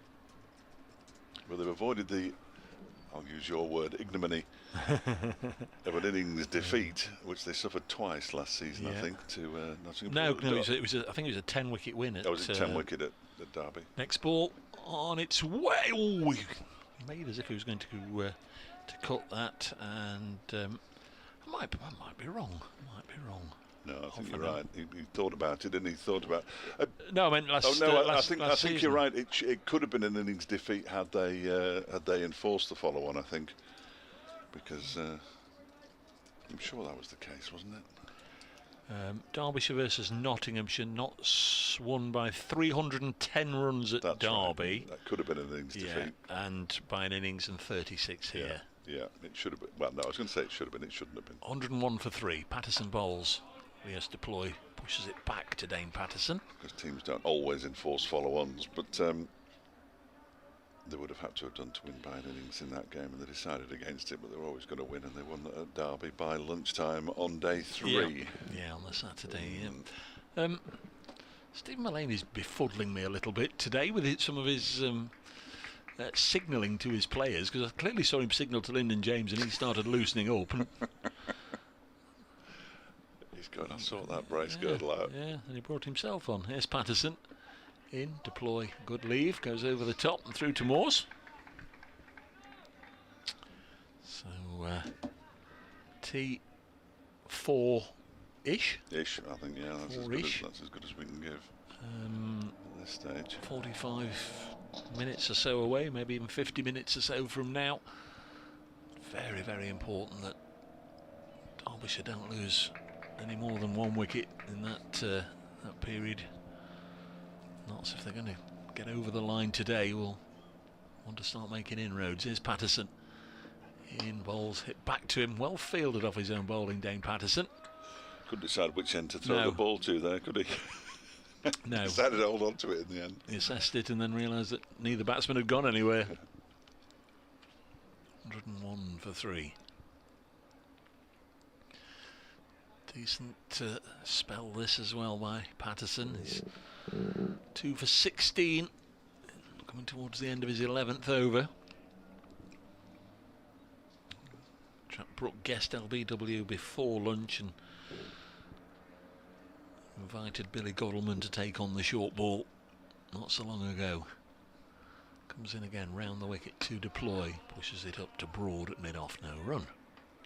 Still 56 overs remain in the day. That's quite a chunk of cricket. More than half a day. The 2 games the closest to finishing on probably Worcestershire, Leicestershire. Leicestershire are 90 for 4 in their second innings, still trailing by 339. That's at New Road. Worcestershire will run out winners in that one, you'd imagine, as deploy forces us into the offside. And Somerset are 44 for 6 in their second innings against Hampshire at Taunton, still trailing by 25, but 6 down in their second innings, and it's 4 wickets to Keith Barker in that one. End of the over, 101 for 3. It's good to see the youngsters doing well. Keith Barker, wow. Years and years at Warwickshire. Bob says, with regards to this game, getting really interesting. More red wine for me, he says. Enjoy it, Bob, you've earned it this week. Put in a shift, no doubt. Martin Emerson will have a smile on his face because something would have taken the lead. Have they, by Jove? Early days, though. Early days. Here's Stephen Mullaney, second over. Bowls to Wayne Madster, goes back into his crease and pushes it out towards Ben Duckett at extra cover. And there's no run. 2 of the more unusual club nicknames there in that match, aren't they? Sunderland, the Black Cats. Of course, Black Cats are well known to come from Sunderland. Completely made up nonsense. Yeah, all right. There used to be, the furniture business in Wickham. Oh, yeah. This one is cut away by Wayne Madsen for 4 runs. Only the Sunderland one's completely made up nonsense. I don't mind the Wickham one. Madsen moves to 36 and it's 105 for 3. The Chair Boys, because they used to, they still do. There's very much a thriving furniture business down in High Wycombe, but there aren't any other Chair Boys around as far as I know. No. It's an unusual one. It's strange to have 2 lots of Hatters now back in the Football League. Stockport County and Luton. felt flying through the air. In goes Mulaney again. Balls to Madsen, who cuts away again. He's going to get 4 more. That's beating the man at backward point or gully. And it's back-to-back boundaries for Wayne Madsen, who's moved on to 40, 109 for 3. 40 from 52 balls, Dave. Yeah, well, in the context of this innings, it's rapid, isn't it? It's very rapid indeed, and I don't think he's necessarily going out there looking to see ball, hit ball. It's it's just the way it's happened. And of course, the last 2 boundaries have come from consecutive deliveries. He's put 3 down there in the last couple of overs. Ben Slater's gone down to 3rd man now as this next delivery is Fuller, and Wayne Madsen mistimes a drive. Out into the offside. 109 for 3. Can I just report? I know you muted the button there deliberately, but you had a little cough off mic, which is absolutely fine, and I'll mention why I mentioned that in a moment, dropping you in it. Excellent. Next delivery is driven into the offside. It's fielded by Ben. The last few matches, I have had the worst cough in the world, and 1 or 2 people have got in touch to say, "Oh, we're still hearing you, Dave, every now and again." And I do really appreciate everybody showing concern, and it's not totally gone, but I think every now and again, we all do to clear our throats, and I think that's twice today that Dave has coughed. So just to balance it up, the people just. I've got a bit of a tickle going on here at the moment. Yeah, absolutely fine, mate. Mulaney bowls, and it's pushed out to the offside. It's just people thinking I'm heading back to my sick bed. 109 for 3. I've got him going again after 42 overs. Didn't mean to drop you in it, but it just shows how lovely some of our listeners are, that they genuinely care, because I think a few knew I'd been very poorly in March, and it was a sort of a lasting thing. They called it long COVID, don't they? The old one of these that I've been. Lyndon James is going to come on eventually. He's going to replace Dane Patterson, who comes out of the attack. Who have we got on the field? Dane Schardendorf is on the field. Shady. He's at a deep backward point, I guess. Almost a very wide 3rd man. 109 for that. We're done for Dave now. He's gone off, I think, to get a drink of water. Dear old boy, I've done for him. It's always the same. If things like coughs, you always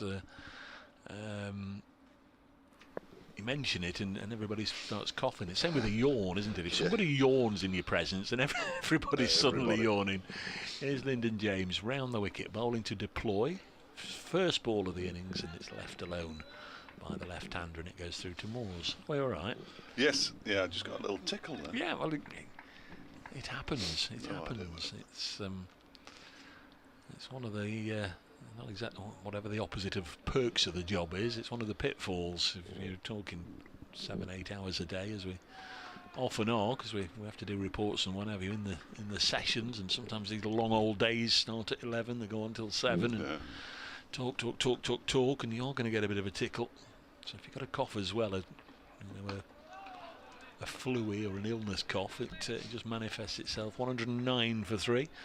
Of course, that went away to the sun, didn't we, on my week off, just trying to get rid of it. But it was just a prickly, dry heat, which just made it worse. So, nice idea, but wrong execution. Alexander's being mischievous. So the umpire should have a pouch of balls on his hip, which is very much what the plate umpire has in baseball. 109 for 3. Here comes Lyndon James to bowl to deploy, tries to cut it away and mistimes it. Slater fields on the offside. There's no run. I can't actually believe in that suitcase that there are enough balls just to keep going and fetching them through the, that are 30 overs or thereabouts old, because between the 30th and the 40th over we changed the ball 3 times. Yeah. No, it's quite baffling, really, isn't it, that you can't produce a cricket ball. They've been producing them quite nicely for hundreds of years, and all of a sudden nobody can produce them. There'll be club cricket going on all over the country without the need to change a ball. This next one's driven crisply. Oh, and misfield by Dane Patterson, they take a single. He went down with the traditional long barrier. The ball was struck firmly. It did thud into his leg, and then almost like a cricket ball hitting the boundary rope, it just popped up, and it popped up for his leg. And he's furious. He's kicking away at the grass. Being Shan Masood's boots, mate. We were discussing cricket balls and club cricket. When I played village cricket, if you found a ball that was out of shape, you used it. Yeah. Because it could do anything. And these pros, they like them to be spherical. Then James from the pavilion end bowls and hit to mid-on. There's no run. Trouble is, I think if it even remotely goes out of shape or anything wrong with it, you've got to keep showing it to the umpire, or you're going to get blamed for having done it. Yes, yeah. And they do inspect it anyway as a matter of course periodically when it goes over the boundary ropes and thuds into a sign or a... if there's a delay, they quite often ask for it, don't yes, yeah. 110 for 3. Next ball is clipped away down to long leg. Shardendorf's down here. He'll do the fielding. Must admit, this season I've not particularly been looking for it, but I've not noticed them going out there with that back gauge, because that was all the fad at one stage. Which we mentioned it last week. Yeah, no, I haven't seen it at all. It was, wasn't it? Yeah. You know, the batsman would come out and they'd whip out this gauge just to check that it conformed with the size requirements. Presumably they're now assuming that all batsmen have finally changed their bats to the regulation size, which is a dangerous thing to assume. Stephen Mullaney went for a couple of boundaries in the last over, so now he's scuffing away at the crease. He'll hit the big thing. Nelson. We've had a wicket go down on Nelson in this game, haven't we? I think it was in the Derbyshire first innings. Nonsense, Bracegirdle. Nonsense. We haven't. Excellent. Here's Mullaney. It's from the Radcliffe Road end, and the wicket isn't going to go down on Nelson in the second innings either, because they've picked up a single. Wayne Madsen just tickling the ball down to the square leg boundary to move to 42. Obviously dreamt that. I think. No, it was at Lord's last week. It was at Lord's last week. Excellent. I mean, all the matches merge into each other. Yeah, it was at Lord's last week. Shardendorf is off. Oh. He's walking around the boundary's edge. Looks like Sol Budinger with him in the training gear. When Harrison's still on, he's at mid-on as this next delivery from Mullaney to deploy gets a bit of a leading edge out into the offside. Goes to Liam Patterson-White, but there's no run. No damage to Lear's deploy's innings. We've just seen him score 11 from 26. Mark says, poor Fletch. It's like the fast show. Coughing between Bob. you. Fizzy water lozenges might help.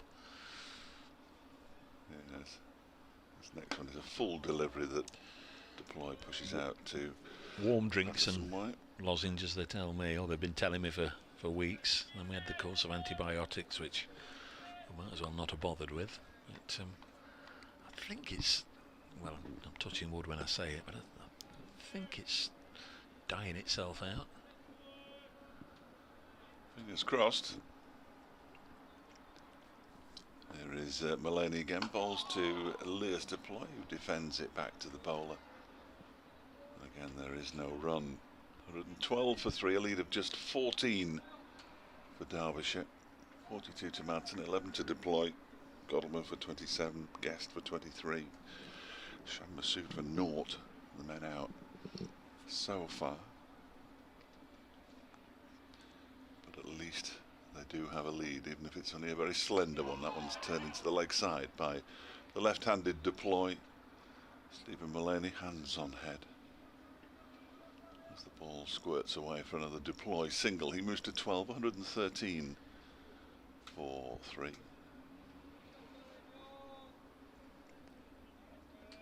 Mullaney just walking back towards us. But he didn't have the ball with him. He has got it now, so we can crack on. Patterson-White lobbed it to him from mid-wicket. Madsen goes back into his crease, pushes it out into the offside. Ben Duckett does the fielding. And it's the end of the Mulaney over. 42 to Madsen, 12 to deploy.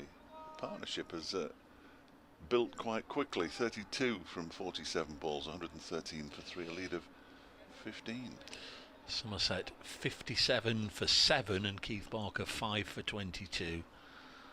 Stephen Davis and Josh Davey are at the crease, but Hampshire well on the way there. Somerset still 12 behind, and they've only got 3 wickets left.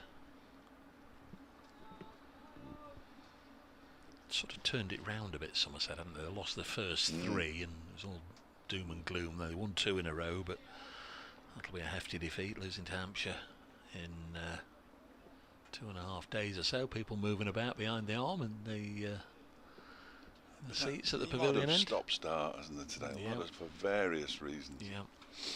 There's Lyndon James. His first over only went for 2 runs round the wicket. Bowls in that edge. No, it's not edge. It's well taken by Tom Moores, and Deploy really gave it everything there. Chased after that one, had a go at it. And now Lyndon James is getting ticked off here by the umpire for running on the wicket. A proper old telling off from umpire Malinder there. Coming round the wicket, and Malinder not happy with the bowler. Get off my land.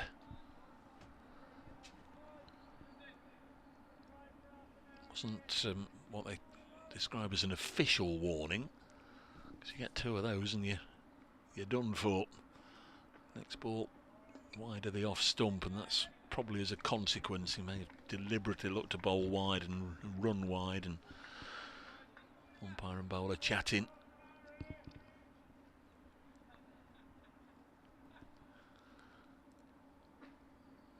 Not the easiest way to ease into a bowling spell then for Lyndon James when you get the umpire on your back.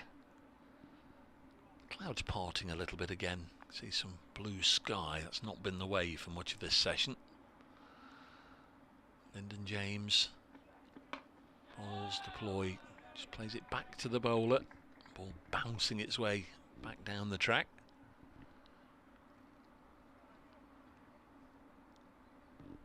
Still a greenish hue to the strip. A couple of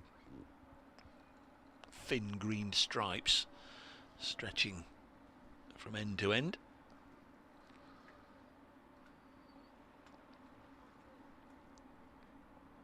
Just one slip, Joe Clark. Ben Duckett's getting a run out in the field at extra cover. This one's hit to mid-off, and there's no run. 113 for 3 Derbyshire, effectively 15 for 3. Having wiped out that first innings deficit of 98.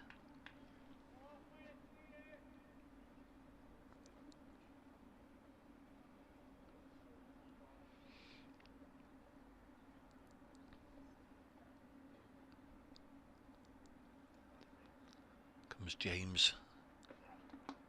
Balls to Deploy. Deflection off the hips out to Ameed on the square leg boundary. 114 for 3. At lunch, Derbyshire were 44 for 2, so they've added 70 for the loss of Billy Godalman.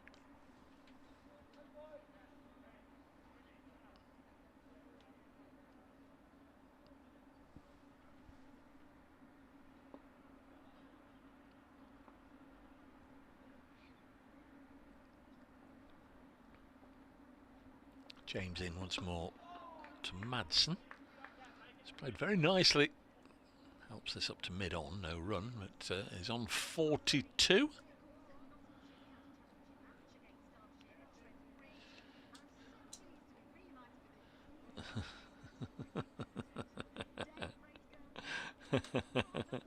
You do make me laugh, Kelly. Derbyshire 114 for 3 here. No more wickets since I last spoke to you half an hour or so ago. Leas Deploy fresh at the crease then. It's moved on to 13. Wayne Madsen's playing nicely on 42. The match situation, Derbyshire began their second innings 98 behind overall, so they've wiped that out now. They lead by 16. Really important for Nottinghamshire to pick up a wicket or 2 before tea at 4 o'clock here. Derbyshire currently 114 for 3. is Stephen Mullaney. Rolling round the wicket. Duckett's got in there close at short mid-wicket, but this is chopped away nicely by Deploy. Just guided it away through where probably third slip would be. There isn't any body there, no slips or gullies. Just ran it away to the unprotected third man boundary for 4.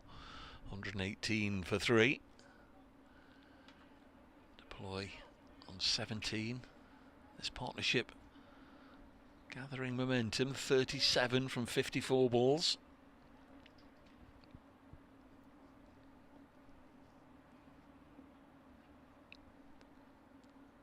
Mullaney again. Bowls straight a delivery that Deploy forces back to him. Unusually expensive here, Stephen Mullaney. Gone for 21 runs. And he sent down 20 deliveries.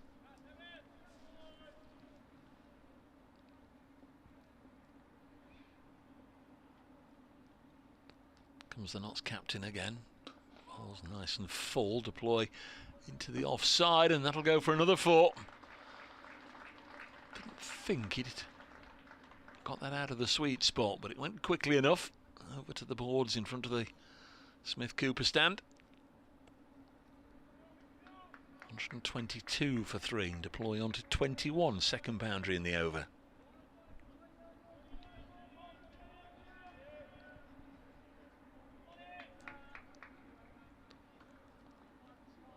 And the players geeing each other up.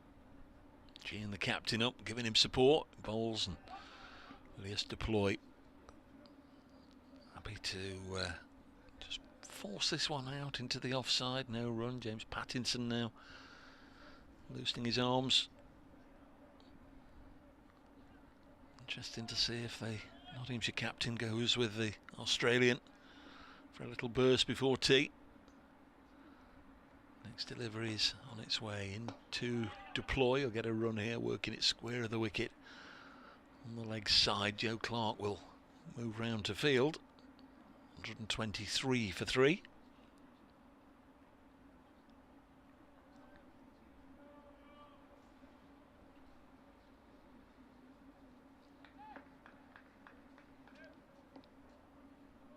Mullaney now to Madsen.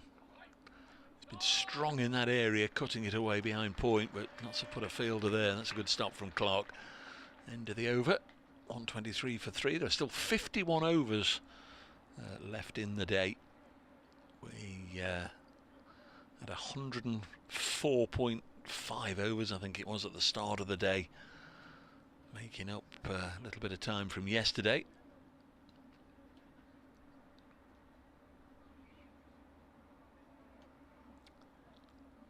Going to be Lyndon James once more. I think that's Liam Patterson-White just popping off for a comfort break.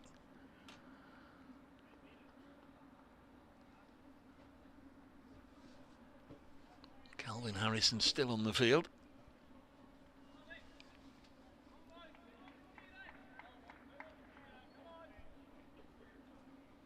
So it'll be Lyndon James to bowl to Elias Deploy.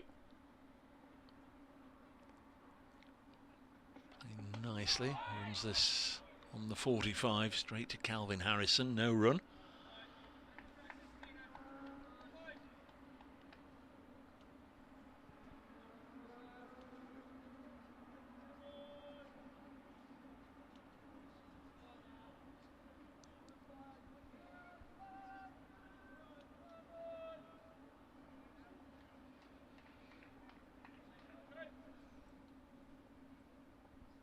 Lyndon James, the bowler. Again to Deploy, struck him on the pad. They're asking here, and the umpire's given it. Had a long old look and then sends Elias Deploy on his way. And Lyndon James, who hasn't taken a wicket since the first match of the season at Hove, is engulfed by his teammates, and Deploy has to go. The umpire had a long look at that and then raised the finger. And that's one that Nottinghamshire were very keen to get.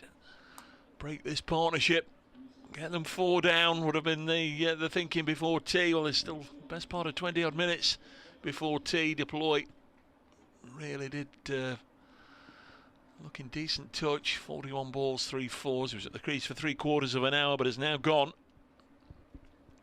And Derbyshire's lead still only a slender 25.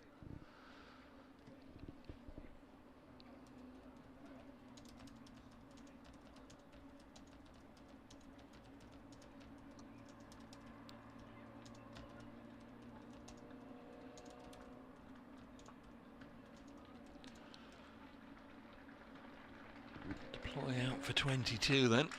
It's a sympathetic round of applause from the members. It's going to be Lewis Rees. There was some discussion about how long he'd been off the field and whether he'd be able to bat at 6 or couldn't come in until number 7, but he's on his way out to the middle, and he's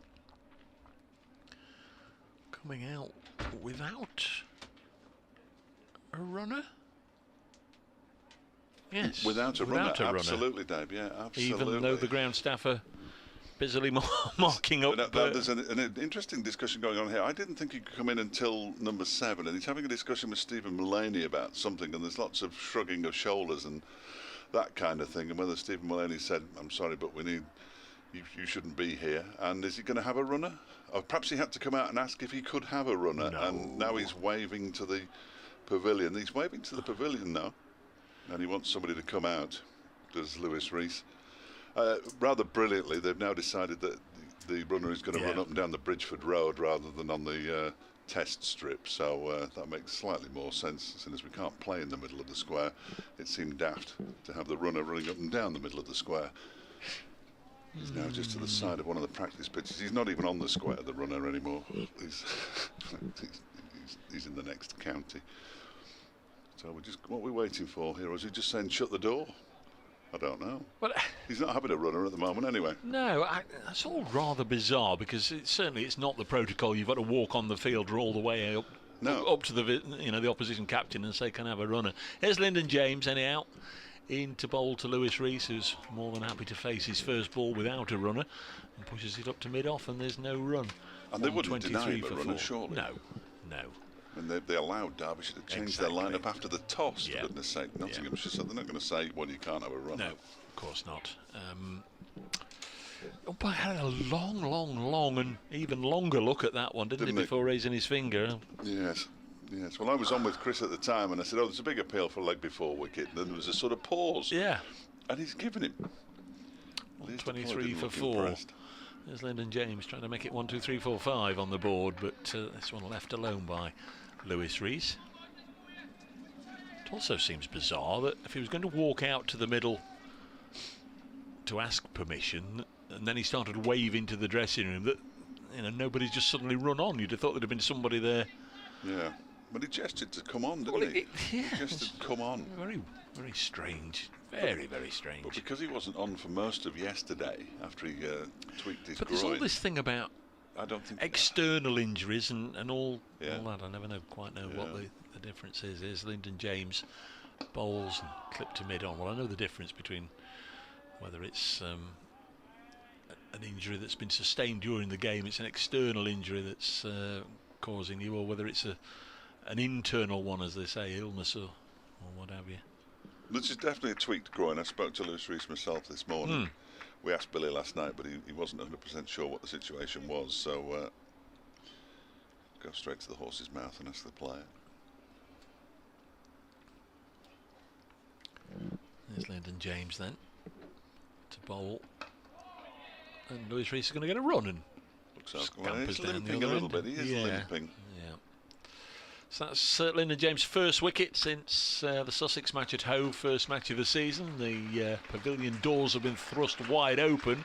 I was just wondering if there would be a Derbyshire runner on his way out. It seemed then as if Wayne Madsen was saying, well, where are you? Come on, let's be having it. Certainly looking for something here, aren't they? Wayne Madsen's now had a word with here comes the batsman. But it'll be Brooke Guest, I fancy.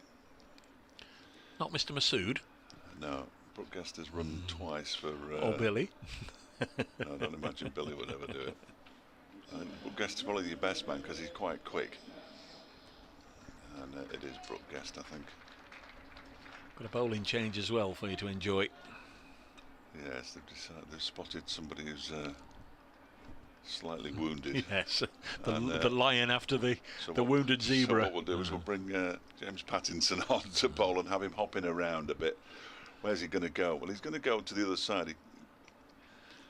No, he can't go there. Well, he is going there. Yeah, oh, interesting. Yeah, I don't know, they've marked both sides. So he's now going to the test strip. Not quite the test strip, but it's not far away. I don't know why I said zebra there. That's the first time in my life I've ever said zebra. It's a zebra, isn't it? Well, it's a zebra. It's a zebra. I didn't pick you up. Well, on you it should have done. No, you should have because said, what on earth are you doing calling it a zebra? Yeah, I thought perhaps that's what they called around here. You did say scone earlier on. Oh, it's definitely a scone. There's no doubt about that. Not so sure. Here is Pattinson then bowling to the injured Lewis Rees, who just moves out of the way of that one. Short delivery. He's not a bad man to have coming. I know he's handicapped to a certain extent by this groin injury, but he's not a bad man to have coming in at number 6 in the order. He's used to facing all the quicks in his role as a former opener. I think he hopes he's a future opener as well. Yep. He's very much opener's mindset, Lewis Rees, but an opener who likes to get on with it. At the moment he needs to stay out there as long as he possibly can. Derbyshire need another 200 runs from somewhere. Not sure where they're going to get them from. Here is Pattinson bowls, and that's beaten him and caught, taken the edge, and he's gone. That is a terrific delivery. Brooke Guest needn't have bothered coming out. He hasn't moved a muscle as a runner, and Lewis Rees has gone now, and Derbyshire are hurtling towards defeat, it would appear. 124 for 5 now. Tell you what, that was a slippery delivery. My word, it was, and it got an extra bit of bounce. And I suppose you can only get that bounce if you put in the effort in. If you're a quick bowler anyway, the shoulder generating that extra bounce, it really got up and nick off the shoulder of the bat through to Tom Moores, and they were all up. Pattinson celebrating down the other end. I think there might have been a little bit more of a celebration had it been Wayne Madsen, but it doesn't matter, he's got the wicket. And Rees, well, it's a real old shame, he troops off 6 balls, 6 minutes at the crease. Courtmore's bowled Pattinson for 1. Nottinghamshire will feel now that 3 wickets in this session they've made huge inroads. Certainly have. Derbyshire in all sorts of trouble now. And Alex Hughes says thanks, getting out in Pattinson's first over. Thanks. I thought he was going to come out to bat ahead of Lewis Rees, in all honesty, because Lewis Rees hadn't been on the field anyway. Whatever the whys and wherefores of that, and who knows what the discussion was out in the middle between Lewis Rees and Stephen Mullaney. Alex Hughes has now come out to bat. I asked him where he was on Thursday morning when he got the phone call. He said, I was in bed on his phone looking at footage of Lancashire's second team players who he was about to face in the afternoon in the T20. That's what he told you. So the phone goes while he's holding it. Hello. Mickey Arthur, can you get yourself down at Trent Bridge, please? You're playing. He said he got here about 11:15. Not too bad. Not too bad at all. Now he's going to have to face the music. Yeah, I guess that was the important word, playing. If he'd said, can he come down here, you know, you'd have thought the mindset, oh, they want me to carry drinks, and it'd been no great haste to get here. But you're playing, you'd push the speed limit, wouldn't you? There's Pattinson bowling to Alex Hughes. First delivery very wide of the off stump. Full delivery. Hughes has nothing to do with it. That'll be Hughes' fault for not standing in the right place. Yes. He's only bowled 1 no ball. In saying that, inevitably he'll bowl another one, but the one he bowled was for a beamer, wasn't it? Yeah, Slipped. Yeah, just slipped out of his hands, and Billy Godman got bat on it and sent it away for 4 runs. Everybody was a little bit surprised. Billy Godman was surprised. Here comes Pattinson once again. From the Radcliffe Road end, in and bowls to Alex Hughes, who pushes this out. Backward of square on the offside, and there's no run. Somerset 65 for 8, trailing Hampshire by 4 runs only, with just 2 wickets left. I think that's going to be the first one to finish. We might not be too far behind if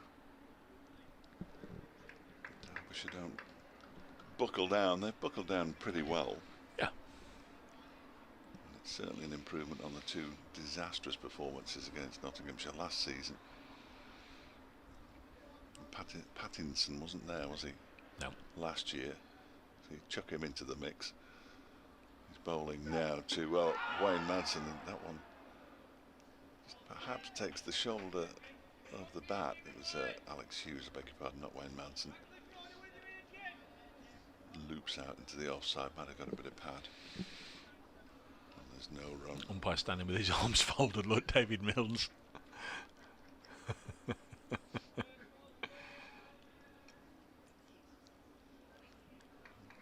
Not very impressed by the appeal, perhaps. There might just have been a word out the side of the mouth as well. Big man to argue with, David Milnes. Yeah, good man. He's a good man. Absolutely. Pattinson is in again. That one's wide of the off stump, left alone by Alex Hughes, and it's the end of the over. 124 for 5. Derbyshire leading by 26. Alex Hughes yet to get off the mark, and Wayne Madsen on 42. And I just said to Chris Coles just before Liz Deploy was out that Derbyshire would probably have to be batting in 24 hours time if they were to harbour any hopes of saving this match. And quite frankly now I'd just be happy if they were batting first thing tomorrow morning. Yeah, that'd be a terrific effort, because we've still got more than half of a normal day left, 49 overs. Lyndon James to bowl. Everybody again looking towards the pavilion, but we're ready. No, it does have this. It's Morning Morkel, wasn't it, who did a almost a complete 360 degrees. Well, Lyndon sort of is half looking away, almost at 180 before he turns and comes in and bowls, and won't mind that too much because Madsen's taken a single first ball. 10 to 4. We were told at the start of the day, or earlier on when we got a message or two, that it would be 4 o'clock tea, but they didn't start this session until about 5 to 2. They had a lengthy final over of the morning session, and they came out and there were one or two, I don't know what it was, I can't remember now, but there was some reason they were all out there on the field for 2 or 3 minutes and we didn't get any cricket. So it may be that they go on until about 5 past. Next ball cut away, but Pattinson's there. So Hughes not yet off the mark. Pattinson on the 45, lurking. 125 for 5. The men out, Sean Masood for 0. Brooke Guest 23, Billy Godalman 27, Lewis Deploy 22, and Lewis Rees for 1. Alex Thompson scheduled to come in next at 8. James Bowles clipped away nicely through the leg side. Patterson's out there on the Fox Road side of the ground and keeps them to 1. That's good work. 126 for 5. Hughes is off the mark. Yes, Alex Thompson due in at 8. And if they go the same order as the first innings, then it'll be Liam Hurt, Nick Potts and Sam Connors. Yes, once they get down there. The rats and the mice? Yeah, I think so. I think so. These to the last of the... Well, Thompson can bat. Madsen, that's 43.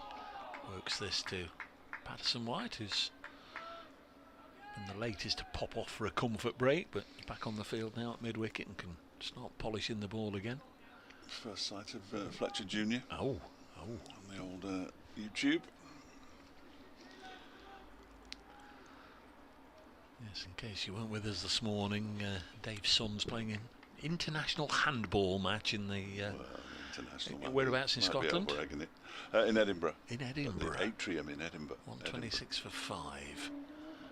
James Bowles and Madsen squared up almost like French cricket and plays it back to the bowlers. Is it just the one game today, or do they? Yes, he'll only play one game today and then play the semi-finals today, final and third and fourth place tomorrow.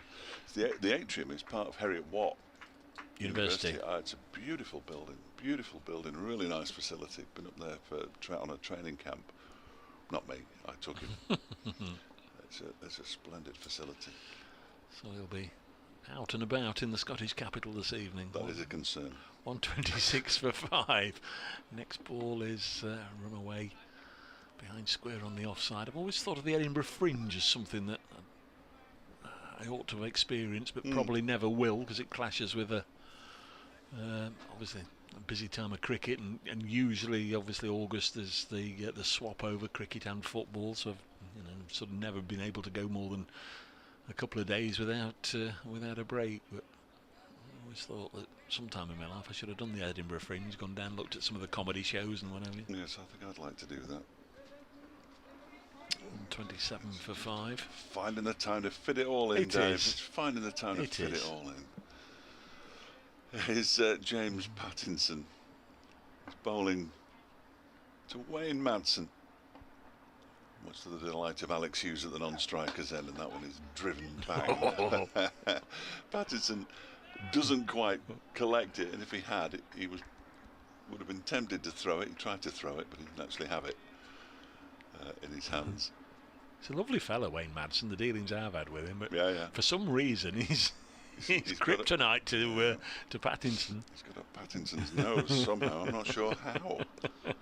Good effort.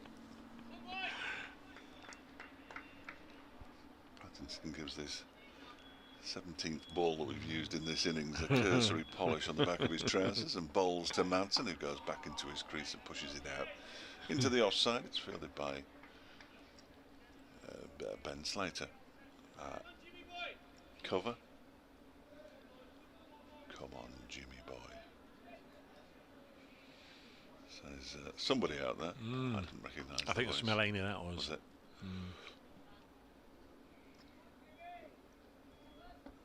Plenty of support. He's got a lot of support down below us as well. The crowd down there love him. Well, I think I've heard Hales and Fletcher. Yes. Fletcher LJ down below us as well. Yeah, I know they're around as this next one is the swipe. It's a no ball. It's only his second. It's the first one that he's conceded from overstepping. It's called the Orium, not the Atrium. I beg your pardon, in Edinburgh. It's still a very nice place. 129 for 5. The lead over 30 now. 31 run advantage that Derbyshire have. Could still be 10 wickets they lose by, but just the fact that they haven't folded like a, I said they haven't folded like a pack of cards. 129 for 5. They're not doing particularly well.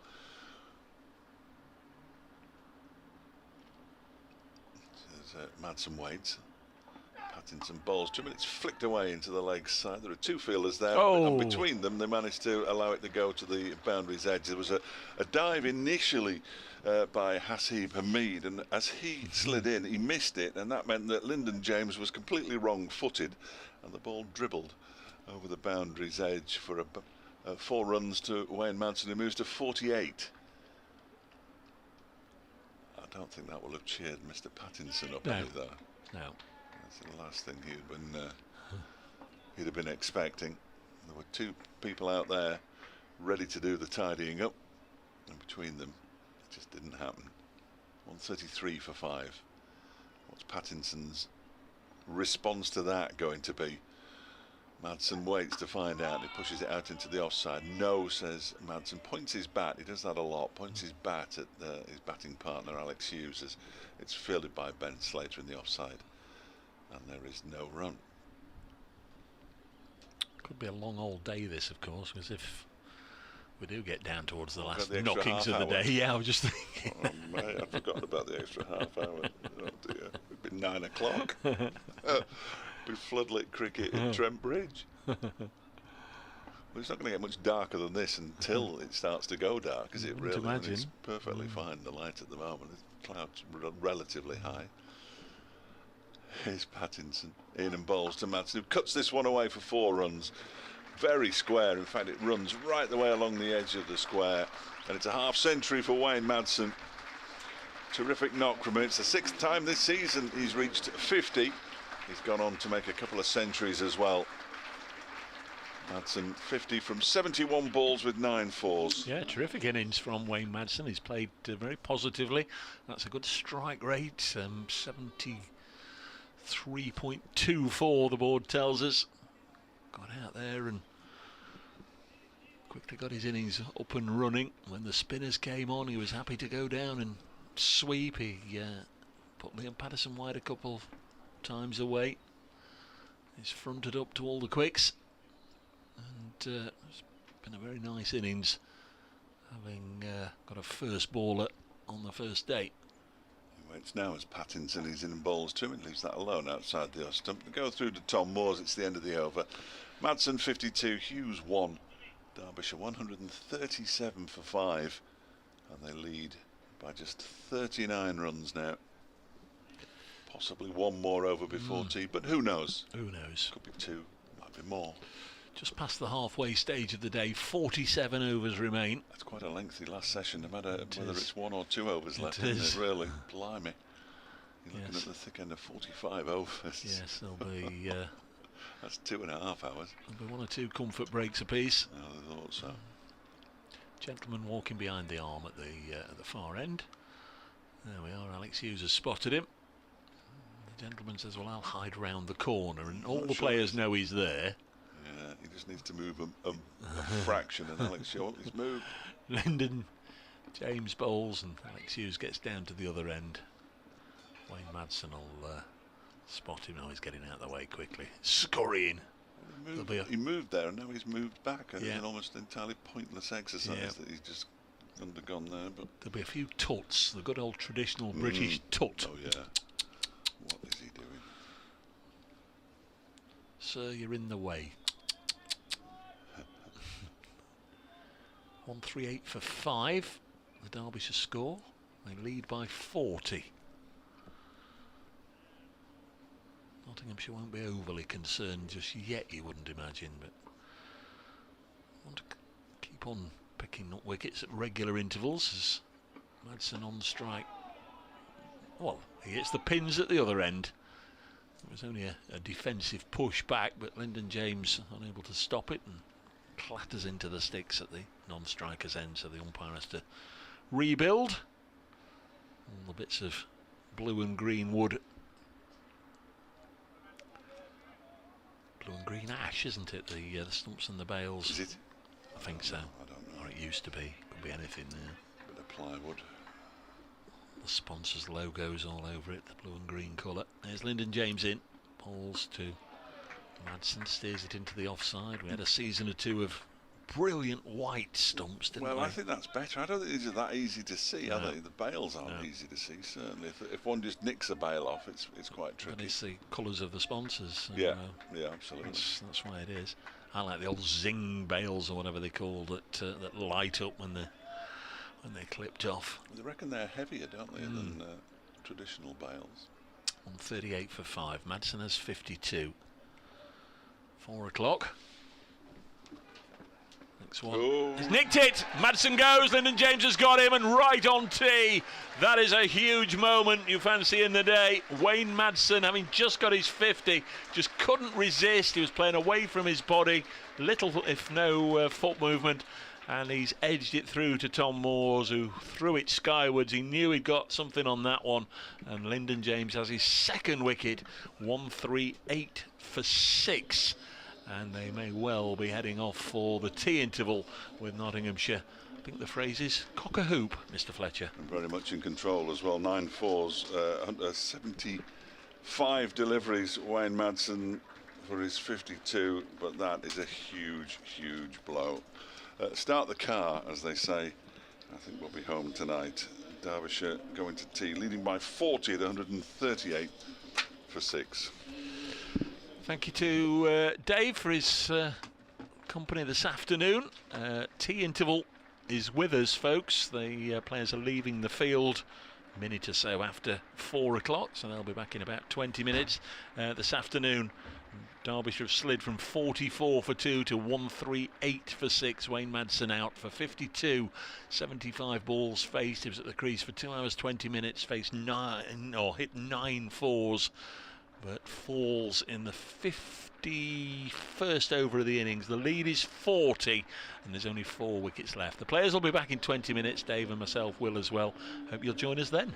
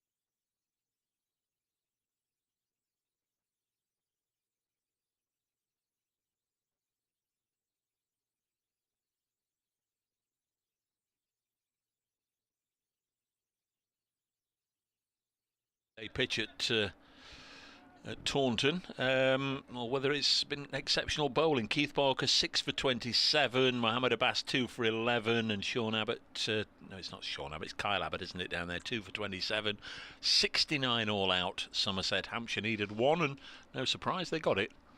There's Lyndon James starting this session, bowling to Alex Thompson, who's the new man. The last wicket went down 4 balls into the over, so there'll be 1 more delivery to come. Mr. Fletcher back alongside me, just busily rearranging your evening plans, Dave, which may or may not be premature. Yeah, potentially. Having a think. Lyndon James to bowl to Thompson. He blocks it, back to the bowler. 138 for 6. Bit of crumb stuck in my throat. I've succumbed for the first time this season. First scone of the 2022 campaign successfully negotiated. 138 for 6. We're going to have spin from this end, which surprises me. I thought they might go all guns blazing. Let's try and knock them over. Perhaps they want a bit of practice tomorrow as well. They don't. No, they don't. An awful lot of cricket to be played. 46 overs plus a potential 8 on top of that is, well, it's a lot. 54 overs is an awful lot of overs. It's my maths, that is. It's a lot. That plus that equals a lot. It does, doesn't it? So here is Liam Patterson-White, 8 overs for 28 so far. Lyndon James, 5 overs, no maidens, 2 for 8. Thanks very much. So not taking a wicket in the last 3 matches. Here is Patterson-White, then bowling to Alex Hughes. The 2 Alexes batting together. This one is defended back to him by Hughes. There is no run. Got men either side of the pitch. On Ben Duckett on the offside. Oh, gust of wind. Gust of wind. This one is cut away, but straight to the man at backward point, who is Dane Patterson. And there's no run. Ideal for Notts, 2 brand new batsmen at the crease. This wasn't a great shot from Wayne Madsen. This next delivery, oh, just bounces a little bit more than Hughes was expecting, I fancy. It hit him in the gloves. As a result, goes out into the offside, and there's no run.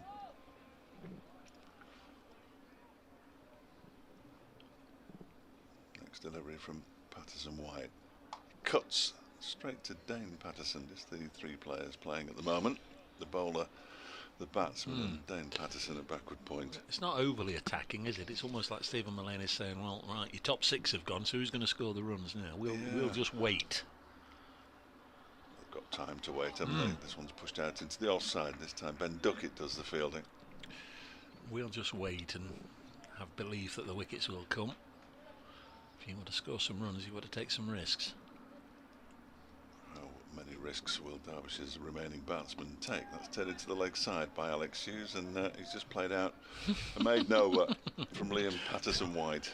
Well, so the answer is none. There was actually an overthrow. Oh yes, I there. realised the ball had gone over there. How bizarre. I presume somebody had shouted over, or I say somebody, the umpire shouted over, but it was played out to Asiba Mean. He lobbed it back to Stephen Mullane and lobbed it straight over his head. The ball just ran away into no man's land, but yeah, clearly over had been called. Look at the movement in front of the pavilion seats. Of course. And there's Lyndon James going to bowl to the big tall Alex Thompson. Balls now and worked away. There'll be at least 1 there. Patterson-White's after it. Yes, no, shall we, shan't we? Thompson wanted 2 and Alex Hughes sends him back. I don't think they need a run out. No. Can do enough damage without a run out. The lead is 41, 139 for 6.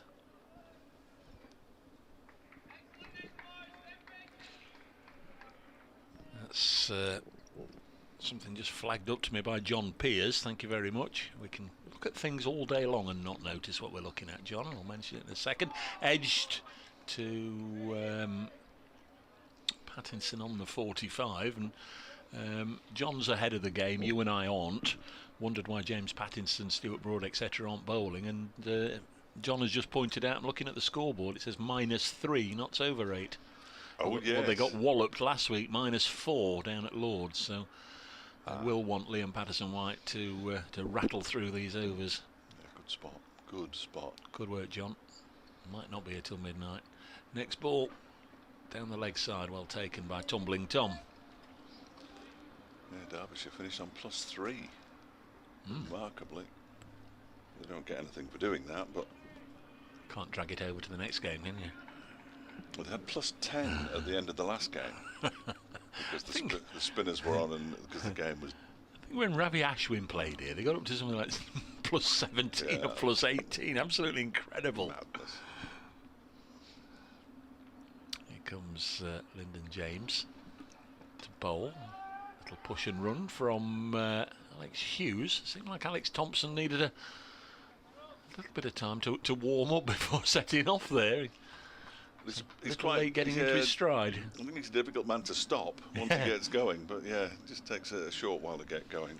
A bit like Usain Bolt when he didn't quite hear the gun. He's always confident of making up the ground on the others, but he's a little slow starting off. 140 for 6. Lyndon James with 2 of the wickets. Bowls to Thompson, push into the offside, and Nasiba Mead will have dirty knees, having slid across the ground. There's probably a run there if they'd wanted one, because he was having to run away from the pitch, wasn't he, as he went down to put the slide in. He got there, got into a position very quickly though, and that probably deterred the 2 batsmen. 2 wickets went down before lunch, 4 in the afternoon session. Lyndon James bowls to Thompson, again pushes it out, and the effervescent Hamid comes in and fields Lyndon James. 6 overs, 2 for 10. Derbyshire 140 for 6, leading by 42. Well, there wasn't a run there. Alex Thompson thought there might have been. I'm fairly sure there wasn't. Alex Hughes isn't a short man, and he's been dwarfed by Alex Thompson, who is a very, very tall man. I reckon 6'5", 6'6", probably. The gentle giant. 140 for 6. You wouldn't expect him. You wouldn't pick him out of a lineup as the obvious candidate for spin. Here's Liam Patterson-White beginning a new over, and it's cut away out towards the cover boundary where Ben Slater is waiting. Sends in a really good throw right over the stumps. The batsman go through for a single. 141 for 6. A lead of 43. Who knows? These 2 might still be batting. In 43 overs and 5 balls time. Might be batting handshake time tomorrow. This one is defended by Alex Hughes. I might get the 6 lottery numbers tonight. They don't even do the lottery. Yes, exactly. Ought to. There's been some big money about, hasn't there? Was there a record win last weekend? 40 odd million, wasn't it? This one's defended into the leg side. 184 million, I think. Was it 84? 184. Yeah. It's more money than you could ever need, isn't it, really? It's a challenge you'd like to take on. This next delivery from Patterson-White is cut away by Alex Thompson this time, who picks up his 2nd run out to the point boundary area, where it's fielded again by Ben Slater.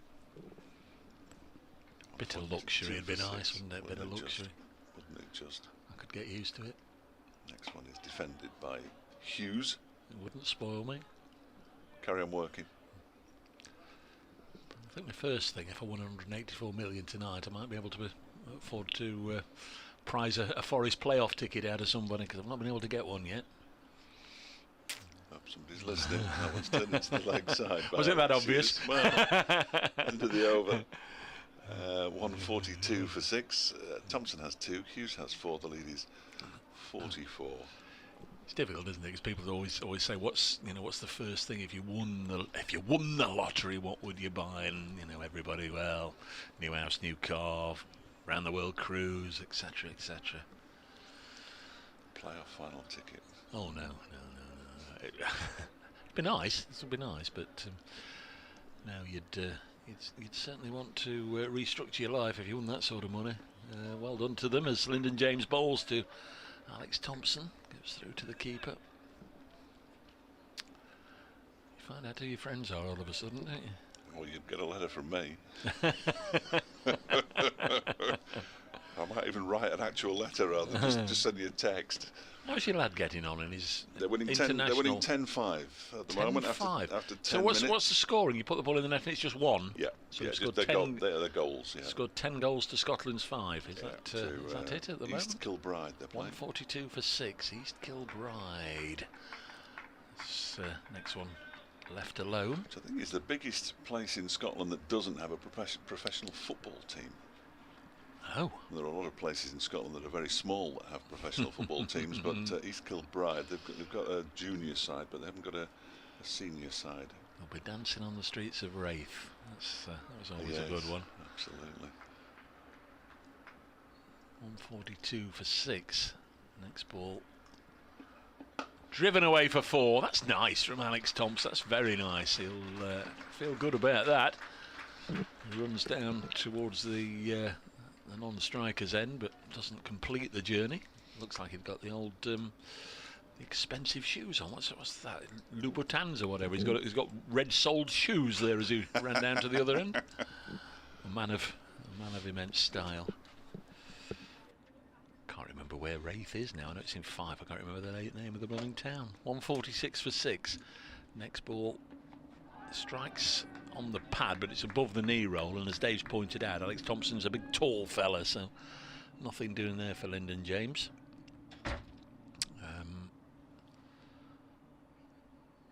Yes, a place where Jockey Wilson was from, of course. In 5, 146 for 6 is the score. Thompson has 6, Hughes has 4. Good finish to the afternoon session for Notts, picking up a couple of wickets in reasonably quick succession. This one's worked away nicely by Thompson. Going to be a long chase for Liam Patterson. White drags the ball back in from in front of the Hound Road stand, or the Larwood and Vose stand, that sort of area out in the deep. 149 for 6. Kirkcuddy. That's it, Kirkcuddy.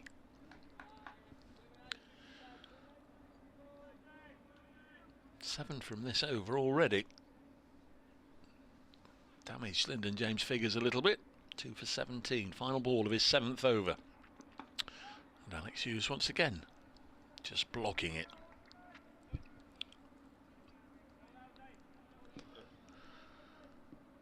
So the 3 batsmen to come. Liam Hurt, who's making his Derbyshire debut in this match on loan from Lancashire.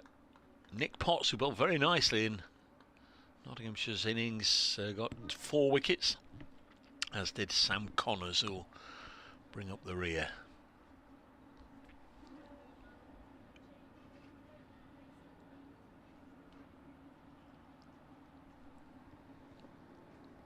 Liam Patterson White bowling to Thompson.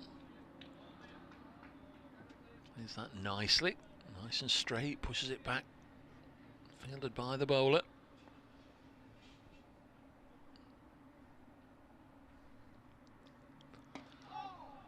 This time again defensively, steers it to Ben Duckett. It's on the offside, fairly close in there. An obviously driven shot would bring Duckett into play. This was mistimed certainly by Thompson. It goes back to the bowler.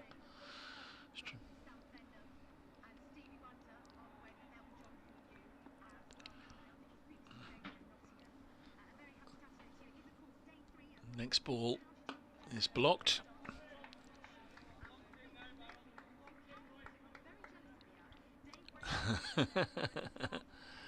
I have indeed. A scone or a scone, whichever you prefer.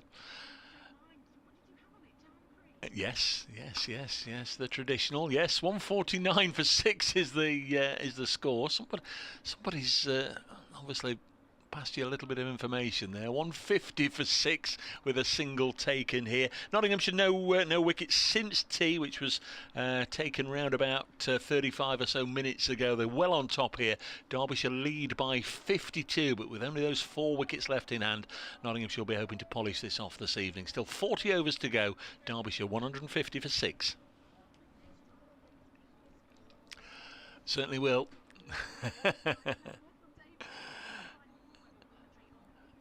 Derbyshire 150 for 6. Another update for BBC Radio Nottingham, done and dusted. It'll be Dane Patterson to come on and replace Lyndon James on either side of T. 2 for 17, got the wickets of Leos Deploy and Wayne Madsen, so a couple of really big wickets there for Lyndon James.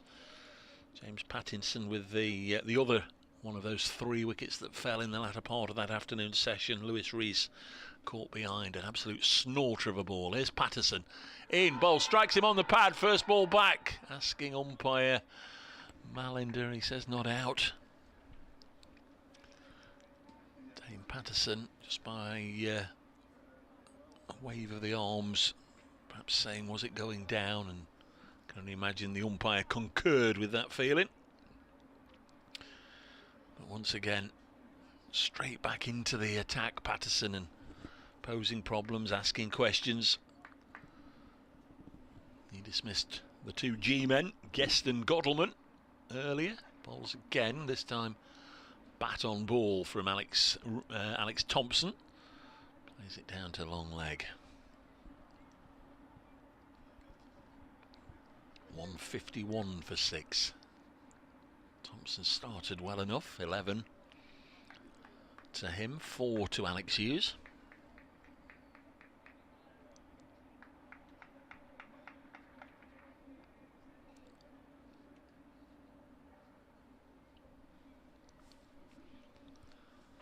Patterson in his 12th over. Bowls to Hughes, short pitch delivery that Hughes initially looked as if he was going to get into position to take on, and then he bailed out. So there was a fraction of a second where he had both feet off the ground and he ducked underneath it.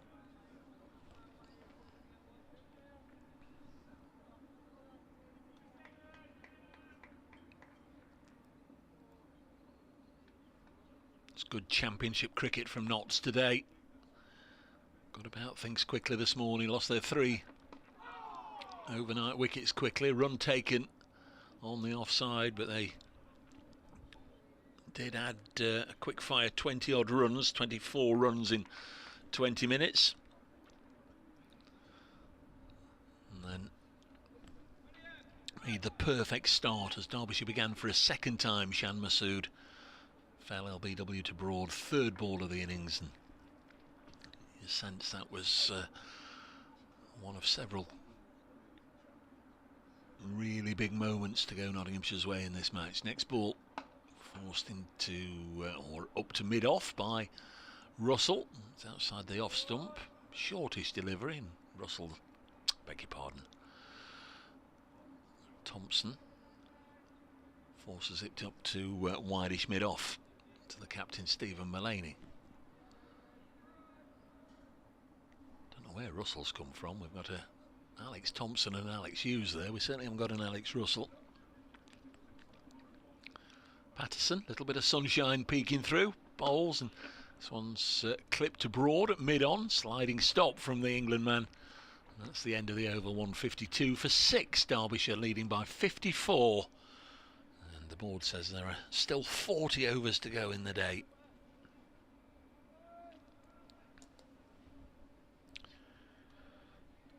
Somerset on the wrong end of a 10-wicket defeat to Hampshire. That's the only defeat then, or the only result so far in this round of matches. Here's Liam Patterson-White to continue. Hughes defends. The 2 tour matches I was telling you about earlier, Sri Lanka and Development 11, 372 for 9 declared, no wickets for Brett Hutton. Surrey in reply, 90 without loss. Patterson-White bowls Might have kept a whisker low, this one. Hughes plays it out on the offside nevertheless. And at Hove, where they lost the first day, New Zealand first day of their tour match, it's Patterson White comes in again and Russell's defence. It's a really strange looking scorecard because New Zealand are 240 for 1. Tom Latham retired not out 65, Will Young retired not out 55, Rutherford out for 31, Bracewell 49 not out, and Blundell 29 not out as the next delivery is defended. I'm pretty sure that was a first class game, but all those retired 50 not outs, I'm not sure. They might have moved the goalposts with yesterday being washed away. Next ball should be cut into the offside and is nicely played by Alex Hughes. We'll get a single, 153 for 6. They're clapping, what they're clapping, just the return from Ben Slater. He's got a good throw, hasn't he, Ben? Yeah. Good arm. Well, he should have. He's had plenty of practice over the years, fielding out in the deep. LPW, final ball of the over. And there it is, 153 for 6. It's a wonder he hasn't charmed his way on for another bowl again after his... Well, to get that over rate back to 0, they could do worse than having him on for a couple of overs, couldn't they? I think he's content just to trot his way around the outfield at the moment, knowing that he'll probably come out and inflict a rather heavy defeat on his former county at some point. I think Mr. Emerson's Wembley look might be about to change because the old Black Cats are 2 to the good. Oh, they've scored a second, have they? Dane Patterson begins a new over, bowling to Alex Hughes. Ball pushed out into the offside, where it's fielded by Hamid, and there is no run. Sun shining brightly, a plenty of blue sky at the moment. Glorious late afternoon or afternoon sunshine. Leicestershire slipping to defeat. They're 7 wickets down at New Road now, still the proverbial million behind, over 300 behind. 7 down in their second innings, so Worcestershire on the brink of wrapping that one up. Hughes waits and Patterson bowls to. That's a good leave by Alex Hughes. The last thing Alex Hughes wants is to leave one and find his off stump leaning backwards. He wouldn't be the first against Dane Patterson. He wouldn't, but in this particular situation with a lead of 55 and 4 wickets left, you don't want to be chucking it away. He didn't. I'm delighted to say. Turn at the top of his mark now, the South African, and set off towards Alex Hughes. And bowls to him and pushed out into the offside. Hasib Hamid does the fielding once again. The not-so-over rate has come back 1 already. They're now -2. They'll be all right. Very often don't adjust them until the end of sessions or the end of days, but if they are in the minus, the captain can ask for it to be sort of done as a rolling thing, just so he's aware. Yeah, that happened last week. Derbyshire were in a spot of bother, but they had Thompson at one end and Madsen at the other, rattling through their overs as this next delivery is defended on his toes there. Just plays it down into the onside. It's fielded by Liam Patterson White. And there's no run. Still a bit of green, isn't there, in the wicket? You know, if you said to anybody, you know, can you see any green there? The answer would obviously be yes, but it's played very well, hasn't it? Oh, it has. It has. And the Derbyshire batsmen, all of them, well, the 2 of them that I've spoken to, Billy Godleman and Leicester Ploy, it's Derbyshire's own shortcomings that have cost them. This next delivery is, again, a little bit short of a length and defended well by Alex Hughes, back towards the bowler. Leicestershire 8 wickets down at New Road. Worcestershire need a couple of wickets there. On course to win that one. That's a bad away trip to lose an entire day to. Well, the viewing from New Road is a little bit iffy, but well, it's a lot iffy. It's a terrific city to be in. There comes Patterson White in and bowls. That one is defended into the offside by Alex Hughes. That's a maiden over. Yes, a maiden over from Dane Patterson. 13 over 6 maidens, 2 for 18. Not bad. His figures And Derbyshire remain 153 for 6 with Thompson on 11 and Hughes on 6. The lead is just 55. Still going to be Patterson White to continue. We'll probably see him anchored in at this end, and then the quick rotate maybe at the other end. Thompson on the strike. One slip, Stephen Mullaney. 3 other fielders on each side, saving 1, and then another couple out on the fence on each side. First ball pushed back to the bowler. Start of this, the 60th over of the innings. Police car going very, very quickly. That's one worked out to a shortish mid-wicket where Lyndon James does the fielding. He'll be delighted to have got those big wickets of Madsen and Deploy before tea.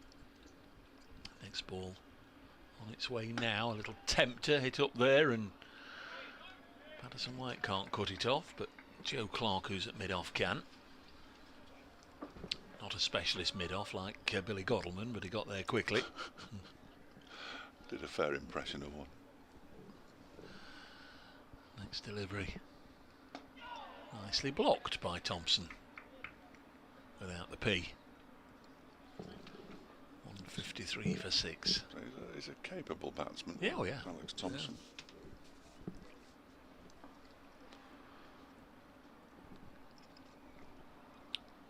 Patterson White off a couple of walk-up steps. Bowles fires it in. Thompson eases it out to Slater, and they take another single. The lead is 56. Essentially 56 for 6. When do you see Martin Emerson again? We don't see him for a while. Unfortunately, it'd be insufferable, wouldn't it? Next ball is blocked by Alex Hughes. Ended the 60th over. Still 37 overs to go in the day. 154 for 6 here on BBC Radio Nottingham, BBC Radio Derby, and everybody joining us pretty much all over the world following the live streams provided by, in this instance, Nottinghamshire County Cricket Club. Kirsty and her crew looking after us today, keeping us on the straight and narrow. 154 for 6. Just about. It's Dane Patterson again, bowling from the pavilion end to Alex Thompson. Rather reaches for that one. It didn't bounce perhaps as high as he thought it was going to be, but he was a long way away from the ball when he waved his bat in the general direction. Reasonable, in fact a decent crowd for a Saturday. You often say club cricket keeps people away and the football keeps people away and what have you on a Saturday. Well, no sort of there's no league football, is there? No professional league football on. Thompson's next delivery from Patterson clipped into the leg side, a little aerially initially off the bat, but bounces before it reaches Patterson White. Yeah, I think it's a very decent crowd. The crowd away to our right is not quite back up to levels of day one, but it's not far off. Not far off. Good to see. It's difficult. I mean, I think we've both had long associations with clubs, and you don't like to see club cricket affected by people not being available. Some balls pulled into the leg side, but horribly mistimed by Alex Thompson. He picks up a single as it dribbles out towards the square leg boundary. You know, I used to hate it, getting in the business of picking teams or trying to coerce people to play cricket on a Saturday, and now I'm going to Forest, or I'm going here, or I'm going there, or whatever. You want people to play, don't you? But you can't sort of force them to play. It is a free choice whether they make themselves available for amateur sport, club sport, or what they do with the weekends, really. Next delivery is left alone by Alex Hughes outside the off stump. Flies through to Tom Moores, the wicketkeeper, in his bright yellow gloves.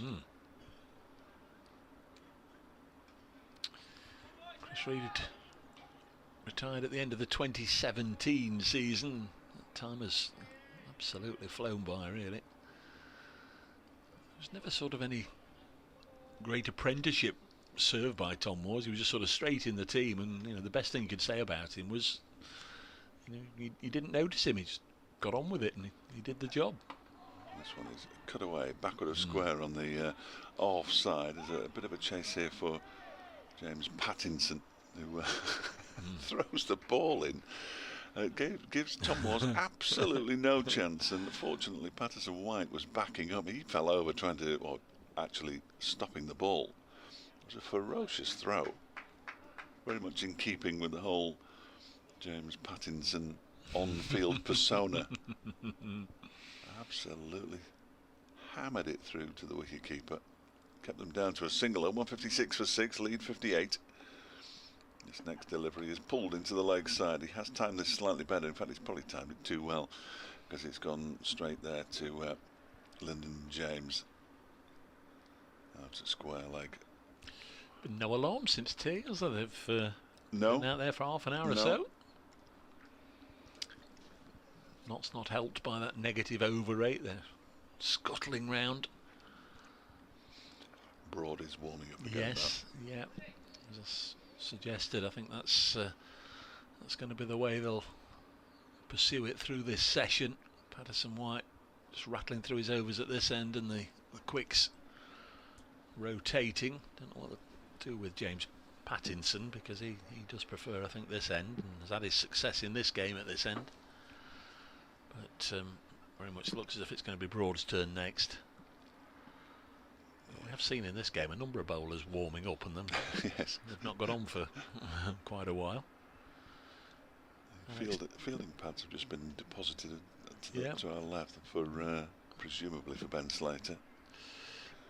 Alex Thompson not exactly helping Notts rush through their overs here. Good man.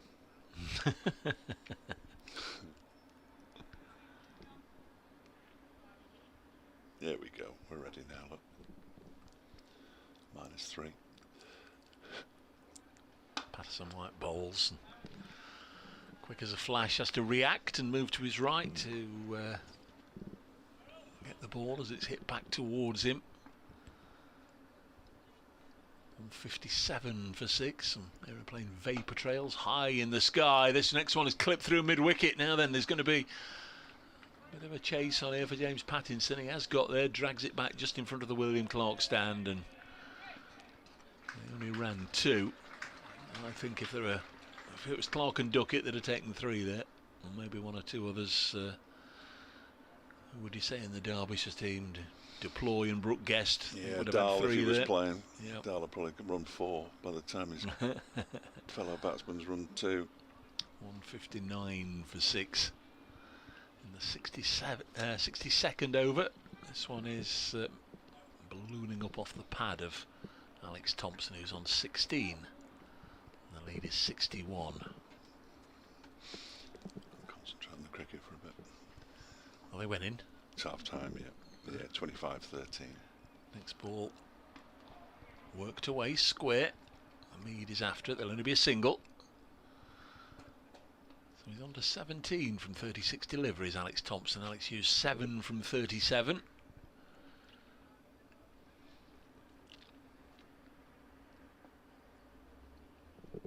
Patterson White round the wicket, bowls, and Hughes stretching. Plays it out into the deep to Slater. Another single.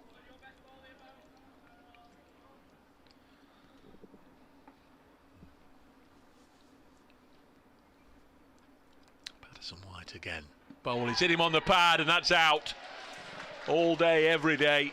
You go deep into the crease to the spinner, giving yourself a little bit of room to try and work it away on the leg side. Yeah, all of that is fine, but having got into that position to a straightish ball, you've then got to get bat on ball, and he didn't. And it's 161 for 7 now, with Alex Thompson out for 17. LPW 34 minutes at the crease, 37 balls Alex Thompson faced, hit a boundary, but at 161 for 7, Derbyshire running out of options. First wicket of the innings for Patterson White. don't think we've seen an LBW more out than that in all season, if I'm honest. It was the easiest decision that umpire Milnes will ever have to make. In fact, Patterson, Alex Thompson basically turned and walked. He did, yeah. Yeah, he knew he was on his way. Here's Liam Hurt, who hasn't had the most auspicious of Derbyshire debuts. Didn't get a wicket with the ball. Scored a few runs in the first inning, to be fair to it. Managed to pick up 13 of 36 deliveries, but it's going to take a lot more than that for Liam Hurt and Alex Hughes, Sam Connors and that's Nick it. Yeah. Potts. No, Nick Potts. I forgot Nick Potts. To get to post anything like a total, it's going to be challenging. I would say that in 1983, Nottinghamshire were bowled out by Derbyshire for 53. I didn't know that because it's on the scorecard. I would never have known that otherwise. 161 for 7. The lead is 63. And Stuart Broad. In and bowls to Alex Hughes, who leaves alone. One down the leg side. Couldn't have got his bat much further away. We've got the short leg in now for first time in a long time. It'll be Ben Slater, won't it? Yeah, it is. Ben Slater in at short leg. Yes, he seems to do the quicks, and Asiba Mead in there when they require one for Patterson White. Here comes Broad again. Bowls to Hughes, who turns it into the leg side and sets off for a quick single. I'll play Stuart Broad from that end, if you don't mind, Liam. I presume during the changeover, Stephen Mullaney said, umpires, can you have a word with the scorers? Is it still -2? Because it's just changed to -1, the over 8. That's all right. You can deal with -1. Yeah, they'll be all right Yeah, now. they will. I was thinking it's a bit of a nonsense anyway. When the game's going to finish with an entire day to spare, that you get done for not bowling your overs quickly enough. For goodness' sake. I mean, we could even finish before 6 o'clock tonight. Potentially, probably not, but potentially it would. Well, the way they set off last night, not last night, the night before.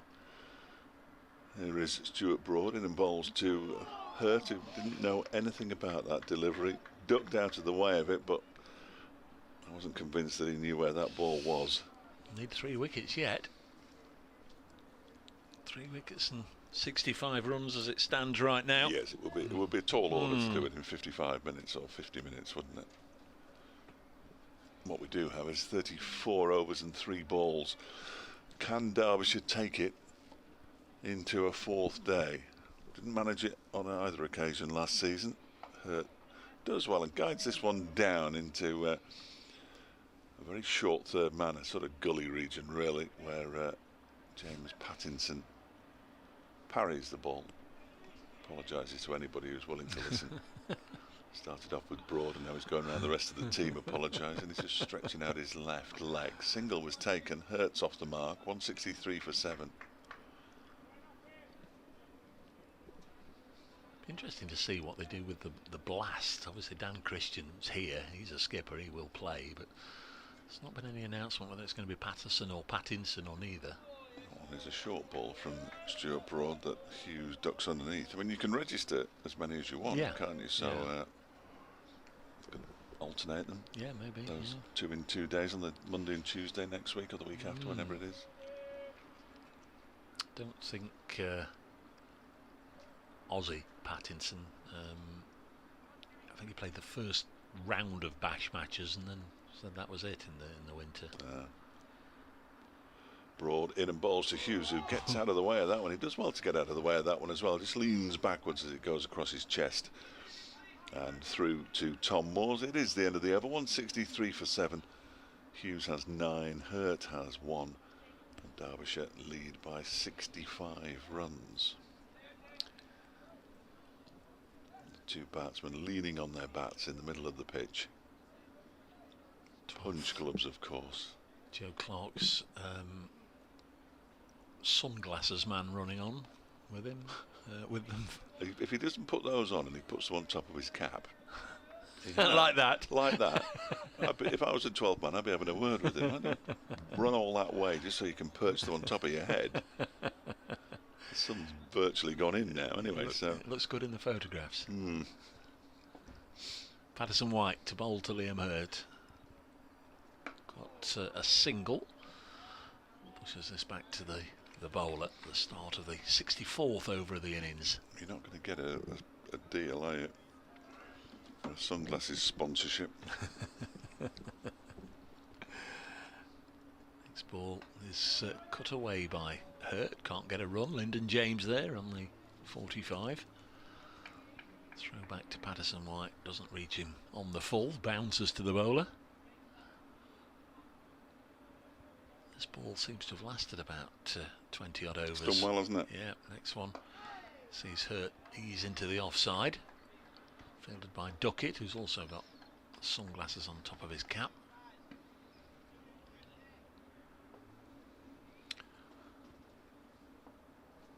Patterson White bowls again, and Hurt almost did a Thompson then. He went back, but got some bat on it.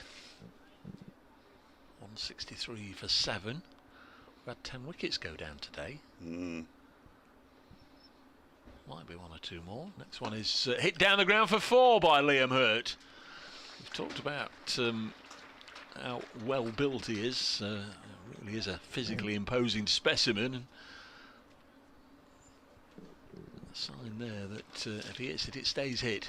Clubbed it back over the bowler's head for 4. No messing. Well, he should be able to hit it hard, shouldn't it? Given his physique. Yeah. It's whether he's got the hand-eye coordination to do it too many times. 167 for 7. Patterson White bowls and back on it. He didn't have a sudden rush of blood and try and hit the next one. He was happy to block it. Derbyshire lead by 69. You do wonder, though, before I nip next door, you do wonder whether his lack of wickets in the first innings, he's only here on a short term and only thought, right, hang on a minute, I've got to do something here. He's got to make some kind of mark in the match, hasn't he, Liam Hurt, if he possibly can. Good to see. 167 for 7. Still going to be Broad from the pavilion end. Bowling to Hughes. No slips, but James Pattinson inching closer in the gully. Slater at short leg. And Broad fires one down the leg side. Quickish delivery. Through to Moores.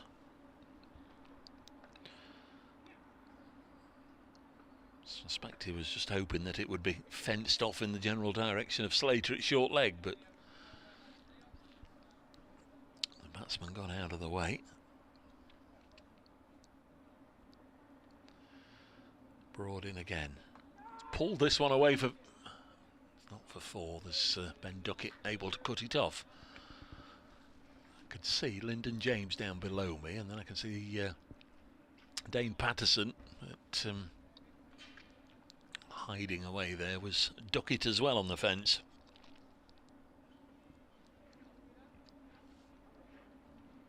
.168 for 7. Derbyshire's lead is 70. And Liam Hurt, who struck that lovely blow in the previous over on strike, and we've now almost got 2 gullies. You can say Joe Clark, 4th or 5th slip, right next to James Pattinson. Next ball is bobbed underneath by Hurt. Obviously Feely either tries to run it in that area or is susceptible just to fending it off and steering it towards 4th or 5th slip or gully. 168 for 7. Bit of work for Notts to do with the bat already.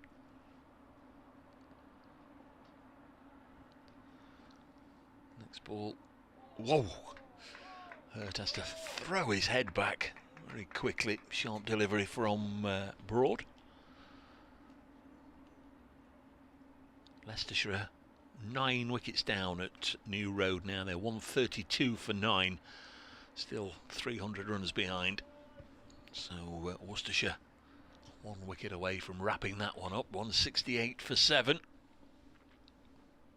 is the score here at Trent Bridge. Here comes Broad. bowl, and Hurt has dug it out. Pattinson White into the offside after it. Just a single. 169 for 7.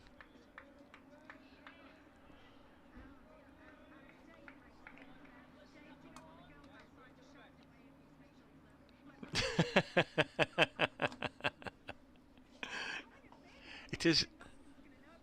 Well, that's true, Kelly. That's true. That's true. Do you want the score? Derbyshire still batting, of course, 169 for 7, so Notts are getting closer to you fancy winning this game. They only need 3 more wickets, and then right now the victory target would be 72. The visitors effectively 71 runs in front, just 3 wickets left. 1 wicket's just gone down, the first to the spinner Liam Patterson White. He's just at Alex Thompson, absolutely plumb LBW. It's been a good day for Notts. They rattled on this morning before eventually all out for 358, and Stuart Broad dismissed Shan Masood for naught early on, and since then wickets have gone down fairly regularly. There's still 32 overs remaining in the day, so Notts will be very confident of wrapping this up in round about an hour and a half's time. We'll look forward to it. 169 for 7. Patterson White into bowl to Hurt, who gets a stride, well, partial stride in to block the ball. Pushes it back to the bowler. He's on 6. Will he try and hit him down the ground again? Mid on and mid off, waiting. Oh, he will indeed. It's gone up in the air, high up in the air. It's going to fall safe. Dane Patterson rushing in from the fence away to our left, and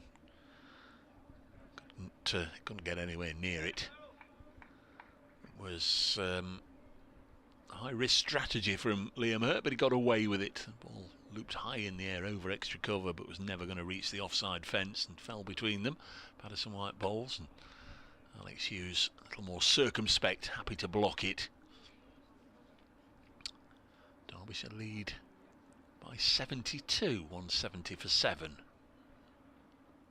Next ball will be on its way, and the sweep, and he swept it into the back or the shoulder of Ben Slater in there at short leg. Let's hope Ben's okay. Stayed down on the ground. I thought it was either his left shoulder or the back. The physio's rushing on.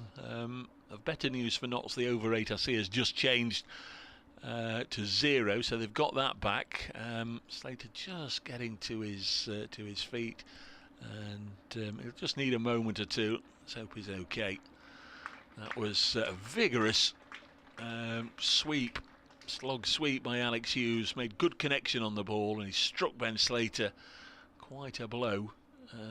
But he was turning. He sort of read the situation, alert to the situation very quickly, and turned his back. And I thought it had got him round and about the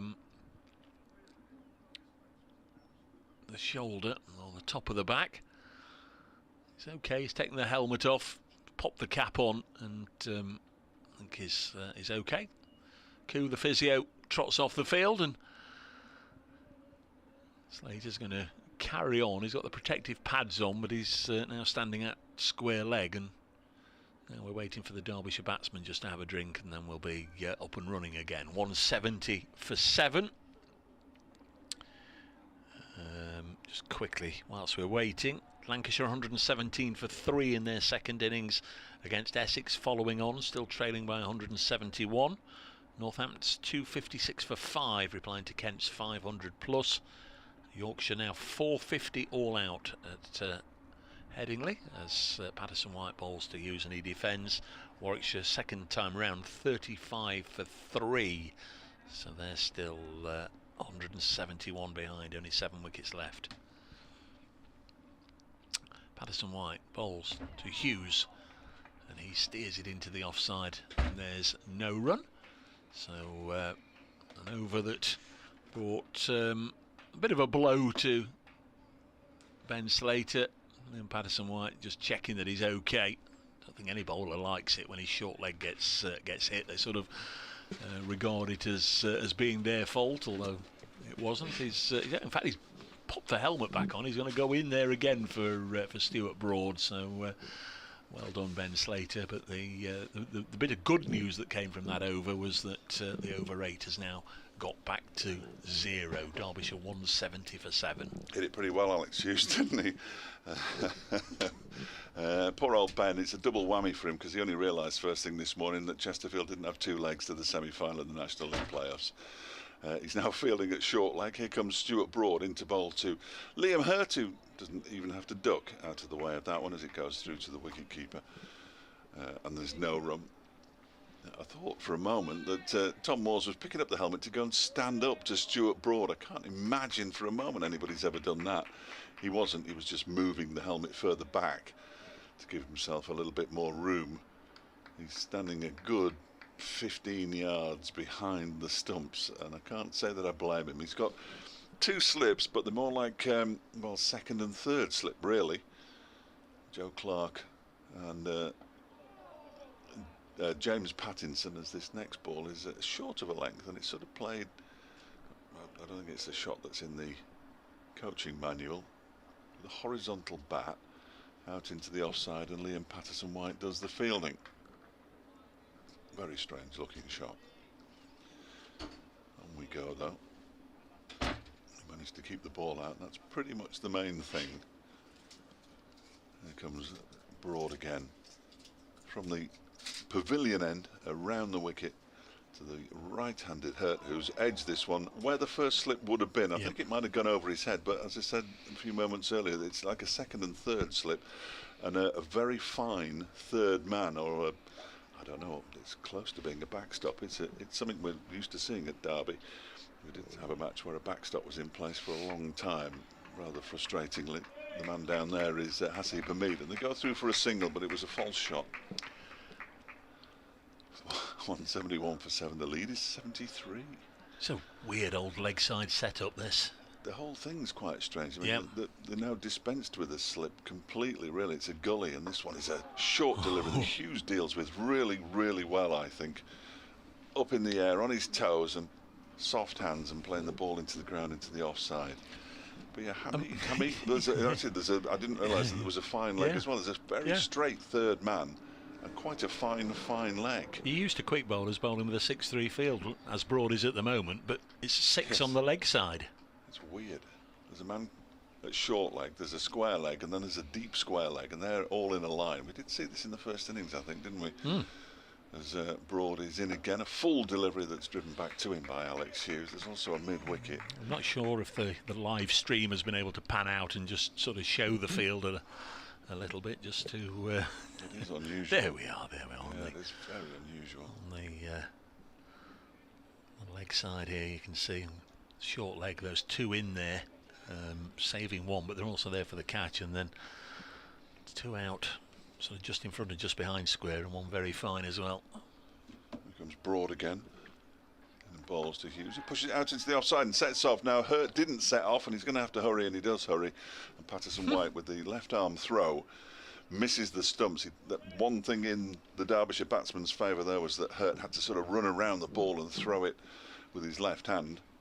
And they get in. Well, I'm not entirely sure there was a single there, but that's good work from Alex Hughes because he's kept the strike.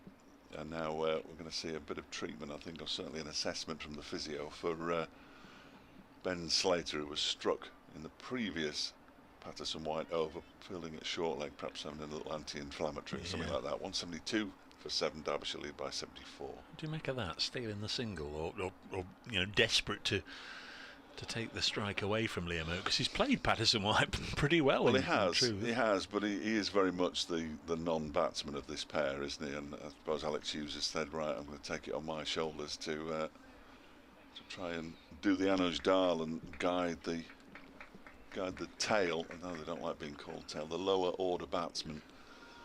Oh, I think I'd have been, go on Liam, see if you can whack us a quick 30 or 40. It's Patterson-White to bowl to Hughes.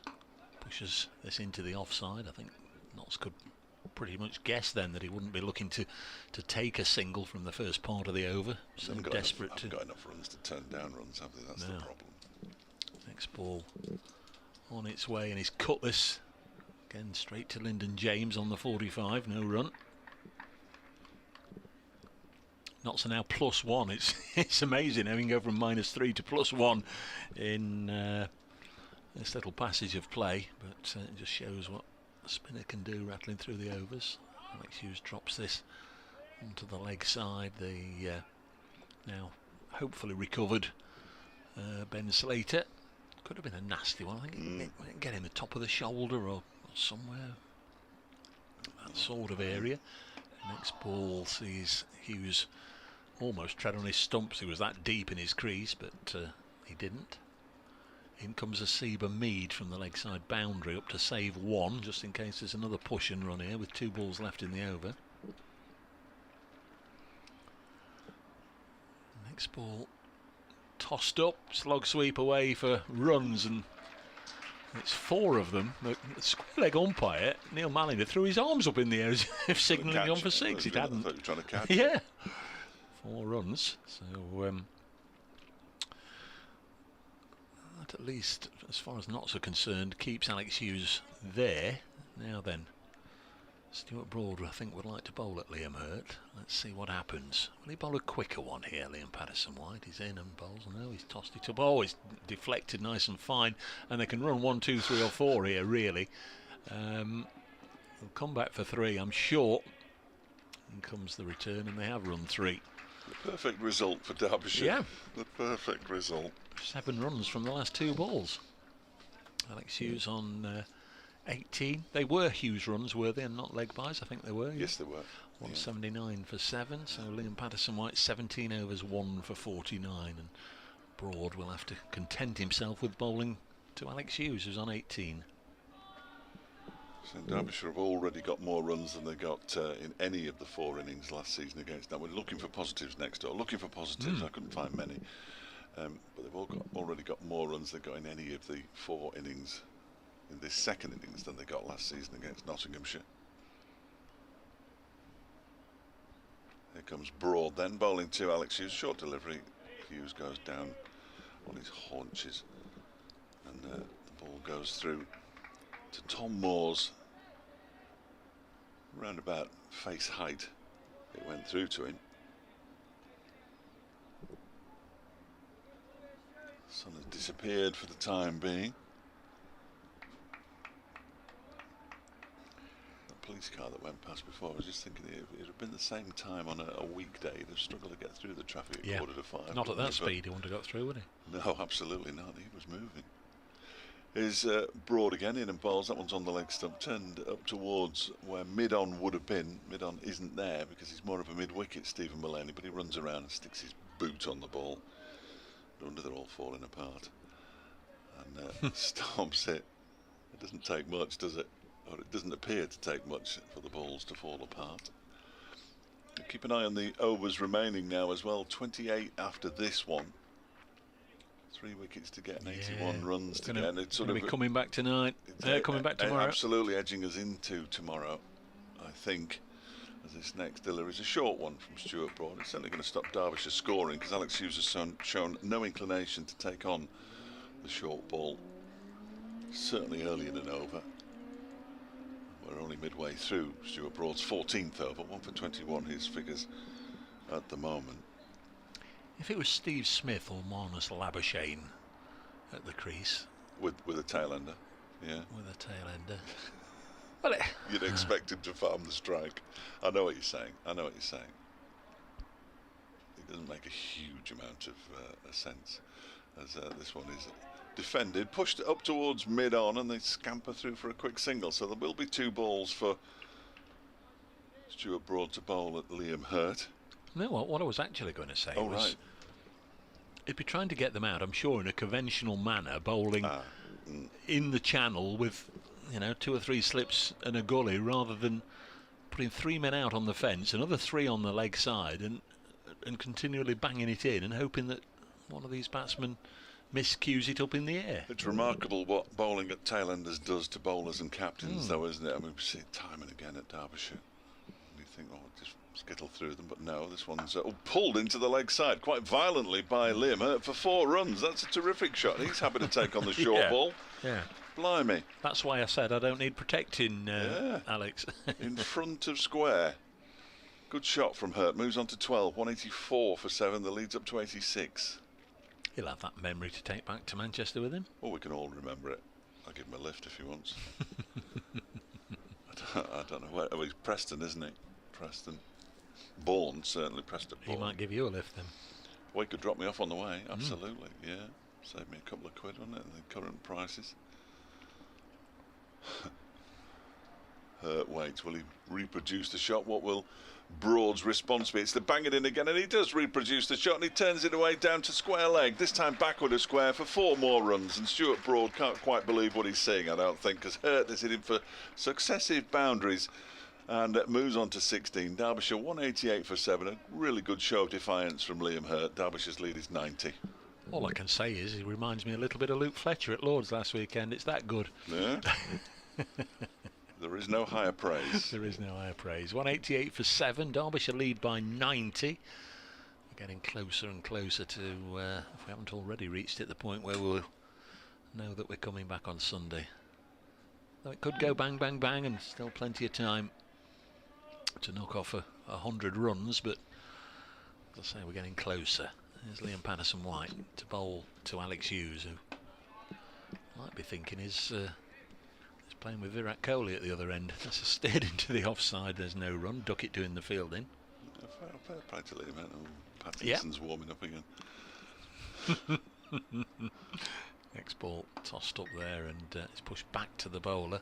He's had enough of this as James Pattinson. He said, no, hang on a minute. Skip. Over here. Now the over 8's +1. I'm ready. 188 for 7. Tossed up and worked away on the leg side. They'll take a single. Lightning have defeated Thunder by 5 wickets. Lightning are the local side in this area. Well, Lightning is always more dangerous than Thunder, isn't it? The Thunder's not going to get you. Tammy Beaumont 59 runs in that victory. So well done to Lightning defeating Thunder in the Charlotte Edwards Cup. Leicestershire have been 9 wickets down for quite a long time, as this one is steered into the offside at New Road, hanging on by the skin of their teeth, and it's down, I think, to the last man. Is that Chris Wright? It is. Chris Wright is 22 not out from 18 balls, 5 fours, so he's holding them up there right at the bottom. 189 for 7. Next delivery. Oh, play and a miss from Liam Hurt. There's not much margin for error there when you're playing a ball off the stumps against the spinner. Just missed the sticks. Final ball of the 70th over to come. Balls now, and this will be cut away. We'll take a single. In fact, he'll keep the strike. 190 for 7. The other thing is, Dave, we've had 70 overs, so do they want James Pattinson for the second new ball? Yeah, no, they want him now. They want him now. Thank you very much. Cap's coming off. Mark Beck saying, I suppose there is something in knowing our performance is not the worst on the circuit today. Likely to have to find other entertainment tomorrow, though. He suggests, well, that was half an hour ago, and I'm not entirely sure. Big Clive says, come on, boys, stick in there. Well, they're sticking in there at the moment. It was an interesting decision from Liam Hurt and Alex Hughes to take the single that was on offer there. I'm not 100% sure why they did that, but they did. So they'll have to take the consequences now as James Pattinson, I think for the first time since from the pavilion end. I think so, yeah. Don't recall certainly him. In this innings. Yeah, I don't recall him bowling from the pavilion end before, but whether he likes the Radcliffe Road end more or not, I don't think it's going to make a whole heap of difference. And if Liam Hurt can pull him for successive boundaries, it would be some achievement. Here he comes. He got rid of Stuart Broad, though. Here is Pattinson, who bowls. That's down the leg side. Perhaps he does prefer the Radcliffe Road end after all. Yeah, knocked Stuart Broad out of the attack, says Liam Hurt in post-match interview. I can hear it now. He must have been pleased with those 2 shots. Well, you know, it's all in a day's work. All in a day's work. 29, this partnership. We'll get another 58 from the last 2 partnerships, and they still haven't got enough, but they will give them something to bowl at. I suppose. Backs to the wall victory. You just never know. You do, but you don't. Here is Pattinson in and bowls to Hurt down the leg side again. Hurt looks at him and says, "Oh, give me something to hit." It'll be like 2017 all over again, where you're claiming a moral victory. Well, there are so many moral victories in cricket, aren't there? I often say on the bowler, well, it's a moral victory for the bowler, but there is no column for moral victories, is there? That's the problem with them. They're all well and good. It's actual victories that we're all interested in. Derbyshire have had just one of those this season. All the other games have been draws. Hurt waits. As Pattinson is in again, and this one is driven for four runs. Sorry, the 12th man fooled me momentarily. There's a 12th man out on the boundary. He's even got a Dayglow tabard on, but that was a nice. No, I agree with you. In front of the white seats, he was turned. Just for a moment, I thought there was a fielder out there, but there isn't. It completely fooled me. Hurt knew there wasn't. That's why he put the ball there, and he moves now ahead of Alex Hughes onto 21 from 24 deliveries, 194. For 7. Some late evening entertainment from Liam Hurt. I'm not sure whether Nottinghamshire are finding it particularly entertaining, in all honesty, but I'm sure the Derbyshire supporters who are listening and who are inside the ground, I know there are some in here, so I'd like to 1 or 2 this morning. They'll be enjoying themselves. They'll be enjoying this defiance as Derbyshire now one big Liam Hurt blow away from 200. He waits as Pattinson bowls to him, and he turns it into the leg side off a combination of bat and pad, I fancy. And it's fielded by Liam Patterson-White. Yes, the lead 96. Surprised me then. I thought Liam Hurt might have to be practicing his ducking technique after striking Pattinson through the covers. That 12th man out on the extra cover boundaries now, crouching down, which is useful.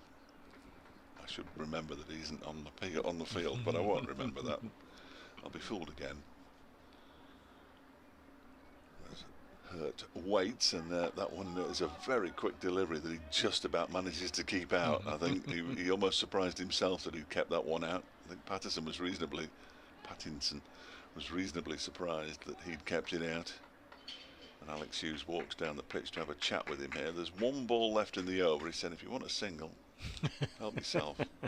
Help yourself." I trust you now. Yeah. Well, you've got more runs than I have, so I'm hardly the senior partner in this enterprise. So the partnership's worth 33, of which 21 have been scored by Liam Hurt. He's hit 4 4s. And Pattinson bowls to him, strikes him on the pad. Big appeal. Not out. You had to wait because Leas Deploy was given out after about 30 seconds. Talking to the boys, I don't watch replays generally. I didn't see a replay. He's having a word with a number 9 batsman and telling him he really should have been walking for that. It's James Pattinson, fair play. Liam Hurt's not bothered. I'm sure he's been. I'm sure he's been sledged by plenty of bowlers in his time. If he bats like this, batting down the order. Didn't see the replay. The latest deployment, I was just saying downstairs, 1 or 2 said that was a bit of an iffy decision, but as I quite correctly pointed out to them, I don't think Derbyshire can point to iffy decisions for the defeat. It's Patterson-White bowling to Hughes, steps back and again cuts it to Lyndon James, who's in a really frustrating position for Derbyshire because he's cut off any number of runs there on that 45. Patterson-White in once more. Bowls again cut away and straight to Lyndon James once more. Can't pick it up. Has 2 attempts to pick the ball up and it's like a bar of soap. Alex Hughes hasn't worked out that the cut shot's perhaps not the one to play.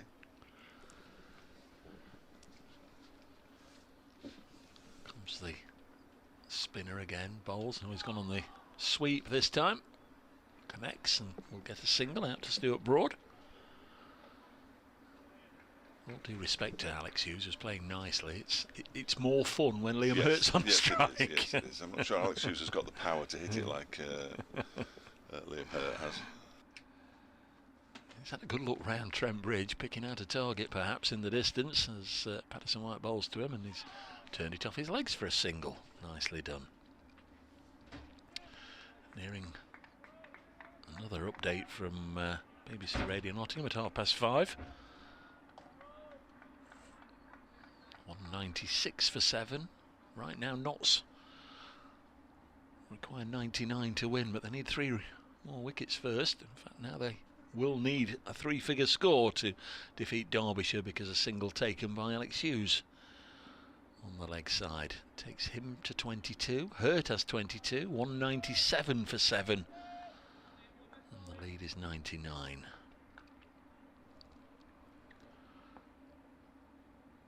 Entertaining partnership. This currently worth 36. Blocks this one. And it's the end of the over. 25 overs remain.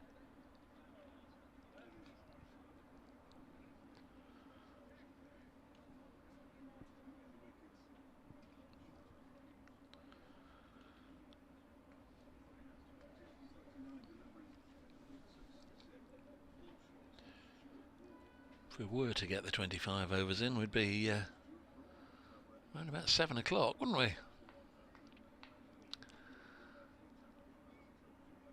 Going to be Pattinson again.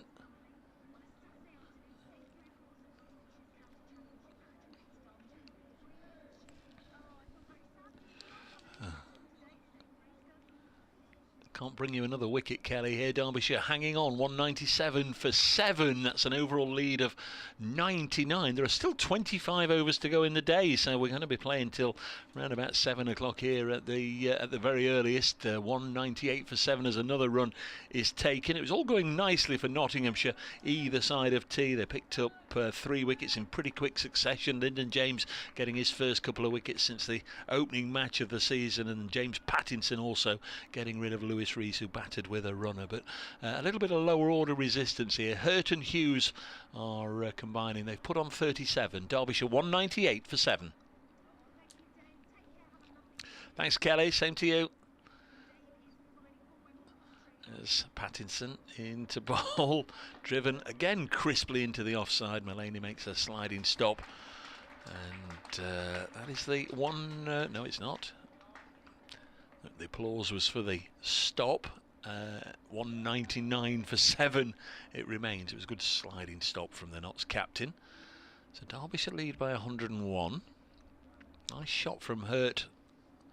Means that once again he's drawn level with Alex Hughes. Both batsmen on 23.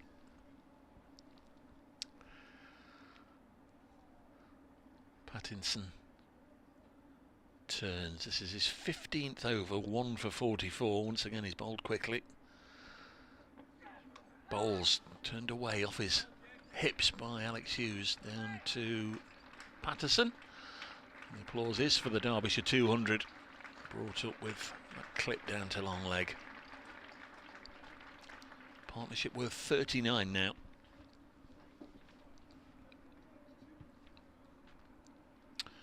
Two batsmen get together for a quick word and a touch of gloves. This is the 73rd over, remember, so Stephen Mulaney will just, the back of his mind, just be wondering, I'm sure, how long to keep Pattinson going here. Here he comes to bowl past the, past the nose of Hurt. Was dived. The reaction on the field perhaps suggests there might have been a nick on that. Let's have a look, see if we can detect anything as he bowls. Oh, it was edged. Yep, it was edged indeed. So on 23, Liam Hurt has had a life. It was dropping on Tom Moores all the time. Wouldn't have carried to Clark at first slip. So Moores flung himself across in front of Joe Clark, and ground ball and glove all arrived at the same time. But it was nicked, and I guess potentially that should go down as a drop. Certainly the bowler was very disappointed. Liam Hurt on 23 gets a bit of a life. Pattinson in again, and well, he's ducked underneath this one. It's gone over his over the back of his neck, really, on its way through to Moores. Just that extra bit of pace that James Pattinson possesses makes things happen. was cramped for room, the one that was dropped, and sort of played it from in front of his chest, deflected it. It was on a line towards Joe Clark, but wouldn't have reached Joe Clark at slip, and Moores flung himself across and got a glove to it as it was very close to the ground and couldn't hang on. 200 for 7 at the end of the over. And this pair have now survived for 66 deliveries between them. Hurt 23, Hughes 24, 200 for 7. And Patterson White going to continue from this end of the ground. Just wondering if James Pattinson is in the ear of Liam Hurt again. I think he is. He's having a word. 200 for 7. Patterson White to bowl to Hughes. The lead 102. Make that 103 as Alex Hughes cuts this away square on the offside. And one more to the total as well, of course. 201 for 7. Is that how James Pattinson motivates himself, do you think, by talking to the batsman? It's brilliant. Well, it was a drop. It was definitely a drop. This is played on the leg side. They'll take a single. I don't know if you saw it. I know you were doing updates and whatnot. No, I didn't realise he'd been dropped. Yes, he dropped. He dropped him. Quick ball bounced up towards the chest. Hurt fended it off. Wouldn't have reached Joe Clark at slip. Tom Moores dived across in front of the slip and got the glove to it. There's a slog sweep away on the leg side, and it's away into the gap for 4. Nice looking shot from Hughes. Hurt on 23 was put down. It was a tough one for Tom Moores, but technically, they'll say he got the glove to it and all the rest of it. Worcestershire have defeated Leicestershire by an innings and 259. That's a walloping at New Road. This one's pushed back to the bowler. 206 for 7. Hawks have beaten East Kilbride by 39 goals to 30. We'll play in the final tomorrow. I just said something to Chris Coles and he came back brilliantly. Next ball. Cut away nicely by Hughes. Out there to Patterson. I don't think they'll take his arm on. They don't. 207 for 7. The final's on the BBC Sport website tomorrow at 4 o'clock. He said, well, there's quite a lot happening at 4 o'clock tomorrow. I said, yeah, not everybody's obsessed with the Premier League, though. I mean, I couldn't care. Couldn't care less about the Premier League. Patterson White in again to Hurt, who defends. I think he'd be happy to be down at Liam's end. Though, of course, it does mean he'll be fairly close to James Pattinson if he's going to have another over. But we've had 74 overs now. Let's have a look. What's the skipper going to do here? Perhaps he'll bring Ben Slater on. Golden arm. No, he's not. He's going to bring himself. Dane Patterson's coming back. 14 over 6 maidens, 2 for 21. Dane Patterson, not an easy man to score runs off. Ben Slater's missed his moment here. I think isn't that where he got his wicket in the first innings? Just coming on just before the second new ball became due. Skip, I'm here. Skip.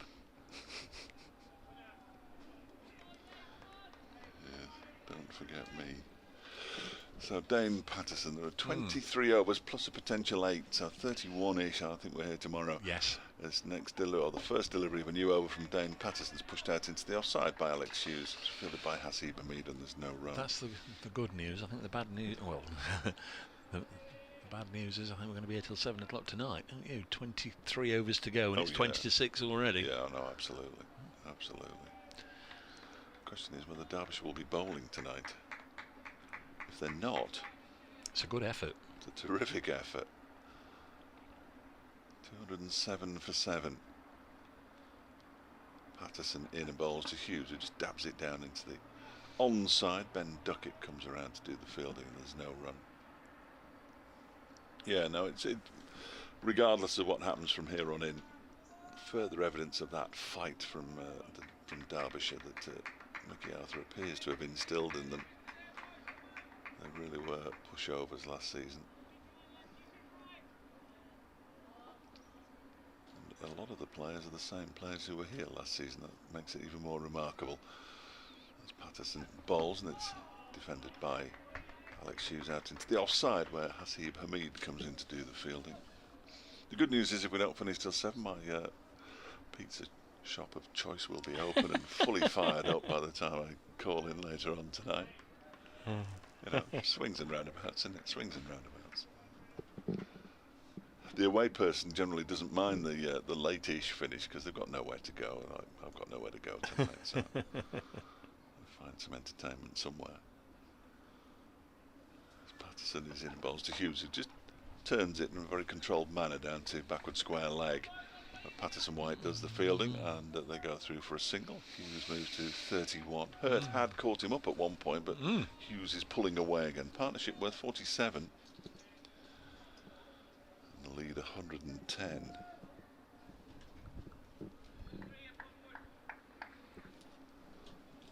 It's pretty quiet out there as well at the moment. There is the odd chirp and the odd clap. Patterson in again, bowls to Hurt, who goes back initially and pushes it out into the leg side, where it's fielded by Duckett again. Yeah, James Pattinson with him, he brings quite a lot of energy, doesn't he? And I think everybody's very high on adrenaline when he's bowling, because there's things likely to happen. It's almost a combustible situation. And it created the opportunity, got the edge, and down it went. Patterson bowls to Hurt, who forces this one into the ground pretty much and out into the offside, fielded by Hasib Hamid. And it's the end of the over. It's also the end of the spinner. The helmet is going to be taken from the field. Joe Clark's holding it up and waving it, ready for the 12th man to come out and retrieve it. And we're going to see a little bit of Lyndon James from the Radcliffe Road end. Feel a bit for Tom Moores, because he's dived this way, he's dived that way, he's leapt, he's had a thorough working over behind there to the quicks, and James Pattinson at times has bowled really quickly today, and the edge off Hurt really shot through. It wouldn't have carried to Joe Clark. He was right to go for it, had to fling himself a long way, but got the glove to it. With the ball absolutely dying, it was millimetres from the ground, and seemed to have it in the glove, and then it was just burst through. A strange one earlier. I don't know. I can't remember how much earlier it was, but I was next door again, and Hurt pulled one into the leg side, and it bounced in front of Patterson. Yeah, didn't fell between Duckett and Patterson. Here's Lyndon James bowling, and Alex Hughes on 31, eases it into the offside. Second decent contribution from Alex Hughes. Yeah, 33. One of Stuart Broad's LBW victims in the contest. Can work his average out quite easily for the season. Well, they'll be hoping there'll be a few more to come yet. 31 not out. These are the overs that the batsmen try to tuck in, don't they, whilst some overs are being used up before the second new ball. This one's worked up to Mulaney at mid-on, and there's no run. Yeah. The trouble is, when the ball is as soft as it is, it's difficult to hit it as hard, isn't it? It's that payoff. Yes, extra pace of Pattinson. The ball does come off the back face quickly, because it comes onto the back face quickly. There's Lyndon James once more. One slip, Joe Clark bowls and chopped to the 45, where Dane Patterson is fielding no run. 208 for 7. Top scorer Wayne Madsen got to 50, and then became the latest in this match. It's been a bit of a sequence for players getting to a half century and getting out, particularly in the Derbyshire side. It happened in the first innings, a 57, a 51 and a 49. Well, Madsen got to 52 and then fell to Lyndon James, who's bowling now. Hughes on 31, pushes it up to mid-on. 27 from Billy Gordleman. That soaked up an awful lot of time. Was out in the 37th over of the innings, having opened, obviously. Lias Deploy made 22. Brooke Guest 23. Decent contributions from this pair with power to add. Hughes 31 and Hurt 24.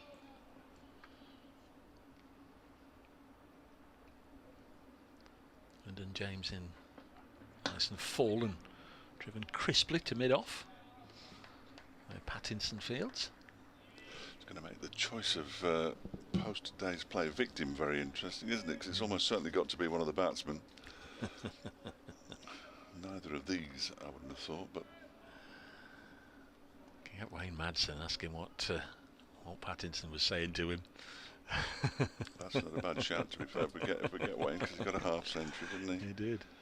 Yeah. You know, when he went nose to nose with that fiery Australian, next ball is pushed up to mid-on, or end of the over, 208%. Hey, here, Wayne, we just had a chat to James Pattinson. He reckons you just get a little bit fiery when you're out on the pitch, don't you? Of all the players.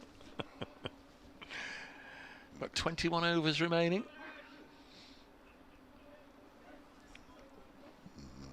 4 overs before the second new ball becomes due, so they've got to have 17 overs with it this evening. They'll be hoping they don't need a full 21 overs to bowl Derbyshire out, but it's been a long time, relatively speaking, since the last wicket fell. Yeah. Having said that, I'd better just have a check when it was. 4:52. 4:52. In comes Patterson bowling to Liam Hurt. Pushes this one up into the offside and fielded by Stephen Mullaney. It's a 62nd over. These two have been together for 14 overs. For their 47 runs for the 8th wicket. Again from 81 for 3 and 123 for 4. They really were stout. 124 for 5. This one's defended out into the offside by Hurt. Yeah, 124 for 5. It was looking like game over there and then. Mark says time for a couple of overs from Ben Slater. Yeah, we've already touched on it, Mark. This is where he came on in the first innings and had Alex Thompson stumped. Blow to the chest might preclude him from turning his arm over. He can't get his bogey man this innings. Thompson's already out. Patterson bowls. That's carved away into the offside, slightly unconvincingly, up in the air, and they're going to come back for 2 runs, and that's a well run by these two. Who is that who fields? It's Calvin Harrison. Calvin Harrison, I beg his pardon. Just went over his head. It's a good bit of work, actually. Got it in quickly, didn't he? Did. Took a fine catch to get rid of Gordleman earlier. Could so easily have gone down, couldn't it? You're on as a young sub, and a high swirling ball in front of right on the ropes in front of the Radcliffe Road stand. 210 for 7. Patterson balls. This one's a short one, and Hurt bails out. Decided not to go for it, probably wisely.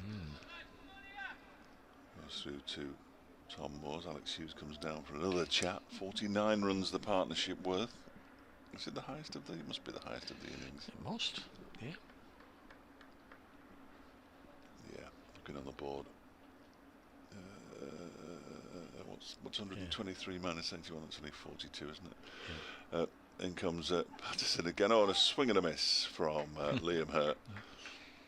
Trying to play a very expansive looking drive, but it was never really there. Is that your baseball parlance? Swing and a miss?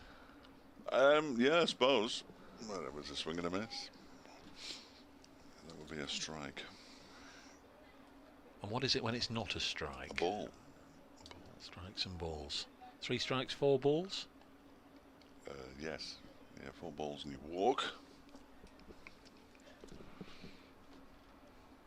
There is Patterson in and out. Balls 2 in and out. Benham balls 2. Liam Hurt, who clips it into the leg side. There's no run. It's the end of the Patterson over. 16 overs, 2 for 24. 6 of those overs have been maidens. Hurt has 26. Hughes has 31. And the partnership is worth 49. 210 for 7. Derbyshire lead by 112. Good resistance. Not entirely sure the home supporters amongst the crowd would agree with that. One or two moving around, whether they're just popping to use the facilities or they've seen enough and heading off home for their Saturday night socials. But still a decent number in, and those that are in the Fox Road stand or the Hound Road stand enjoying a bit of sunshine. As this one, full pitch delivery, really full pitch delivery down the leg side, and that's another one that certainly won't make any of the match reports or whatever, but that's a really good stop by Tom Moores.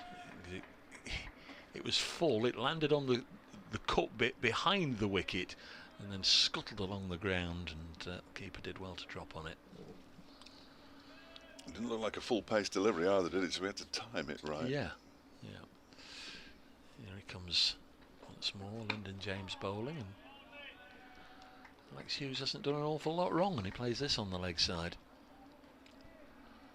No run. Ben Slater looking at the ball. Don't think he's going to get a bowl because this is the 78th over. He had a word with the skipper there who stood next to him, but don't think he's going to get his opportunity in this innings. And then James bowls, does well too. Oh, little push and run. Pattinson hurls it down the other end. That's the 50 partnership. Thought the bowler was going to stop it, but it got away from him.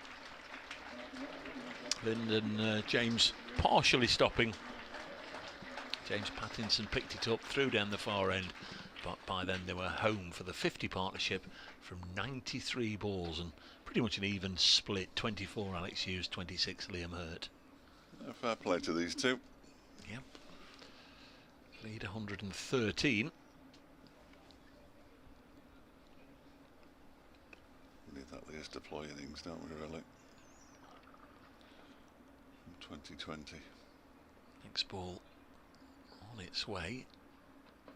Hurt on strike, clips it away on the leg side. That's going to take some fielding, but Calvin Harrison, one of the better fielders. That's no doubt why he's on as the sub. Really good work, and it's only a single. 212 for 7.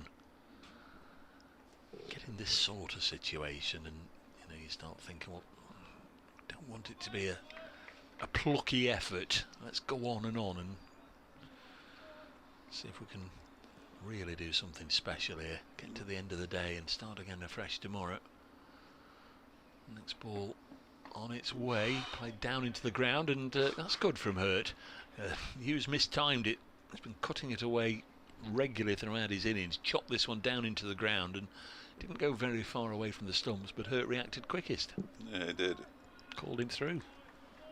Who's off the field then at the moment? Do you know? That's a jolly good question. Somebody must be. I Can't see Hamid. Hamid. No, that's it. Yeah, I would say that's probably fair.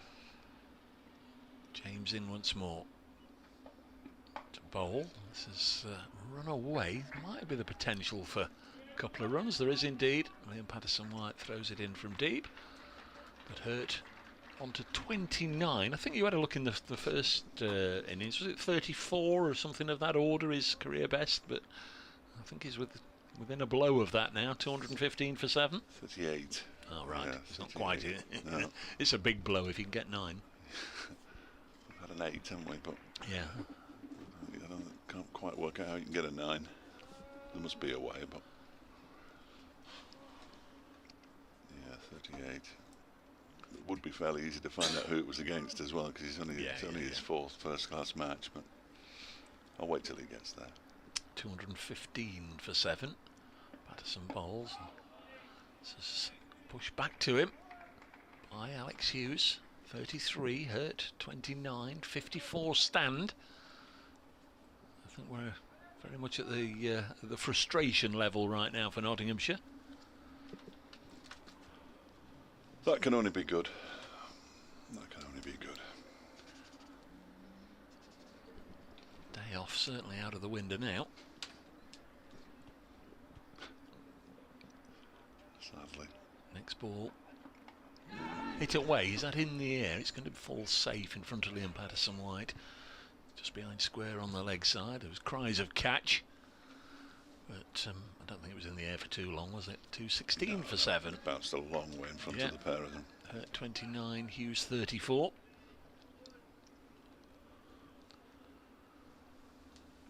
Good to see the 2 all-rounders out there batting. Well, he didn't get a wicket, did he, No. Liam Hurt? He's not taken a wicket in the match thus far, and might just topple over the Nottinghamshire top order second time round. Oh, he's struck this one with a little bit of conviction. It's not gone all the way to the fence. I thought when he hit it, it was well on its way, but if you can't get a 4, take a 3. Good running as well. I So couldn't he's into work the out 30s. if he'd hit that well enough to go for 4 or he'd clothed it straight to Ben Duckett, and in the end he'd done neither really. He'd sort of played it over Duckett's head and had to be retrieved by Stuart Broad. That'll help him warm up. A little jog around the outfield. Yeah, this is the 79th over. Imagine they'd take the second new ball. They didn't take it in the first innings until the 83rd over. Hughes pushes it into the offside. Cry of no from one of them. Did they not have to give Ben Slater a second over after his wicket maiden? Well, yes, I think that was Sort of delayed the new it. ball. Rather bizarrely. 121 for 121 is the lead. 219 for 7. Patterson in. He was just trying to fiddle it away on the leg side, and the ball wasn't there to do that. Instead, he pushes it into the off, and Harrison, shirt outside his trousers, his flannels, long sleeve shirt, comes in from cover. Looking forward to seeing him bowl again in the Blast, which for Notts starts here on Friday against Worcestershire. Derbyshire begin On Friday at home to Warwickshire. 219 for 7. As this is played back to Patterson, that might be the end of his spell. We'll have to see, because we've had 79 overs. Yeah, one more over with the old ball. It's going to be bowled by Lyndon James, who just frisbeed his hat to Ben Duckett, and you could see it was going to fall short. And poor old Ben was bending down and just out of his reach. A real shame. So it'll be Liam Hurt on strike. He's got 32. He is now one blow away from a potentially equaling his highest score in first-class cricket. Alex Hughes at the other end is on 34. And in goes James and bowls and beats Hurt. Good delivery. With the old ball, that's a terrific delivery. I think Asiba Mead is sat on the grass just outside the gate of the pavilion. Oh, yes. Making daisy chains of it. Having a picnic. Oblivious to what's going on around him. What game of cricket?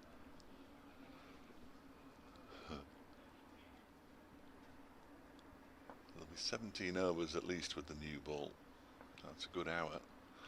As this next one is driven in to the leg side in the air, and it lands a little bit short of Ben Slater coming in off the boundary, and they go through for 2 runs. I have no idea where that ball had gone, if I'm entirely honest with you.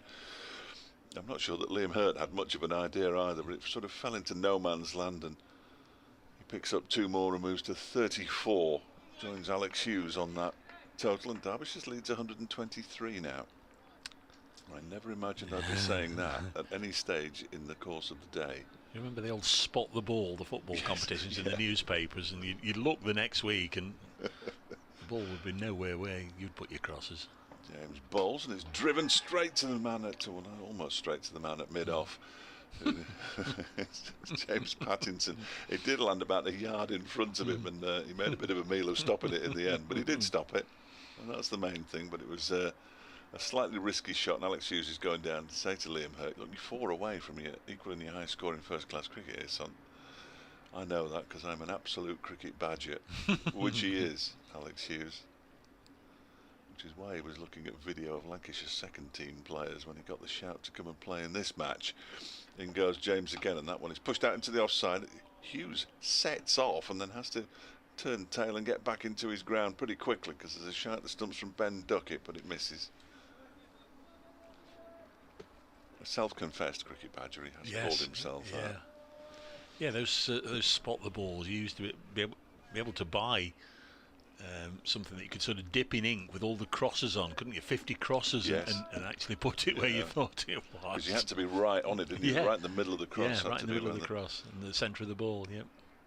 In goes Lyndon James and bowls, and that one is guided just backward of square on the offside by Liam Hurt, who takes a single, moves to 35. Hughes has 34. Double Nelson, who'd have thought? 222 for 7. The lead 124. Is it true? I don't know if it is true or not, and somebody might be able to tell me. I was told, I'm sure, that the ball wasn't necessarily where the ball was airbrushed out. There was like a committee decided where they thought the ball really was. Right? I don't know or not. I don't know, but I'm sure I was told that once. I don't know if they still have it. I mean, younger listeners will be wondering what on earth we're ravaging on about. Not for the first time. Ask a grown up. Yeah. Spot the ball. Final ball potentially with the old ball. It's bowled to Alex Hughes, who dabs it down backward of square on the offside, and they go through for a quick single. They get it. Hughes moves to 35. Hurt also has 35. 80 overs gone in the Derbyshire innings. 223 for 7. The lead's 125. And here comes Stuart Broad with the new ball.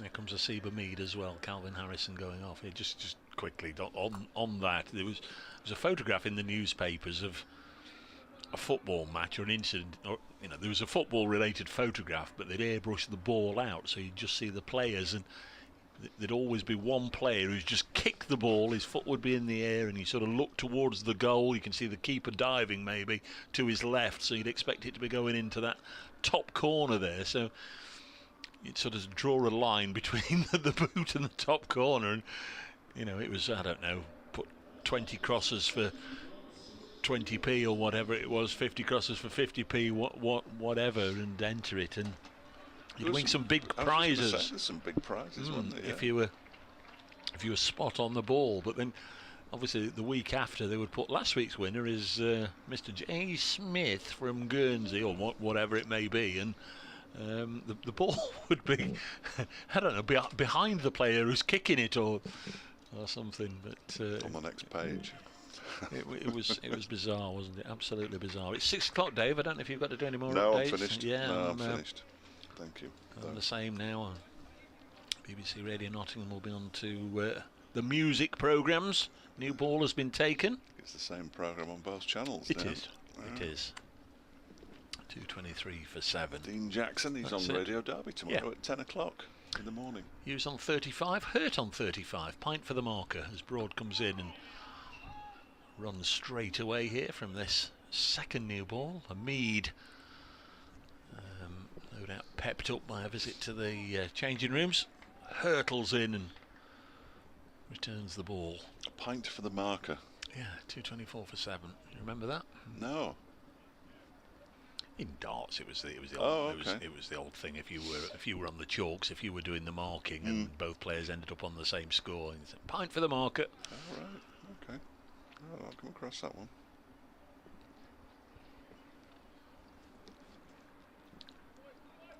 Sounded like a cribbage type term.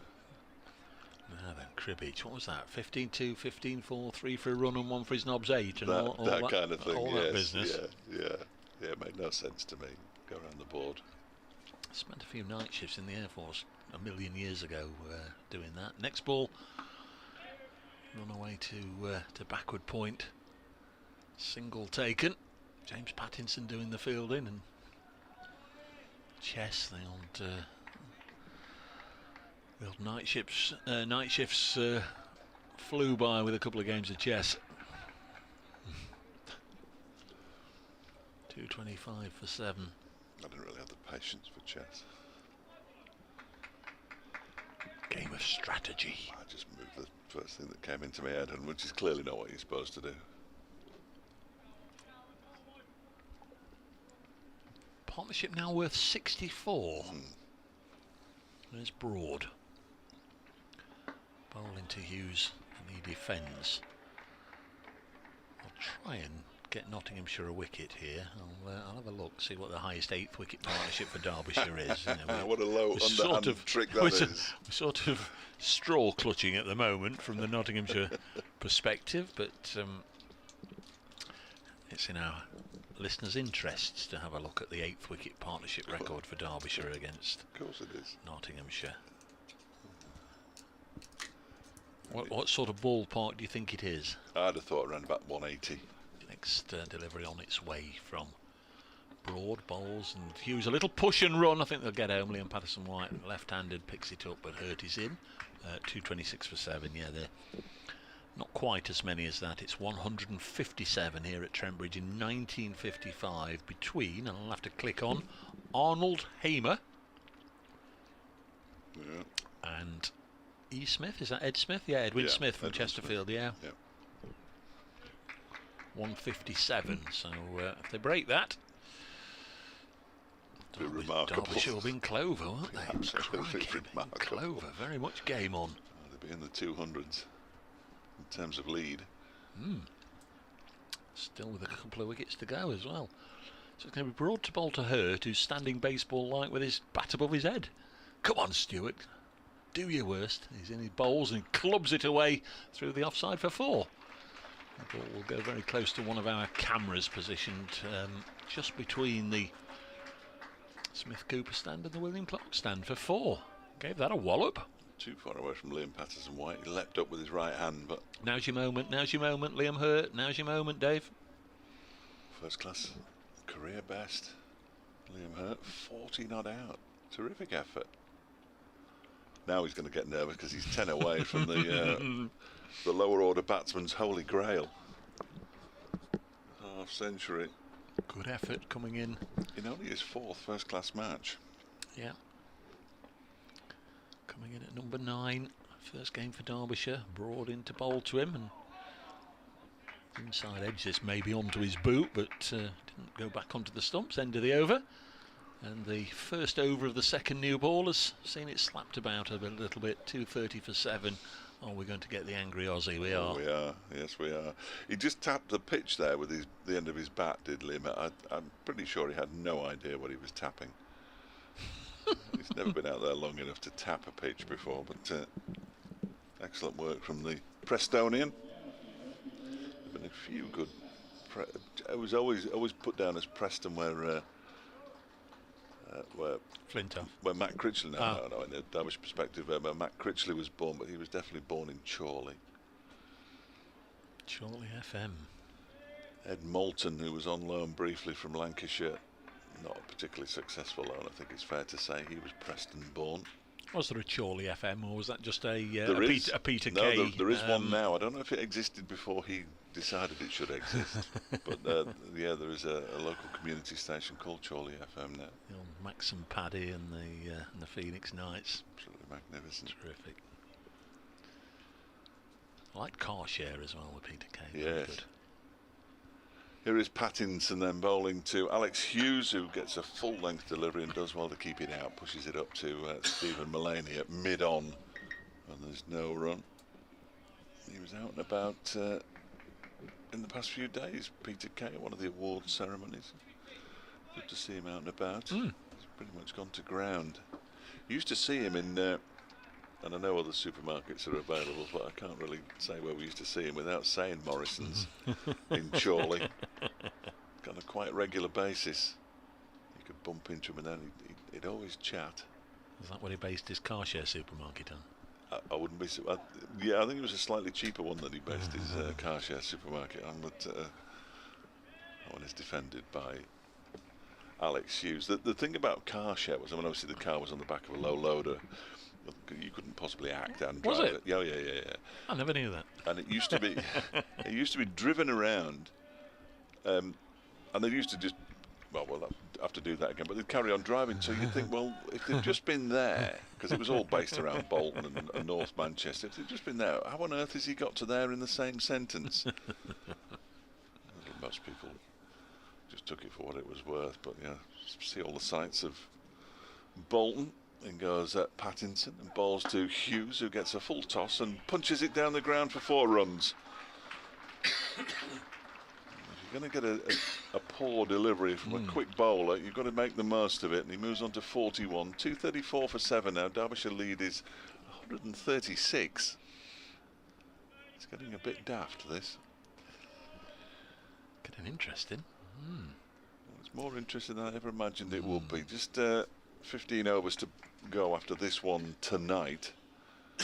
So I think we can now rule out a 3-day finish, Oh, yeah, which in itself is an achievement for Derbyshire, because they didn't manage it on either occasion last season. So that went half an hour or so ago. Yeah, I think you're right. Ben Duckett's come out into the mid-wicket region now. So there's just one slip for Pattinson, who sets off again. Hughes waits and cuts him out towards the well, down towards third man in actual fact. Oh, and there's a misfield, so they'll come back for a second as well. That was a very poor piece of fielding down in the far distance by Dane Patterson.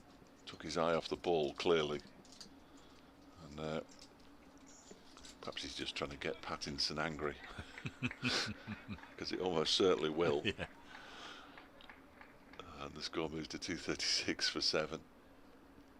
Partnership worth 75. I think the monkey episode was my favourite, Carsh, yeah.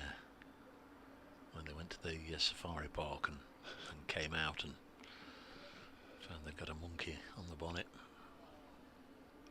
Next delivery from Patterson is short and wide, and Hughes thought for a moment that he might be able to smash this one away somewhere, and then thought, hang on. It was quick. It was quick. I don't think he actually had time to think all these things that I'm going to say, but if I do smash it away, it could go anywhere. I did like it when she said she'd been dogging. What she meant was she'd been walking the dog, of course. But no, he is a brilliant comedian. Yeah. Brilliant comedian. So many of his phrases that he came up with that people use in everyday use now. You know, it's spitting and I can smell garlic bread from here. This one is guided down to the gully region. And there is no run. It's the end of the over. 236 for 7. Hurt has 40. Hughes has 43.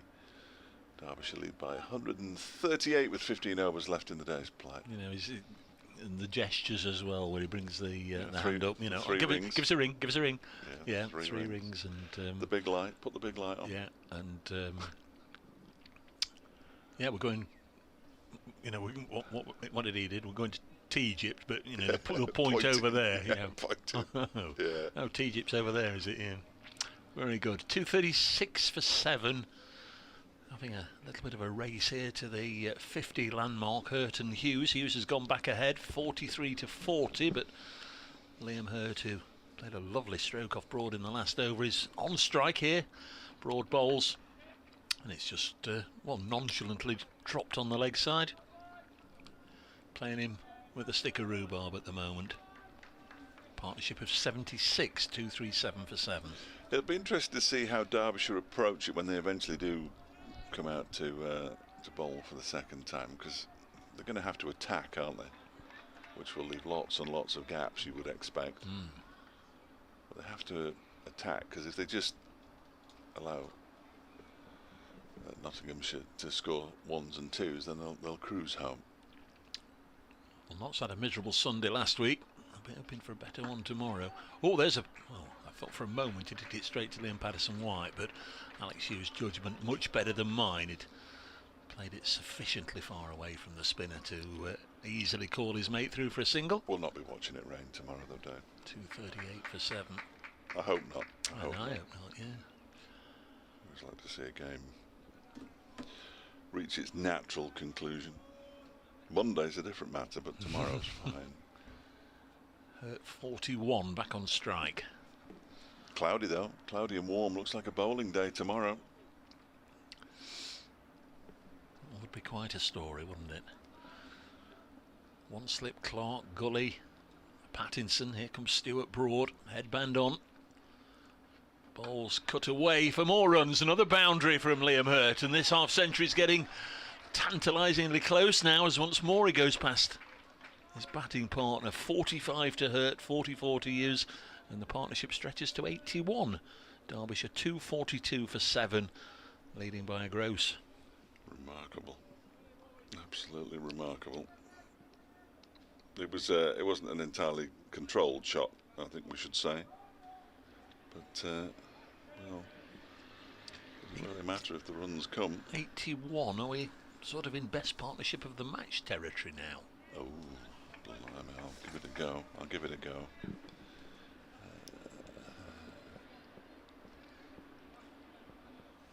Seem to have lost James Pattinson. He has been moved out of the gully, dropped down onto the fence. 242 for 7. Broad in again to Hurt, and he's guided it down to Pattinson, and had he not been moved down there, Hurt would be on 49, but it is a single, so he goes to 46. 243 for 7. Derbyshire leading by 145. I think we are. I think we are.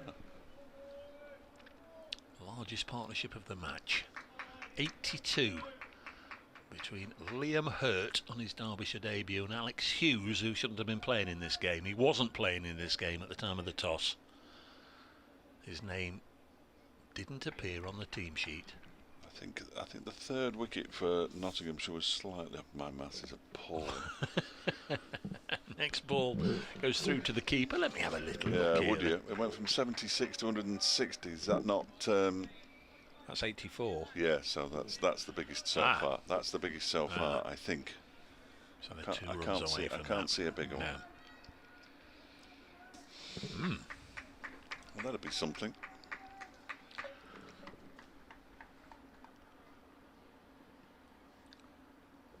.243 for 7. Here comes Broad to bowl to Alex Hughes. Works this away on the leg side. Meads after it. They've got one. They'll come back, so it's at least going to be joint highest partnership of the match. And Hughes now. Oh, here we go. No, we don't. I didn't see him there. Another pint for the marker. They're both on 46. 245 for 7, and we've got a snooker maximum lead. 147. This is bizarre. Alex Hughes is high scoring first class cricket. First class cricket. Is it? That's what Hughes we're as watching. well? No. His highest score is 142, so he's got a way to go yet. But Liam Hurt. Well, Liam Hurt has now changed to 47 not out. But he hasn't got 47, he's got 46. So the Cricket Information website isn't quite as on the ball as it might be. 245 for 7, it says 243 for 7. So something strange is happening. Here comes James Pattinson to bowl to Liam Hurt, who defends. Nice defensive shot up towards Stuart Broad, who's fielding at a wideish mid-off. Either way, it is his high score in first-class cricket. And we're into the final 14 overs now of the day's play. The good thing is there's no danger of us going through till 7:30 because they can't take the extra 8. I don't think. Change of innings and what have you. Yeah. Don't say things like that. They can't. Here is Pattinson bowls, and that was right on the legs, and it's flicked away. That wasn't far away from crashing into the pad. Pattinson knows it as well. Hurt doesn't care. He's moved on to 47. And it is now the highest partnership of the match at 85 from 128 deliveries. How bizarre. Quite remarkable. Must admit, when Alex Thompson got out 161 for 7. It's all over, isn't it? We're thinking about a 3-dayer. Imagine if they could have. No, there's no point. Here's Pattinson. Keep telling us it's a good pitch, and it's proving to be so. Pattinson in and bowls. That's left alone outside the off stump by Alex Hughes. Haven't seen too many of those in recent times. Leaves. Alex Hughes confident enough to let that one go through to the keeper. Round about the 50 area, there has been It's the danger area, isn't it? Yeah, disappointing news for Derbyshire batsmen in this match. Yeah. 49, a 51 and a 57 in the first innings, 52 for Madsen in this innings. And only 1 half century from Nottinghamshire. Is that right? Duckett, yeah. Yeah, this one's left alone outside the off stump. But everybody else contributed, all got into double figures. Except Broad. Broad didn't, that's ruined it, hasn't it? Yeah, Patterson was not out Knowles as well. So 9 of the 11 into double figures, which always helps. 38, a 37, a 34, 40, 39. Some of those batsmen are going to have to go again. Here is Pattinson, 2, 4, 6 for 7. And bowls to Hughes, who defends it back towards the Australian. Picks up with his left hand, tosses the ball to Asib Hamid. Starts polishing it furiously. Likes the look of it now. Gives it to Stuart Broad. The not so overrated is 0 at the moment. It had got to +1 whilst Patterson White was bowling, but taking of the second new ball has just slowed things up again, understandably. That'll be alright. In comes the next delivery from us, a no ball from James Pattinson. His second time he's overstepped, his third no ball in all. The score moves up to 248 for 7. And the lead is 150. It's a great effort. Touch of gloves between the two batsmen. They know, they acknowledge it. The run rate at the start of the innings as well was horrifically low, wasn't it? 1.2, 1.3. It's now up overall to just a touch under 3. Yeah, but what they're doing now is partially down to the likes of Godleman and 1 or 2 earlier. Yeah, yeah. Next delivery is pushed backward of square on the offside by Alex Hughes. And James Pattinson's 17th over comes to an end. 1 for 54, his figures. Hurt has 47, Hughes has 46. And Derbyshire 248 for 7 now, leading by 150. Notts' 12th man has just rushed on there to Stephen Mullaney. Not given him anything, not brought him anything, not done anything, but just had a word. So something from the coaching staff. Stephen, do something. I'm sure it was more technical than that.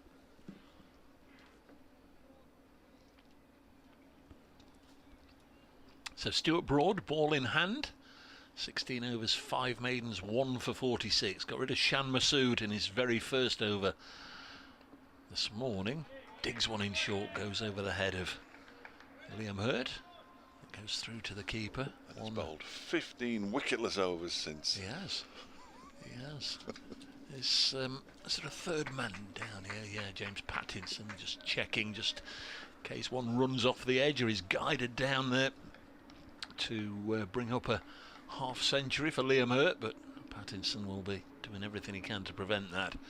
Should it be run down there? Is Broad into bowl to Hurt. He'll get a single. The easiest single he's taken all day. Just a little push into the offside. 48. He's just waving his bat around at the moment out there. He's never had as much use.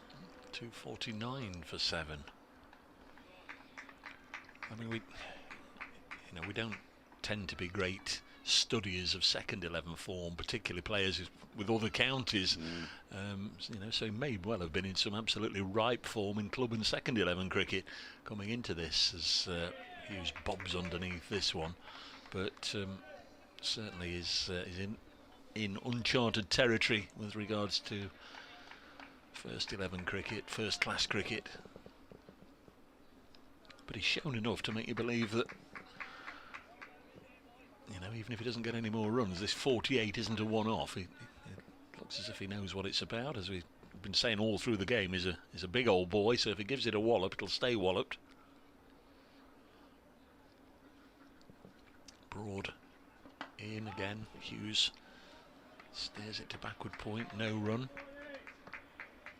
I'm not sure he's actually played this season. His most recent score was for Lancashire seconds against Yorkshire seconds last August when he made 1. He made 1 against Durham. He didn't score against Middlesex. He got 14 not out against Sussex at Sedbergh in a List A game. Unless he's coming back from injury, he must have played some sort of cricket somewhere, surely. Thought so, wouldn't he? But 249 for 7. Broad to Hughes, leaves it alone, just shapes away a little bit after he'd gone past the bat, and Moores takes it. 1 ball left in the 85th over of the innings. 5th over with the second new ball. This morning Nottinghamshire batted on for 20 or so minutes, during which time they lost their final 3 wickets. Liam Patterson White, LBW to Potts for 39. Stuart Broad bowled Connors for 3, and James Pattinson caught Hughes on the boundary from the bowling of Potts for 21. 358 all out, a lead of 98. Broad bowls another 1 wide of the off stump. And then Sham Massoud was dismissed by Broad for 0. Brooke Guest for 23 before lunch, and afterwards Billy Goddleman for 27, Lewis Deploy for 22, Lewis Rees for 1, and Wayne Madsen for 52. And the only wicket to go down since tea is that of Alex Thompson, LBW to Patterson White for 17. Yeah, Crickinfo's not showing, thank you Stephen, he's not showing his second 11 stats. He has played 1, 2, 3, 4, 5 second 11 championship matches. He's played at Southport, at Kibworth against Leicestershire, at North Marine Road in Scarborough. He's also played at Crosby at Moor Park and Spitty Park in Newport, so he's had some cricket this season. He's on strike now as Pattinson bowls to him, and he guides this down into the gully, and there's no run. Stephen tells me he's the leading wicket taker in the seconds in the championship with 21 at 21. He says I don't think he's done a lot with the bat though, but he's done plenty with the bat today. He's on 48. Ironically didn't do anything with the ball. Mr. Emerson's got back to Lords. He's tweeting that Middlesex are now bowled out for 422. There are 11 overs left in the day at Lords. I think most grounds will be late finishers, making up lost overs from yesterday, won't they? Yeah, absolutely. There's Pattinson in again. Oh, and that's edged and just short of wicket-keeper Tom Moores. He dived to his right. It did drop in front of his glove, and Hurt moves on to 49 rather fortuitously there. 250 up for Derbyshire, 250 for 7. The lead's 152. It's quite an expansive looking drive. Pattinson's not best pleased. It was similar to the other one, to be fair. I think he fell short. Yeah, just. Again, Moore's chucking himself around all over the place out there, bless him. Yeah, Pattinson doing everything he can to force the breakthrough, but the partnership goes to 89. 250 for 7. Hughes is on 46. Pattinson is in and bowls, and that one is pushed down to the outside, and they go through for a quick single. Hasib Hamid won't have a shy at the stumps. He picks it up and decides to hold on to it because Hurt is pretty quick between the sticks and got in comfortably enough in the end. That must have been premeditated, you know. Yeah. They both set off. There must be a nod or something. Yeah. For 2 batsmen who will never have batted together before, they'll know each other from the circuit, I'm sure. But it is remarkable how well they've batted together. They have taken the quick singles really nicely. So here we go then. Liam Hurt. Derbyshire on 251 for 7. Hurt on 49, not out. In goes Pattinson and bowls to him, and he's edged this one. Oh, he's been caught. A flying catch. Oh, hello. Yes, he has been given now by the umpire. He wasn't walking. Pattinson pleaded with umpire Milnes, and eventually the finger went up, and Liam Hurt misses out on a first-class half-century. It's been a terrific innings, though. He's been dismissed for 49. Derbyshire lead by 153. They're 251 for 8. Pleased for Tom Moores. Obviously, you know, really feel sorry for Liam Hurt. 49. His figures are on the board now. Batted for an hour and a half. 64 balls, 6 fours. That's a great effort. 251 for 8. But pleased for Tom Moores because he's been diving north, south, east, and west, and leaping up in the air as well to try and get on the end of some today, some particularly pacey deliveries, some that have misbehaved, they've swung late, they've died on him, they've come through off all sorts of the batsman's body, but he's got on the end of that. It was a good catch, and Liam Hurt has gone. I think we can also say without much doubt that probably James Pattinson has deserved a second wicket as well for the effort he's put in. That was a great little moment, but disappointing for Liam Hurt. He's got a career best, but one run short of making it a really memorable day. And again, the curse of the Derbyshire 50. Yeah, the second man to be dismissed for 49 in the match after Lewis Rees in the first innings. Nick Potts comes out to face the music. They added 90, Hurt and Hughes, for the 8th wicket. Good effort by them. They came together when the lead was just 63. Derbyshire at least now have 153 runs to go at tomorrow. As Dave said, a good catch by Moores. And it took a few moments before the finger was raised. Yeah, they had a chat, didn't they, the umpires? Yeah. Was it a bump ball? Was it a clean hit through to the wicket keeper? They decided in the end it went straight through on the full. No question about the grab. Here is Potts then, facing his first delivery, and this is defended.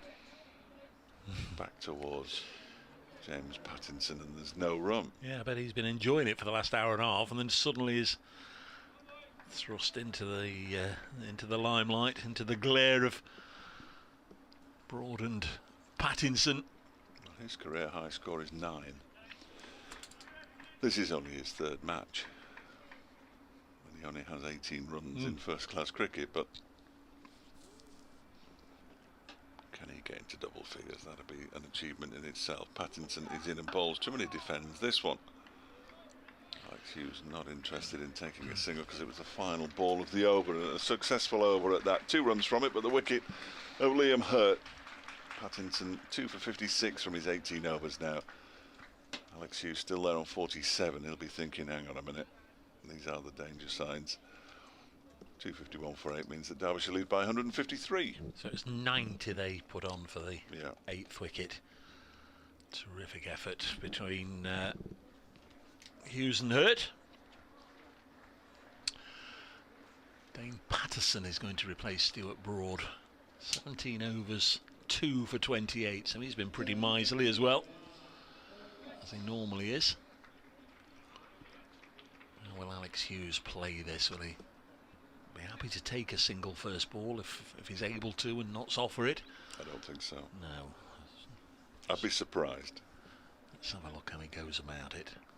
Patterson want to make him play, and he does make him play, and can't get that away. Just pushes it back to the bowler. 251 for 8. There's plenty of games been won over the years with a lead of 153.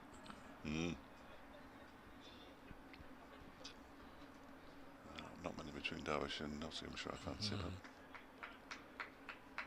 David Griffin will be going through the record books this evening, so we can rest easy.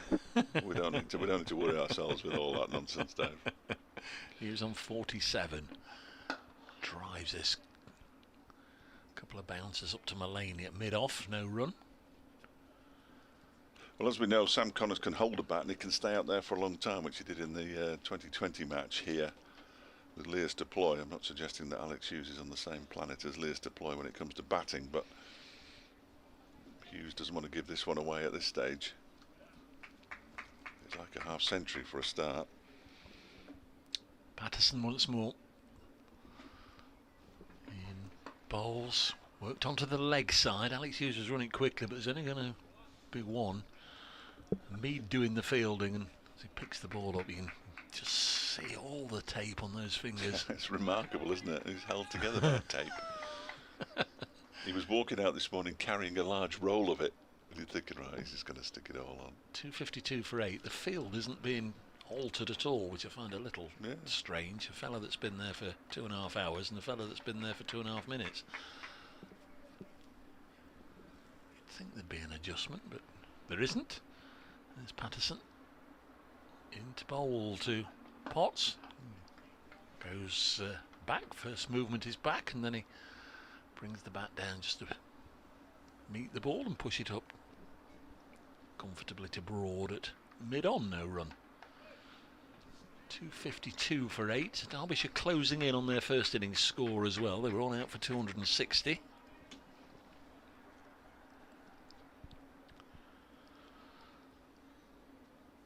Hughes 48 at the non-strikers end. I want to see as much of the strike as he can, I'm sure, as Patterson bowls. And again, Nick Potts plays it up to mid-off.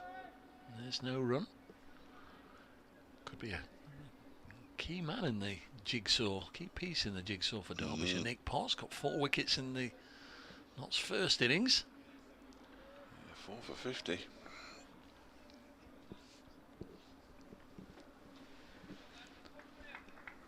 $25-7 now, and still 10 overs after this one. There's Patterson bowls. Potts happy to defend. Pushes it up to Broad, and that's the end of the over. So 60, or a maximum of 60 legal deliveries left in the day. Going to be James Pattinson. Hughes has been out there now, having faced 120 deliveries. Good old shift he's put in. We are going to speak to Wayne Madsen at the close of play, I think. I might not kick off with that question, but I might be dropping it in. If I remember. Here's James Pattinson. 252 for 8, and that's down the leg side. He tries to hoik it away, does Alex Hughes. No other. I suppose he'll say it was a hook, but it was a hoik. He didn't make any contact with it. It's taken down the leg side by Tom Moores. Not sure how long left in the day at Old Trafford, but Lancashire are 7 wickets down, and they still trail Essex by 95. So possibly only one outcome there.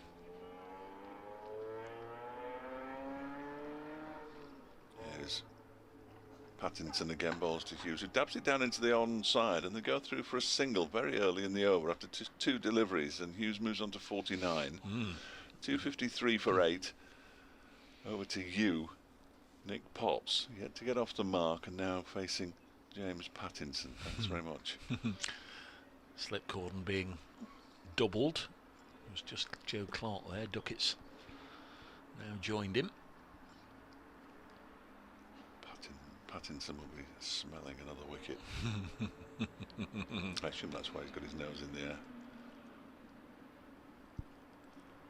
Nick Potts probably won't have faced anybody like him. Pattinson is in and he leaves it alone outside the off stump. Good judgment. Good to see. In fact, I just mentioned Old Trafford, wondering how long was left. They've just taken the extra half an hour, so the umpires have given them 8 overs this evening for Essex to try and get the 3 wickets to polish off Lancashire in the second innings. Hampshire defeating Somerset earlier by 10 wickets. Worcestershire defeating Leicestershire in Division 2 by an innings. Pattinson is in, and that's defended nicely into the leg side by Nick Potts. There is nobody there. In fact, he'll have to come in a long way from the boundaries. That's Liam Patterson-White. Just wondering, 3 on the fence for Nick Potts. Well, yes, it doesn't make a lot of sense when he hasn't hit a shot in anger yet. He's basically, I wouldn't say he was in survival mode, but he's... Well, he's looked to block every ball he's faced, and Notts have got 3 on the fence. Yeah. Yes, if he plays 1 or 2 big shots, adjust accordingly, but there comes a Seba Mead making huge strides. That's because he's got very long legs, doesn't he? He does have very, in his very stride long as he legs. ran in. Pattinson in to bowl to Hughes, who dabs it down into the exact spot where Hasib Hamid had arrived. Shadows very long now. It is reasonably late in the day. At 20 to 8, 20 to 7. It'll be 20 to 8 soon enough. It will indeed. It will indeed. I don't imagine I'll be eating much before 8 o'clock tonight, as if that was of any concern to anybody apart from me. I'll make sure I have plenty though. Here is Pattinson on his way in and bowls to Hughes. Just bowled him off stump, and Alex Hughes goes for 49, and that's 3 individual scores of 49 for Derbyshire in this match. And Alex Hughes, well, he isn't going to get his half century. It's a real shame for him, but it's another wicket for Pattinson. Hughes goes for 49 and Derbyshire 254 for 9, leading by 156. I think he just nicked it onto the stumps. He's not bowled too many today. Don't think James Pattinson proportionally that would have hit the stumps. And I think there was a deflection, a slight deflection onto the sticks. So he's out. 155 minutes he batted for, 2.5 hours. 124 balls, 3 fours. 254 for 9 is the score. And he gets a very generous round of applause from the supporters inside the ground here at Trent Bridge, which is always nice to hear. And we now have Derbyshire's number 10 and number 11 together, with 9 overs remaining in the day. And who knows, these two might get an over or 2 with the ball before we pack up and go home. How important might those 6, 7 overs be? Well, there won't be 7, there will be 6 or fewer. What kind of attitude will these two have? Are they going to try and just take it into tomorrow? Hang around? Or try and score some runs? Dane Patterson coming in and bowling 2 Nick Potts, and that one strikes him on the gloves. That will have hurt. He refuses to wring out his hand. It was his left hand, I think, the way he's now holding it. Oh, I do beg your pardon. No, don't worry. You were busy. No, you were busy. Not a problem. I was merrily just tweeting the wicket. I didn't realise it was the end of the over. Yeah, Dane Patterson looking for his 3rd wicket now. Pattinson has 3 for 58. 254 for 9. There's Patterson. Bowls and one somehow missed the stumps. Potts driving at fresh air. Yeah. Sometimes hard to say, as mentioned earlier, they're very, very different, aren't they? Broad, Pattinson and Patterson. It's hard to say who's the pick of the bowlers, because they all do a different sort of job. Broad keeps them honest, keeps the pressure on, doesn't, he's relentless. Pattinson might go for a few runs, but he'll, my word, scare the life out of you one way or another. 254 for 9 as this is steered into the offside. And Dane Patterson also is another one. His economy rate is terrific. 19th over, 2 for 29. But he's low and he's skiddy and he wobbles it both ways. And you've always got to be alert for the one that nips back and challenges that off stump. So if they're all doing their particular role, they are a handful, and it's hard to put one's performance ahead of another one. Patterson bowls and Potts steers it into the offside, and there's no run. That's 11 balls he's now faced. Difficult for him to be too aggressive, isn't it, really? Yeah. Because if he's too aggressive, the chances are he'll get himself out. I did notice that Sam Connors came down and had a word with him. He's yet to face a ball, Sam. But he is the senior partner in terms of experience and age. There's Patterson. In to bowl to him, he's driven it away. Pattinson is at 3rd man. He'll keep them to 1, spearing it into the gloves. 255 for 9. Potts on 9. We've both got the coughs. That's both of us at the same time this time. Apologies. Yeah. 255 for 9. Been a long old day in truth, hasn't it? Yeah. Every run could be crucial here, though, so that they don't want to give it away. There's Patterson in, bowls and beats the outside edge of Sam Connors' bat through to Moores. End of the over 2:55 for 9. So the board says 8 overs to go. So we start this one. If the wicket goes down, there'd be just 5 overs for Nottinghamshire to bat. That's if it goes down in this over. Sam Connors is very strange because he marks his guard with his left foot. I find that very bizarre. What did Notts have to bat on the first evening? 3 overs? 3 overs, yeah. Yeah, I wonder if lightning will strike twice. He marks his guard with his left foot. I find that's very strange. Somebody who's very much right-handed batsman and bowler. Here's Pattinson, bowls to Potts, who lets it go through to the keeper. I don't know what difference it makes. I don't suppose it makes any difference at all, but just an observation. I'm sure I've observed it before, but we don't see him batting for too long very often. Bless him. Sam Connors. He's got a high score in first-class cricket of 39, but he's yet to reach 200 first-class runs in 23 matches. Pattinson is into Potts, and that was turned into the leg side for a single. I got a single off James Pattinson. He'll have the T-shirt, little badge. I would. Did Connors get his 39 against Notts? Oh, Let me have a look. Not that I'm aware of. I think he got 3 in that match against when he. Well, the game at Derby last year. Who got the runs late on? Aitchison. Was it Aitchison? He got a 50. Okay. He got a 50, didn't he? From memory. I wasn't there for all of it. You weren't of course. there. No, Aitchison 50, yeah.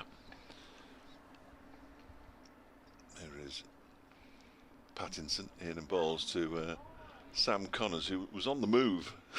I'm not sure where he was going, but he was on the move, and then left it alone to go through to the keeper.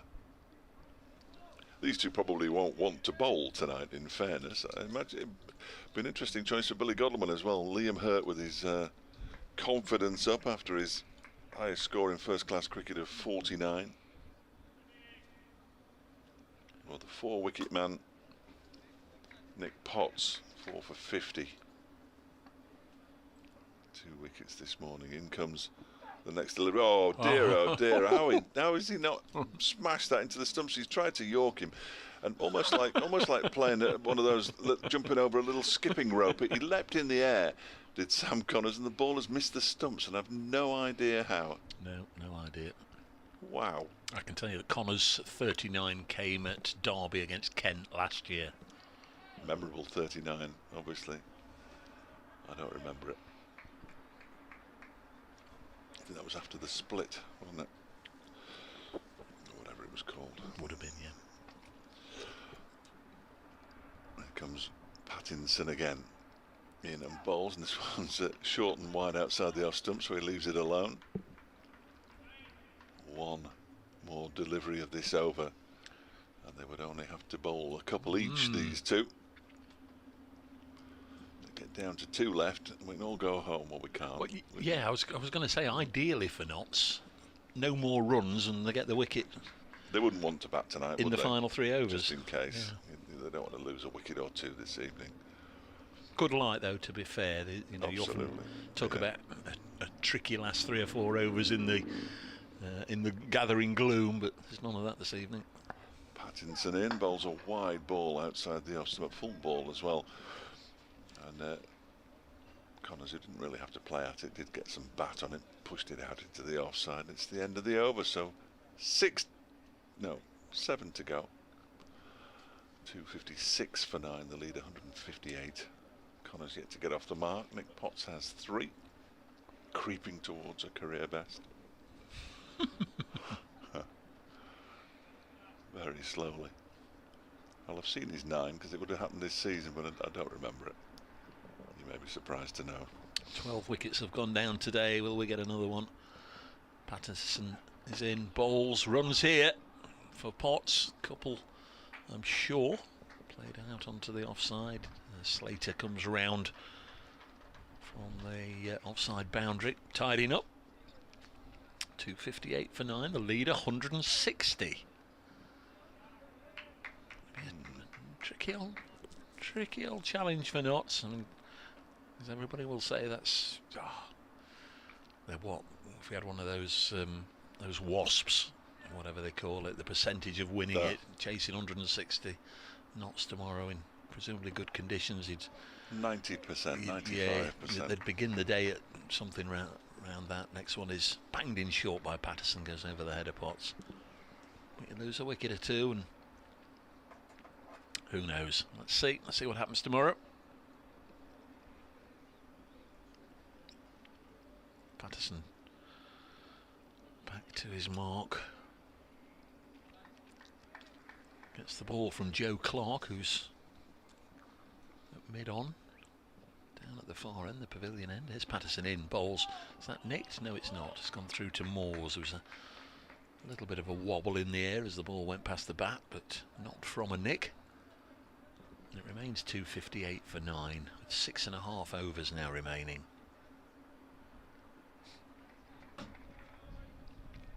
Be 4 overs to bat if the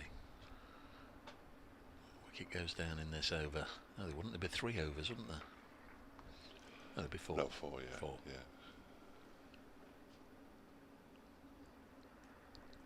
Next one pushed out onto the onside.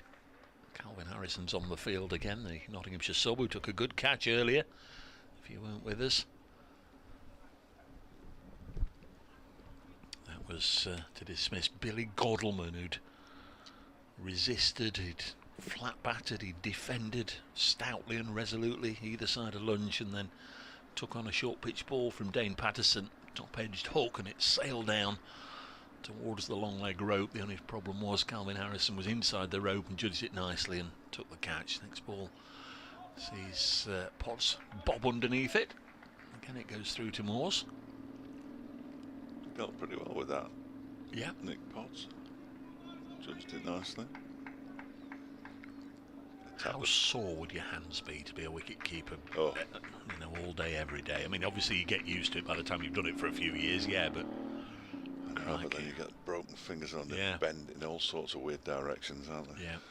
Yeah, it's no fun. No fun.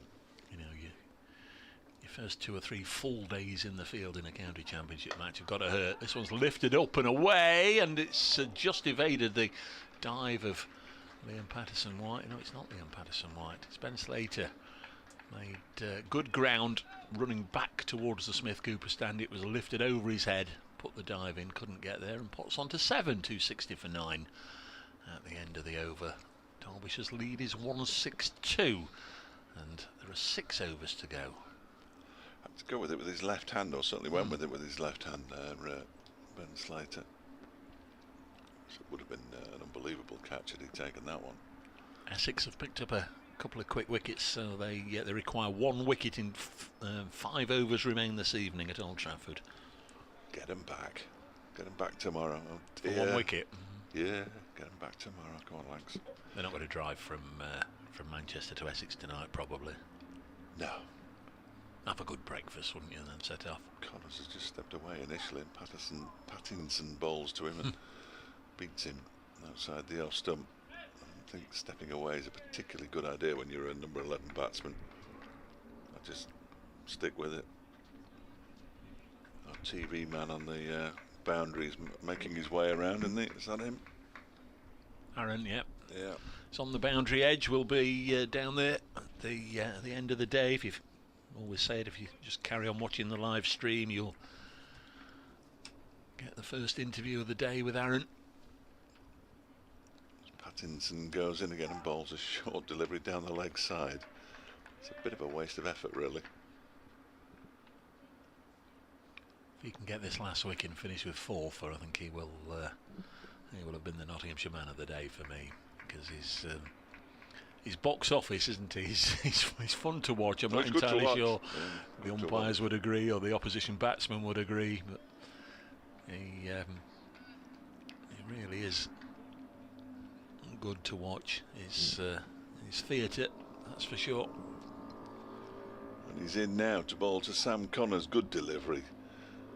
I'm sure if it was a slightly slow one. If it wasn't, then the bounce was very iffy, because it bounced twice on the way through to wicketkeeper Tom Moores. I'll tell you what, he must be supremely fit, because he's running in like he was running in at whatever it was midday today. It is his job, though, isn't it? To be fair.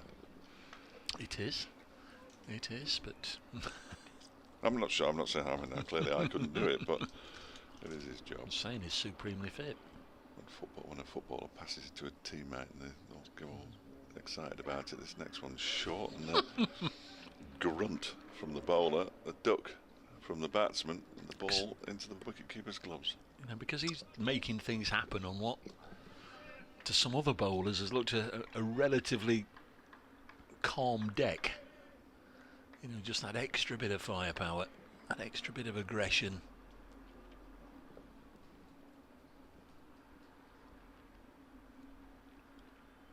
This ball, though, only 12 overs old, isn't it? So that's perhaps helping him a little bit. Yeah, it's nice and hard.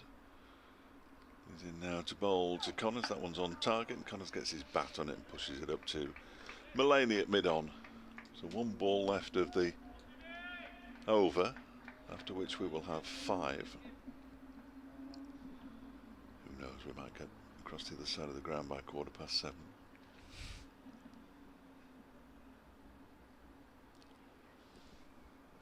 Everybody else in local radio lands out enjoying themselves, apart from Dean Jackson. But I'm sure he's enjoying himself in the studio. As in goes Pattinson and bowls to Connors, far too wide of the off stump for Connors to be interested. And it's 260 for 9 with 5 overs to go now. Derbyshire's lead 162. Connors still to get off the mark, having faced 11 deliveries. And Nick Potts 2 away from equalling his best score in first-class cricket. Might be a change because of the way Ben Duckett ran down here and embraced James Pattinson. Might just be trying to keep his spirits up, but he might also have heard the shout, "Have a blow, James." And if he has finished for the innings, as I said, I think he's been terrific today. Going to be Patterson to continue. 5 overs remain. So there's still the threat, the possibility, the realism that Notts might have to bat this evening if a wicket falls. Connors still on 0, pushes his 12th ball into the offside, and although both batsmen took a step towards each other, they declined to go through with it.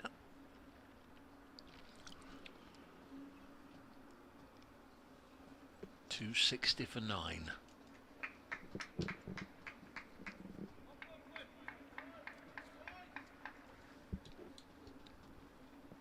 Wicket goes in this over. Notts would have to bat for 2 overs. There's a run for Sam Connors. No, it's Potts. I beg your pardon, yeah. So Potts on to 8. 261 for 9. Edges closer to that 9, the magical 9. Not sure how large Trent Bridge is, but is it just a little spot you could throw a blanket over, and there must be about 25 pigeons pecking away at seed in that one particular spot. Way to our left on the edge of the square. Next ball into Connors, for it is he. Leaves it alone, it goes through again to Moores. Be using that match in the next strip in the next first-class match, presumably. 25 yards from the fence. How many sixes have we had in the match? 3, I would guess. And James Pattinson. Can't think of any others. Connors on strike. This is steered into the offside. Slater does the fielding. No run. None in the Derbyshire. None in this innings. Derbyshire first innings there were 2. Brooke Guest got 1 and Alex Hughes got 1. Oh yeah. There was the Pattinson no ball that was pulled away for. Pattinson got 1 to 3 in fact. Yeah. Yes, you'd expect more, wouldn't you? Really. It's not that short. 261 for 9. I think it is. Next ball goes through Tom Moores. They might run a bye here. They will. Just again bobbled in front of him. Joe Clark goes after it. It is a bye. 262 for 9.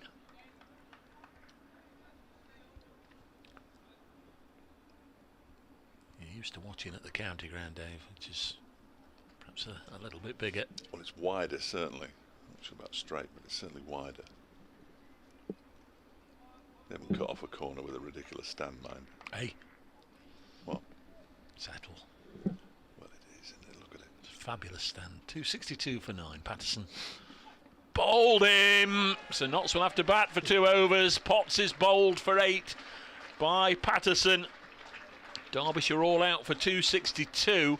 That means Notts need 165 for victory, and they'll have 96 overs tomorrow if the weather plays ball, and 2 overs tonight. Crucially, 3 wickets for Dane Patterson again, 3 for 35.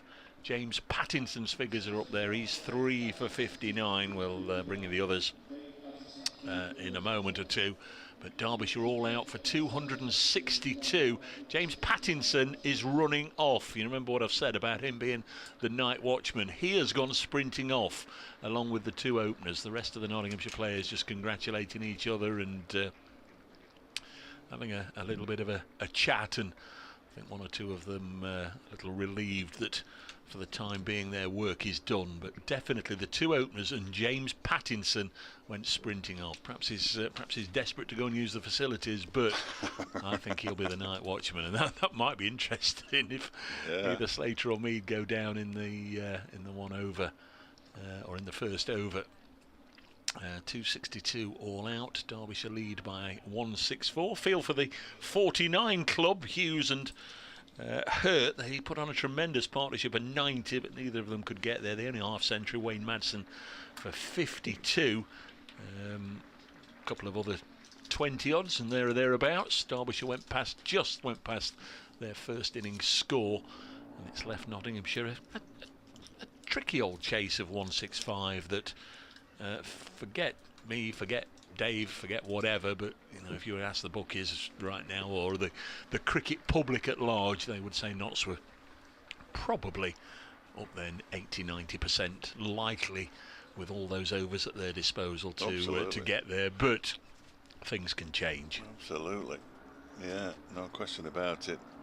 But I just wonder if you'd send a night watchman out to face the first. Well, that's what Notts did last week with you'll have heard about it with Luke Fletcher. There was 1 over left in the day. He went out to open, and Bob's makes your perfect uncle. sense with 1 over, because if he's out, then the day's plays come to an end. With 2 overs, there's a decision to make, isn't there? Really. So it'll be interesting to see what happens.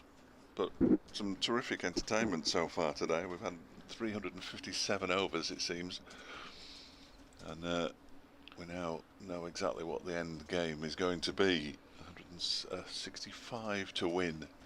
Nottinghamshire, as Dave says, the home side, very much in the box seat, but thanks to that stand of 90 between Liam Hurt and Alex Hughes for the 8th wicket, at least Derbyshire have got something to bowl at. We'll gather together, Dave, the bowling figures and all the rest of it. The players will be back out there in 4 or 5 minutes' time. There are 2 overs left, and we'll bring you them just as soon as the players come out. More from us in just a moment.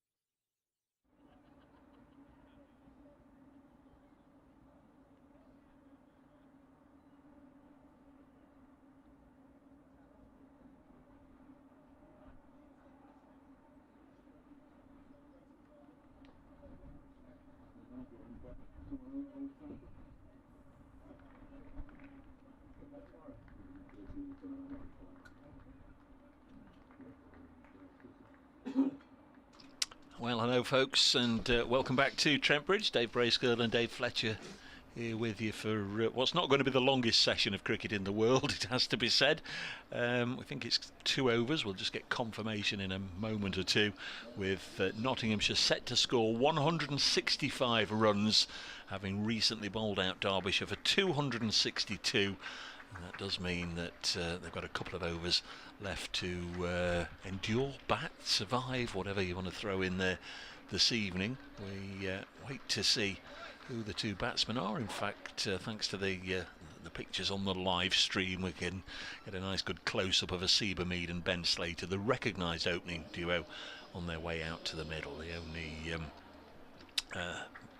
The only sort of slight question mark was the fact that last week at Lords there was something similar. There was 1 over left in the second innings, and Notts decided to send out in effect a night watchman, Luke Fletcher, but with 2 overs to go this evening and good visibility, good light, you really can see for miles right now. There's no threat of any impending dark clouds or what have you. They've gone out there, and we'll just look really to get through these 12 deliveries and then set about it properly tomorrow, Dave. 165 to win for Derbyshire.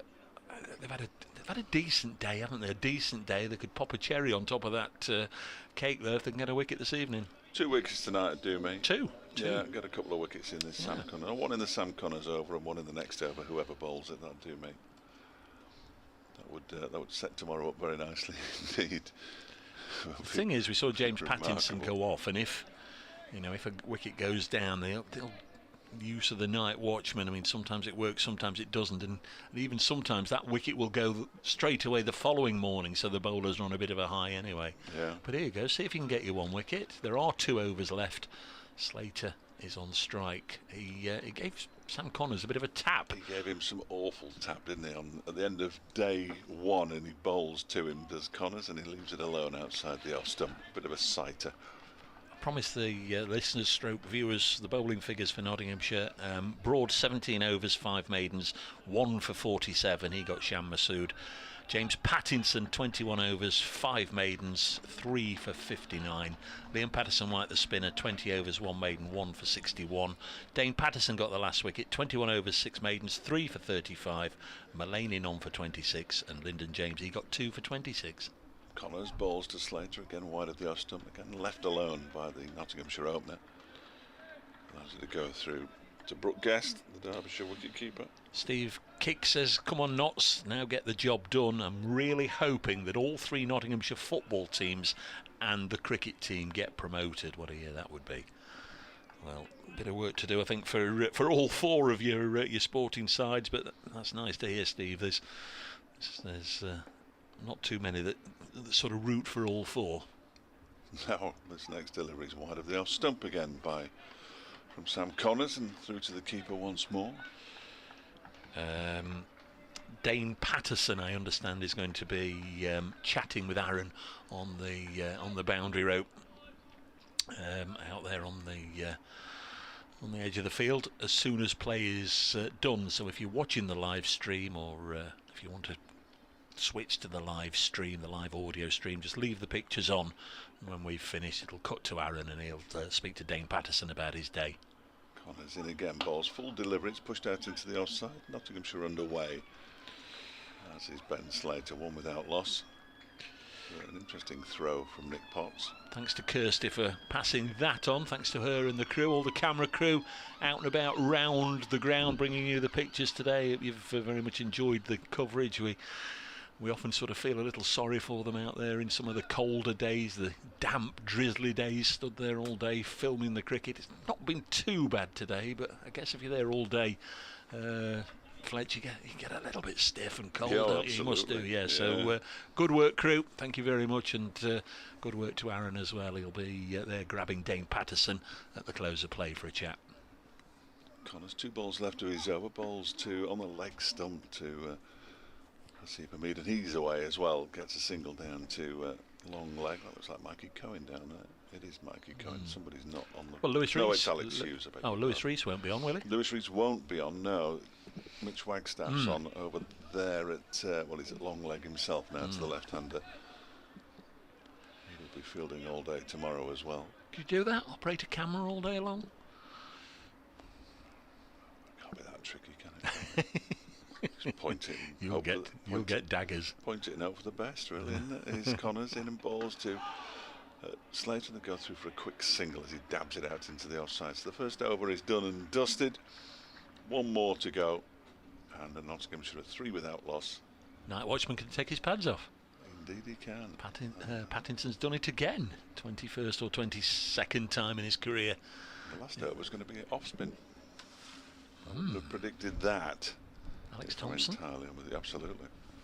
Well, yes, if it was Wayne Manson, we'd all be in trouble. The actual off spinner, yeah.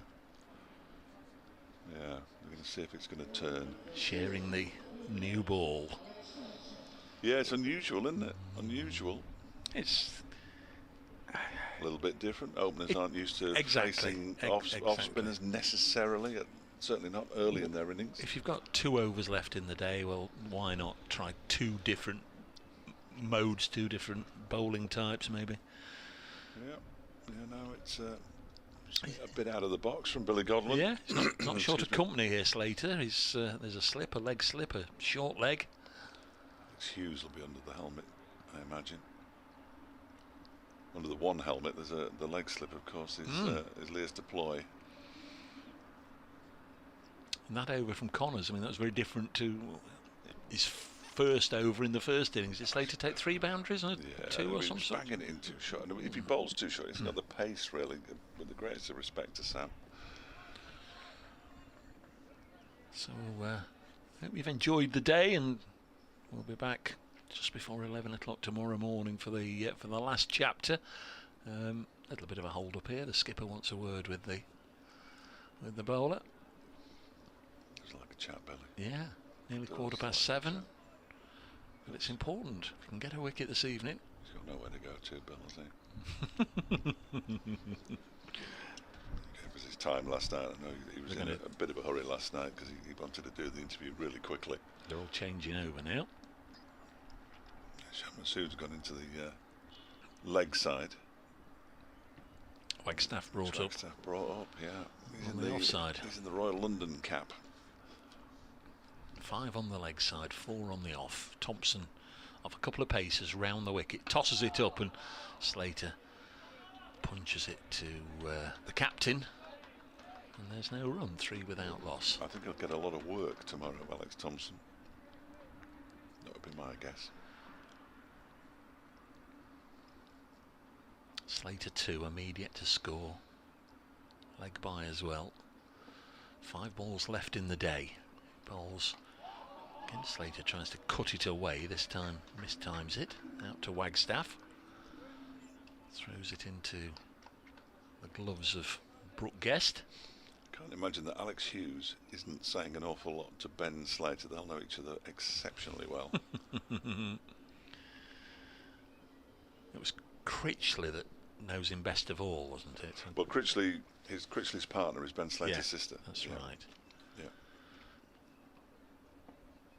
Comes Thompson round the wicket, bowls to Ben Slater, pushes this to backward point. Comes Sam Connors.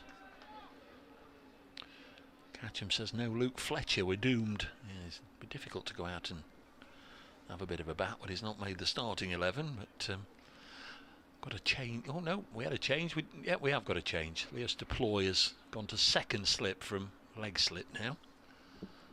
3 balls left. Next one is a bit of turn there. I was going to say I thought he'd played it, but he hadn't. It's gone through to Brooke Guest. 2 balls left. Turning square. As you say, a little bit of chat.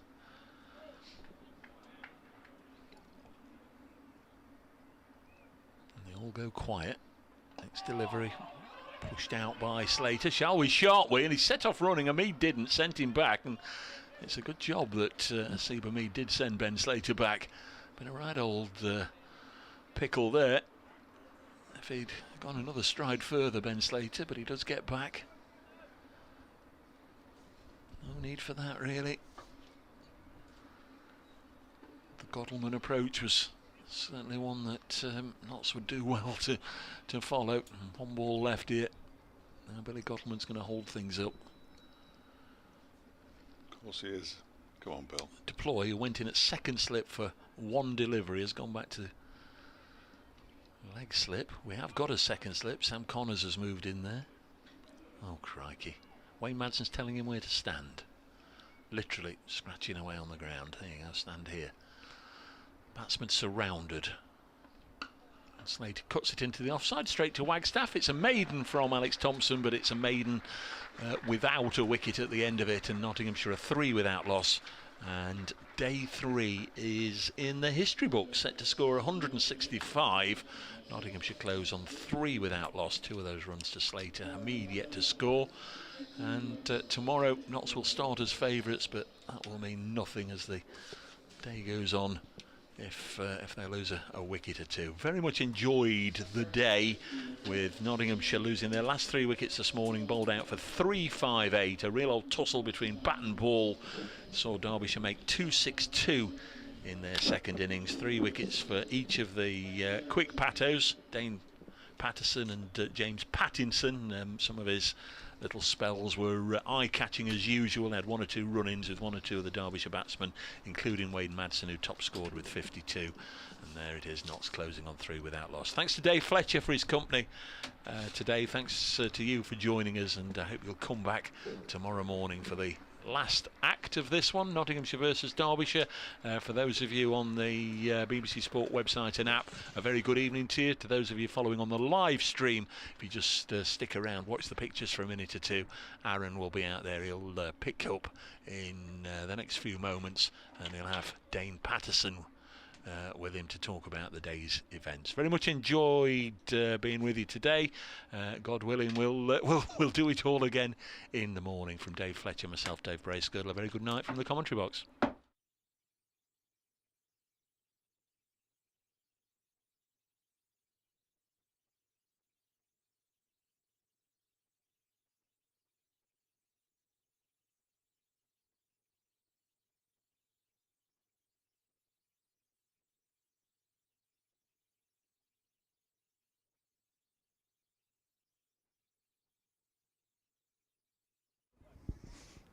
So our thanks to both Dave Fletcher and Dave Bracegirdle. They'll be back tomorrow for day 4. Well, just after 7:15 here on day 3, and that is the end of play for today. A tricky 2 overs there for the Nottinghamshire openers of Ben Slater and Hasib Hamid, but they managed to get through it. Slats is currently on 2 and Haas is yet to score. I will be speaking to a member of the team very, very shortly, so do stick with us for post-match reaction.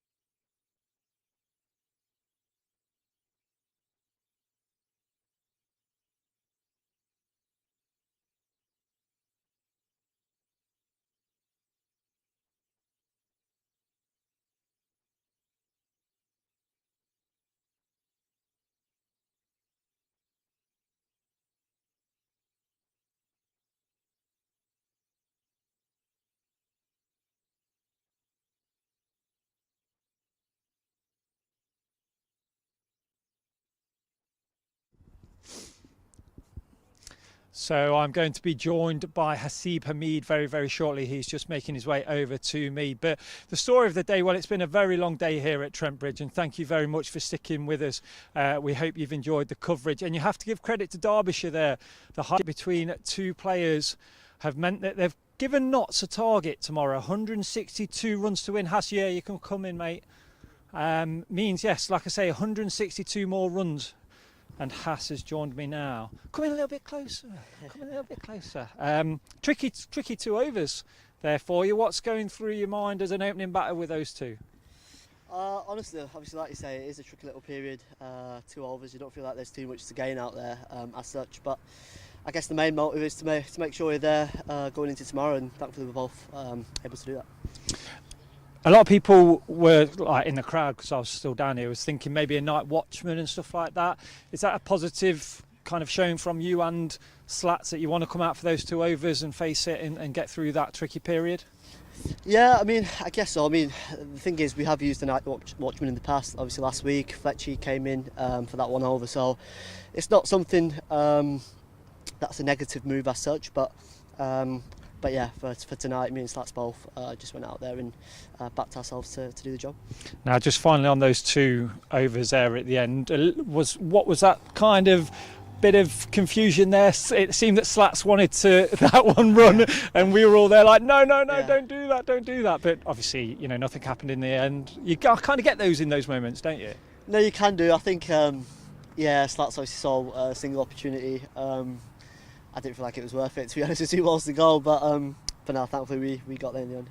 Exactly. Now there was a lot of chatter in sort of the media groups, maybe wanting to speak to a bowler, but let's be honest, they've had an absolute, I don't know a word to describe today. Really, they've put the yards in, they've given everything, haven't they? I imagine up there all the bowlers are looking forward to an ice bath. I think maybe they've been there already. I don't blame them, but they've given a shift today, haven't they? No, absolutely. I think man to man, every single one of them were absolutely outstanding all day.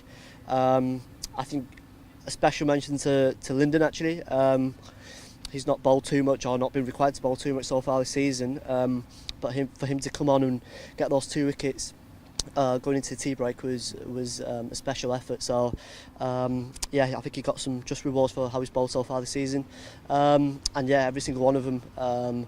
Jimmy P at the end there, running in as hard as he was with his first bowl, which is close to show how much character and heart he's got. And you can say that about every single one of them. So yeah, credit to them, and thankfully we've been able to kind of restrict him to a score we feel like we should be able to get tomorrow. For the team as a whole, when you've got 2 batters like that they had, and fair play to them, they stuck in, they dug in, and they got a high partnership, how much is it the mental side of the game then taking kind of like the brunt of it and saying to those bowlers, keep doing what you're doing, a wicket will come? Kind of the run rate was still low, so is that what your guys' job is, just to reassure the bowlers that what they're doing is the right way of going about it? Yeah, of course. I mean, there's obviously a lot of experience. We've got an all-international kind of frontline team attacker for this game, so there is a lot of experience there, and they know obviously the situation as well as anyone. But as a group, I think, like you say, I think it is important to stay calm in those situations. They obviously had a big partnership for the 8th wicket, I think it was. So yeah. Obviously, when you get a team 7 down, you naturally start thinking about bowling them out. Not long after, but fair play to them. I thought they both played really well, and yeah, ultimately I think we were happy to have bowled them out going into tomorrow. So just finally, look ahead to tomorrow, day 4, 162 as I mentioned earlier. Stay calm, stay focused, take each over as it goes, and just try and chip away at that target. Yeah, absolutely. I think although I've mentioned it's a target we should be able to get, it's never easy. So yeah, we need to make sure we're focused and relaxed and positive, all those things going into tomorrow. And I guess we can take confidence from the fact that we were able to have a good run chase against Worcester last time we were here. So we've got some good players in good form as well. So hopefully we can kind of bring it all together to take the team home tomorrow. Okie dokie. Well, get some rest tonight. Obviously say well done to the bowlers if you can actually, if they're even awake, they might be asleep by now, to be honest. They deserve a good rest, but I appreciate you coming out, especially after the 2 overs there at the end. All right, Hass. Okay, all the best, mate. Thank you very much. Okay, Hasib Hamid there joining us. So that is the target for tomorrow, 162 runs to win for Nottinghamshire. A full day's play, hopefully. The weather looks okay tomorrow, but it is about chipping away at that target. It's been a very long day here, a lot of overs. We hope you've enjoyed the coverage, as I mentioned earlier, and it's quite simple. 162 runs to win for Nottinghamshire tomorrow. We hope you can join us tomorrow for the final day of this fixture against Derbyshire. But from everybody here, enjoy, well, to be honest, what's left of your evening.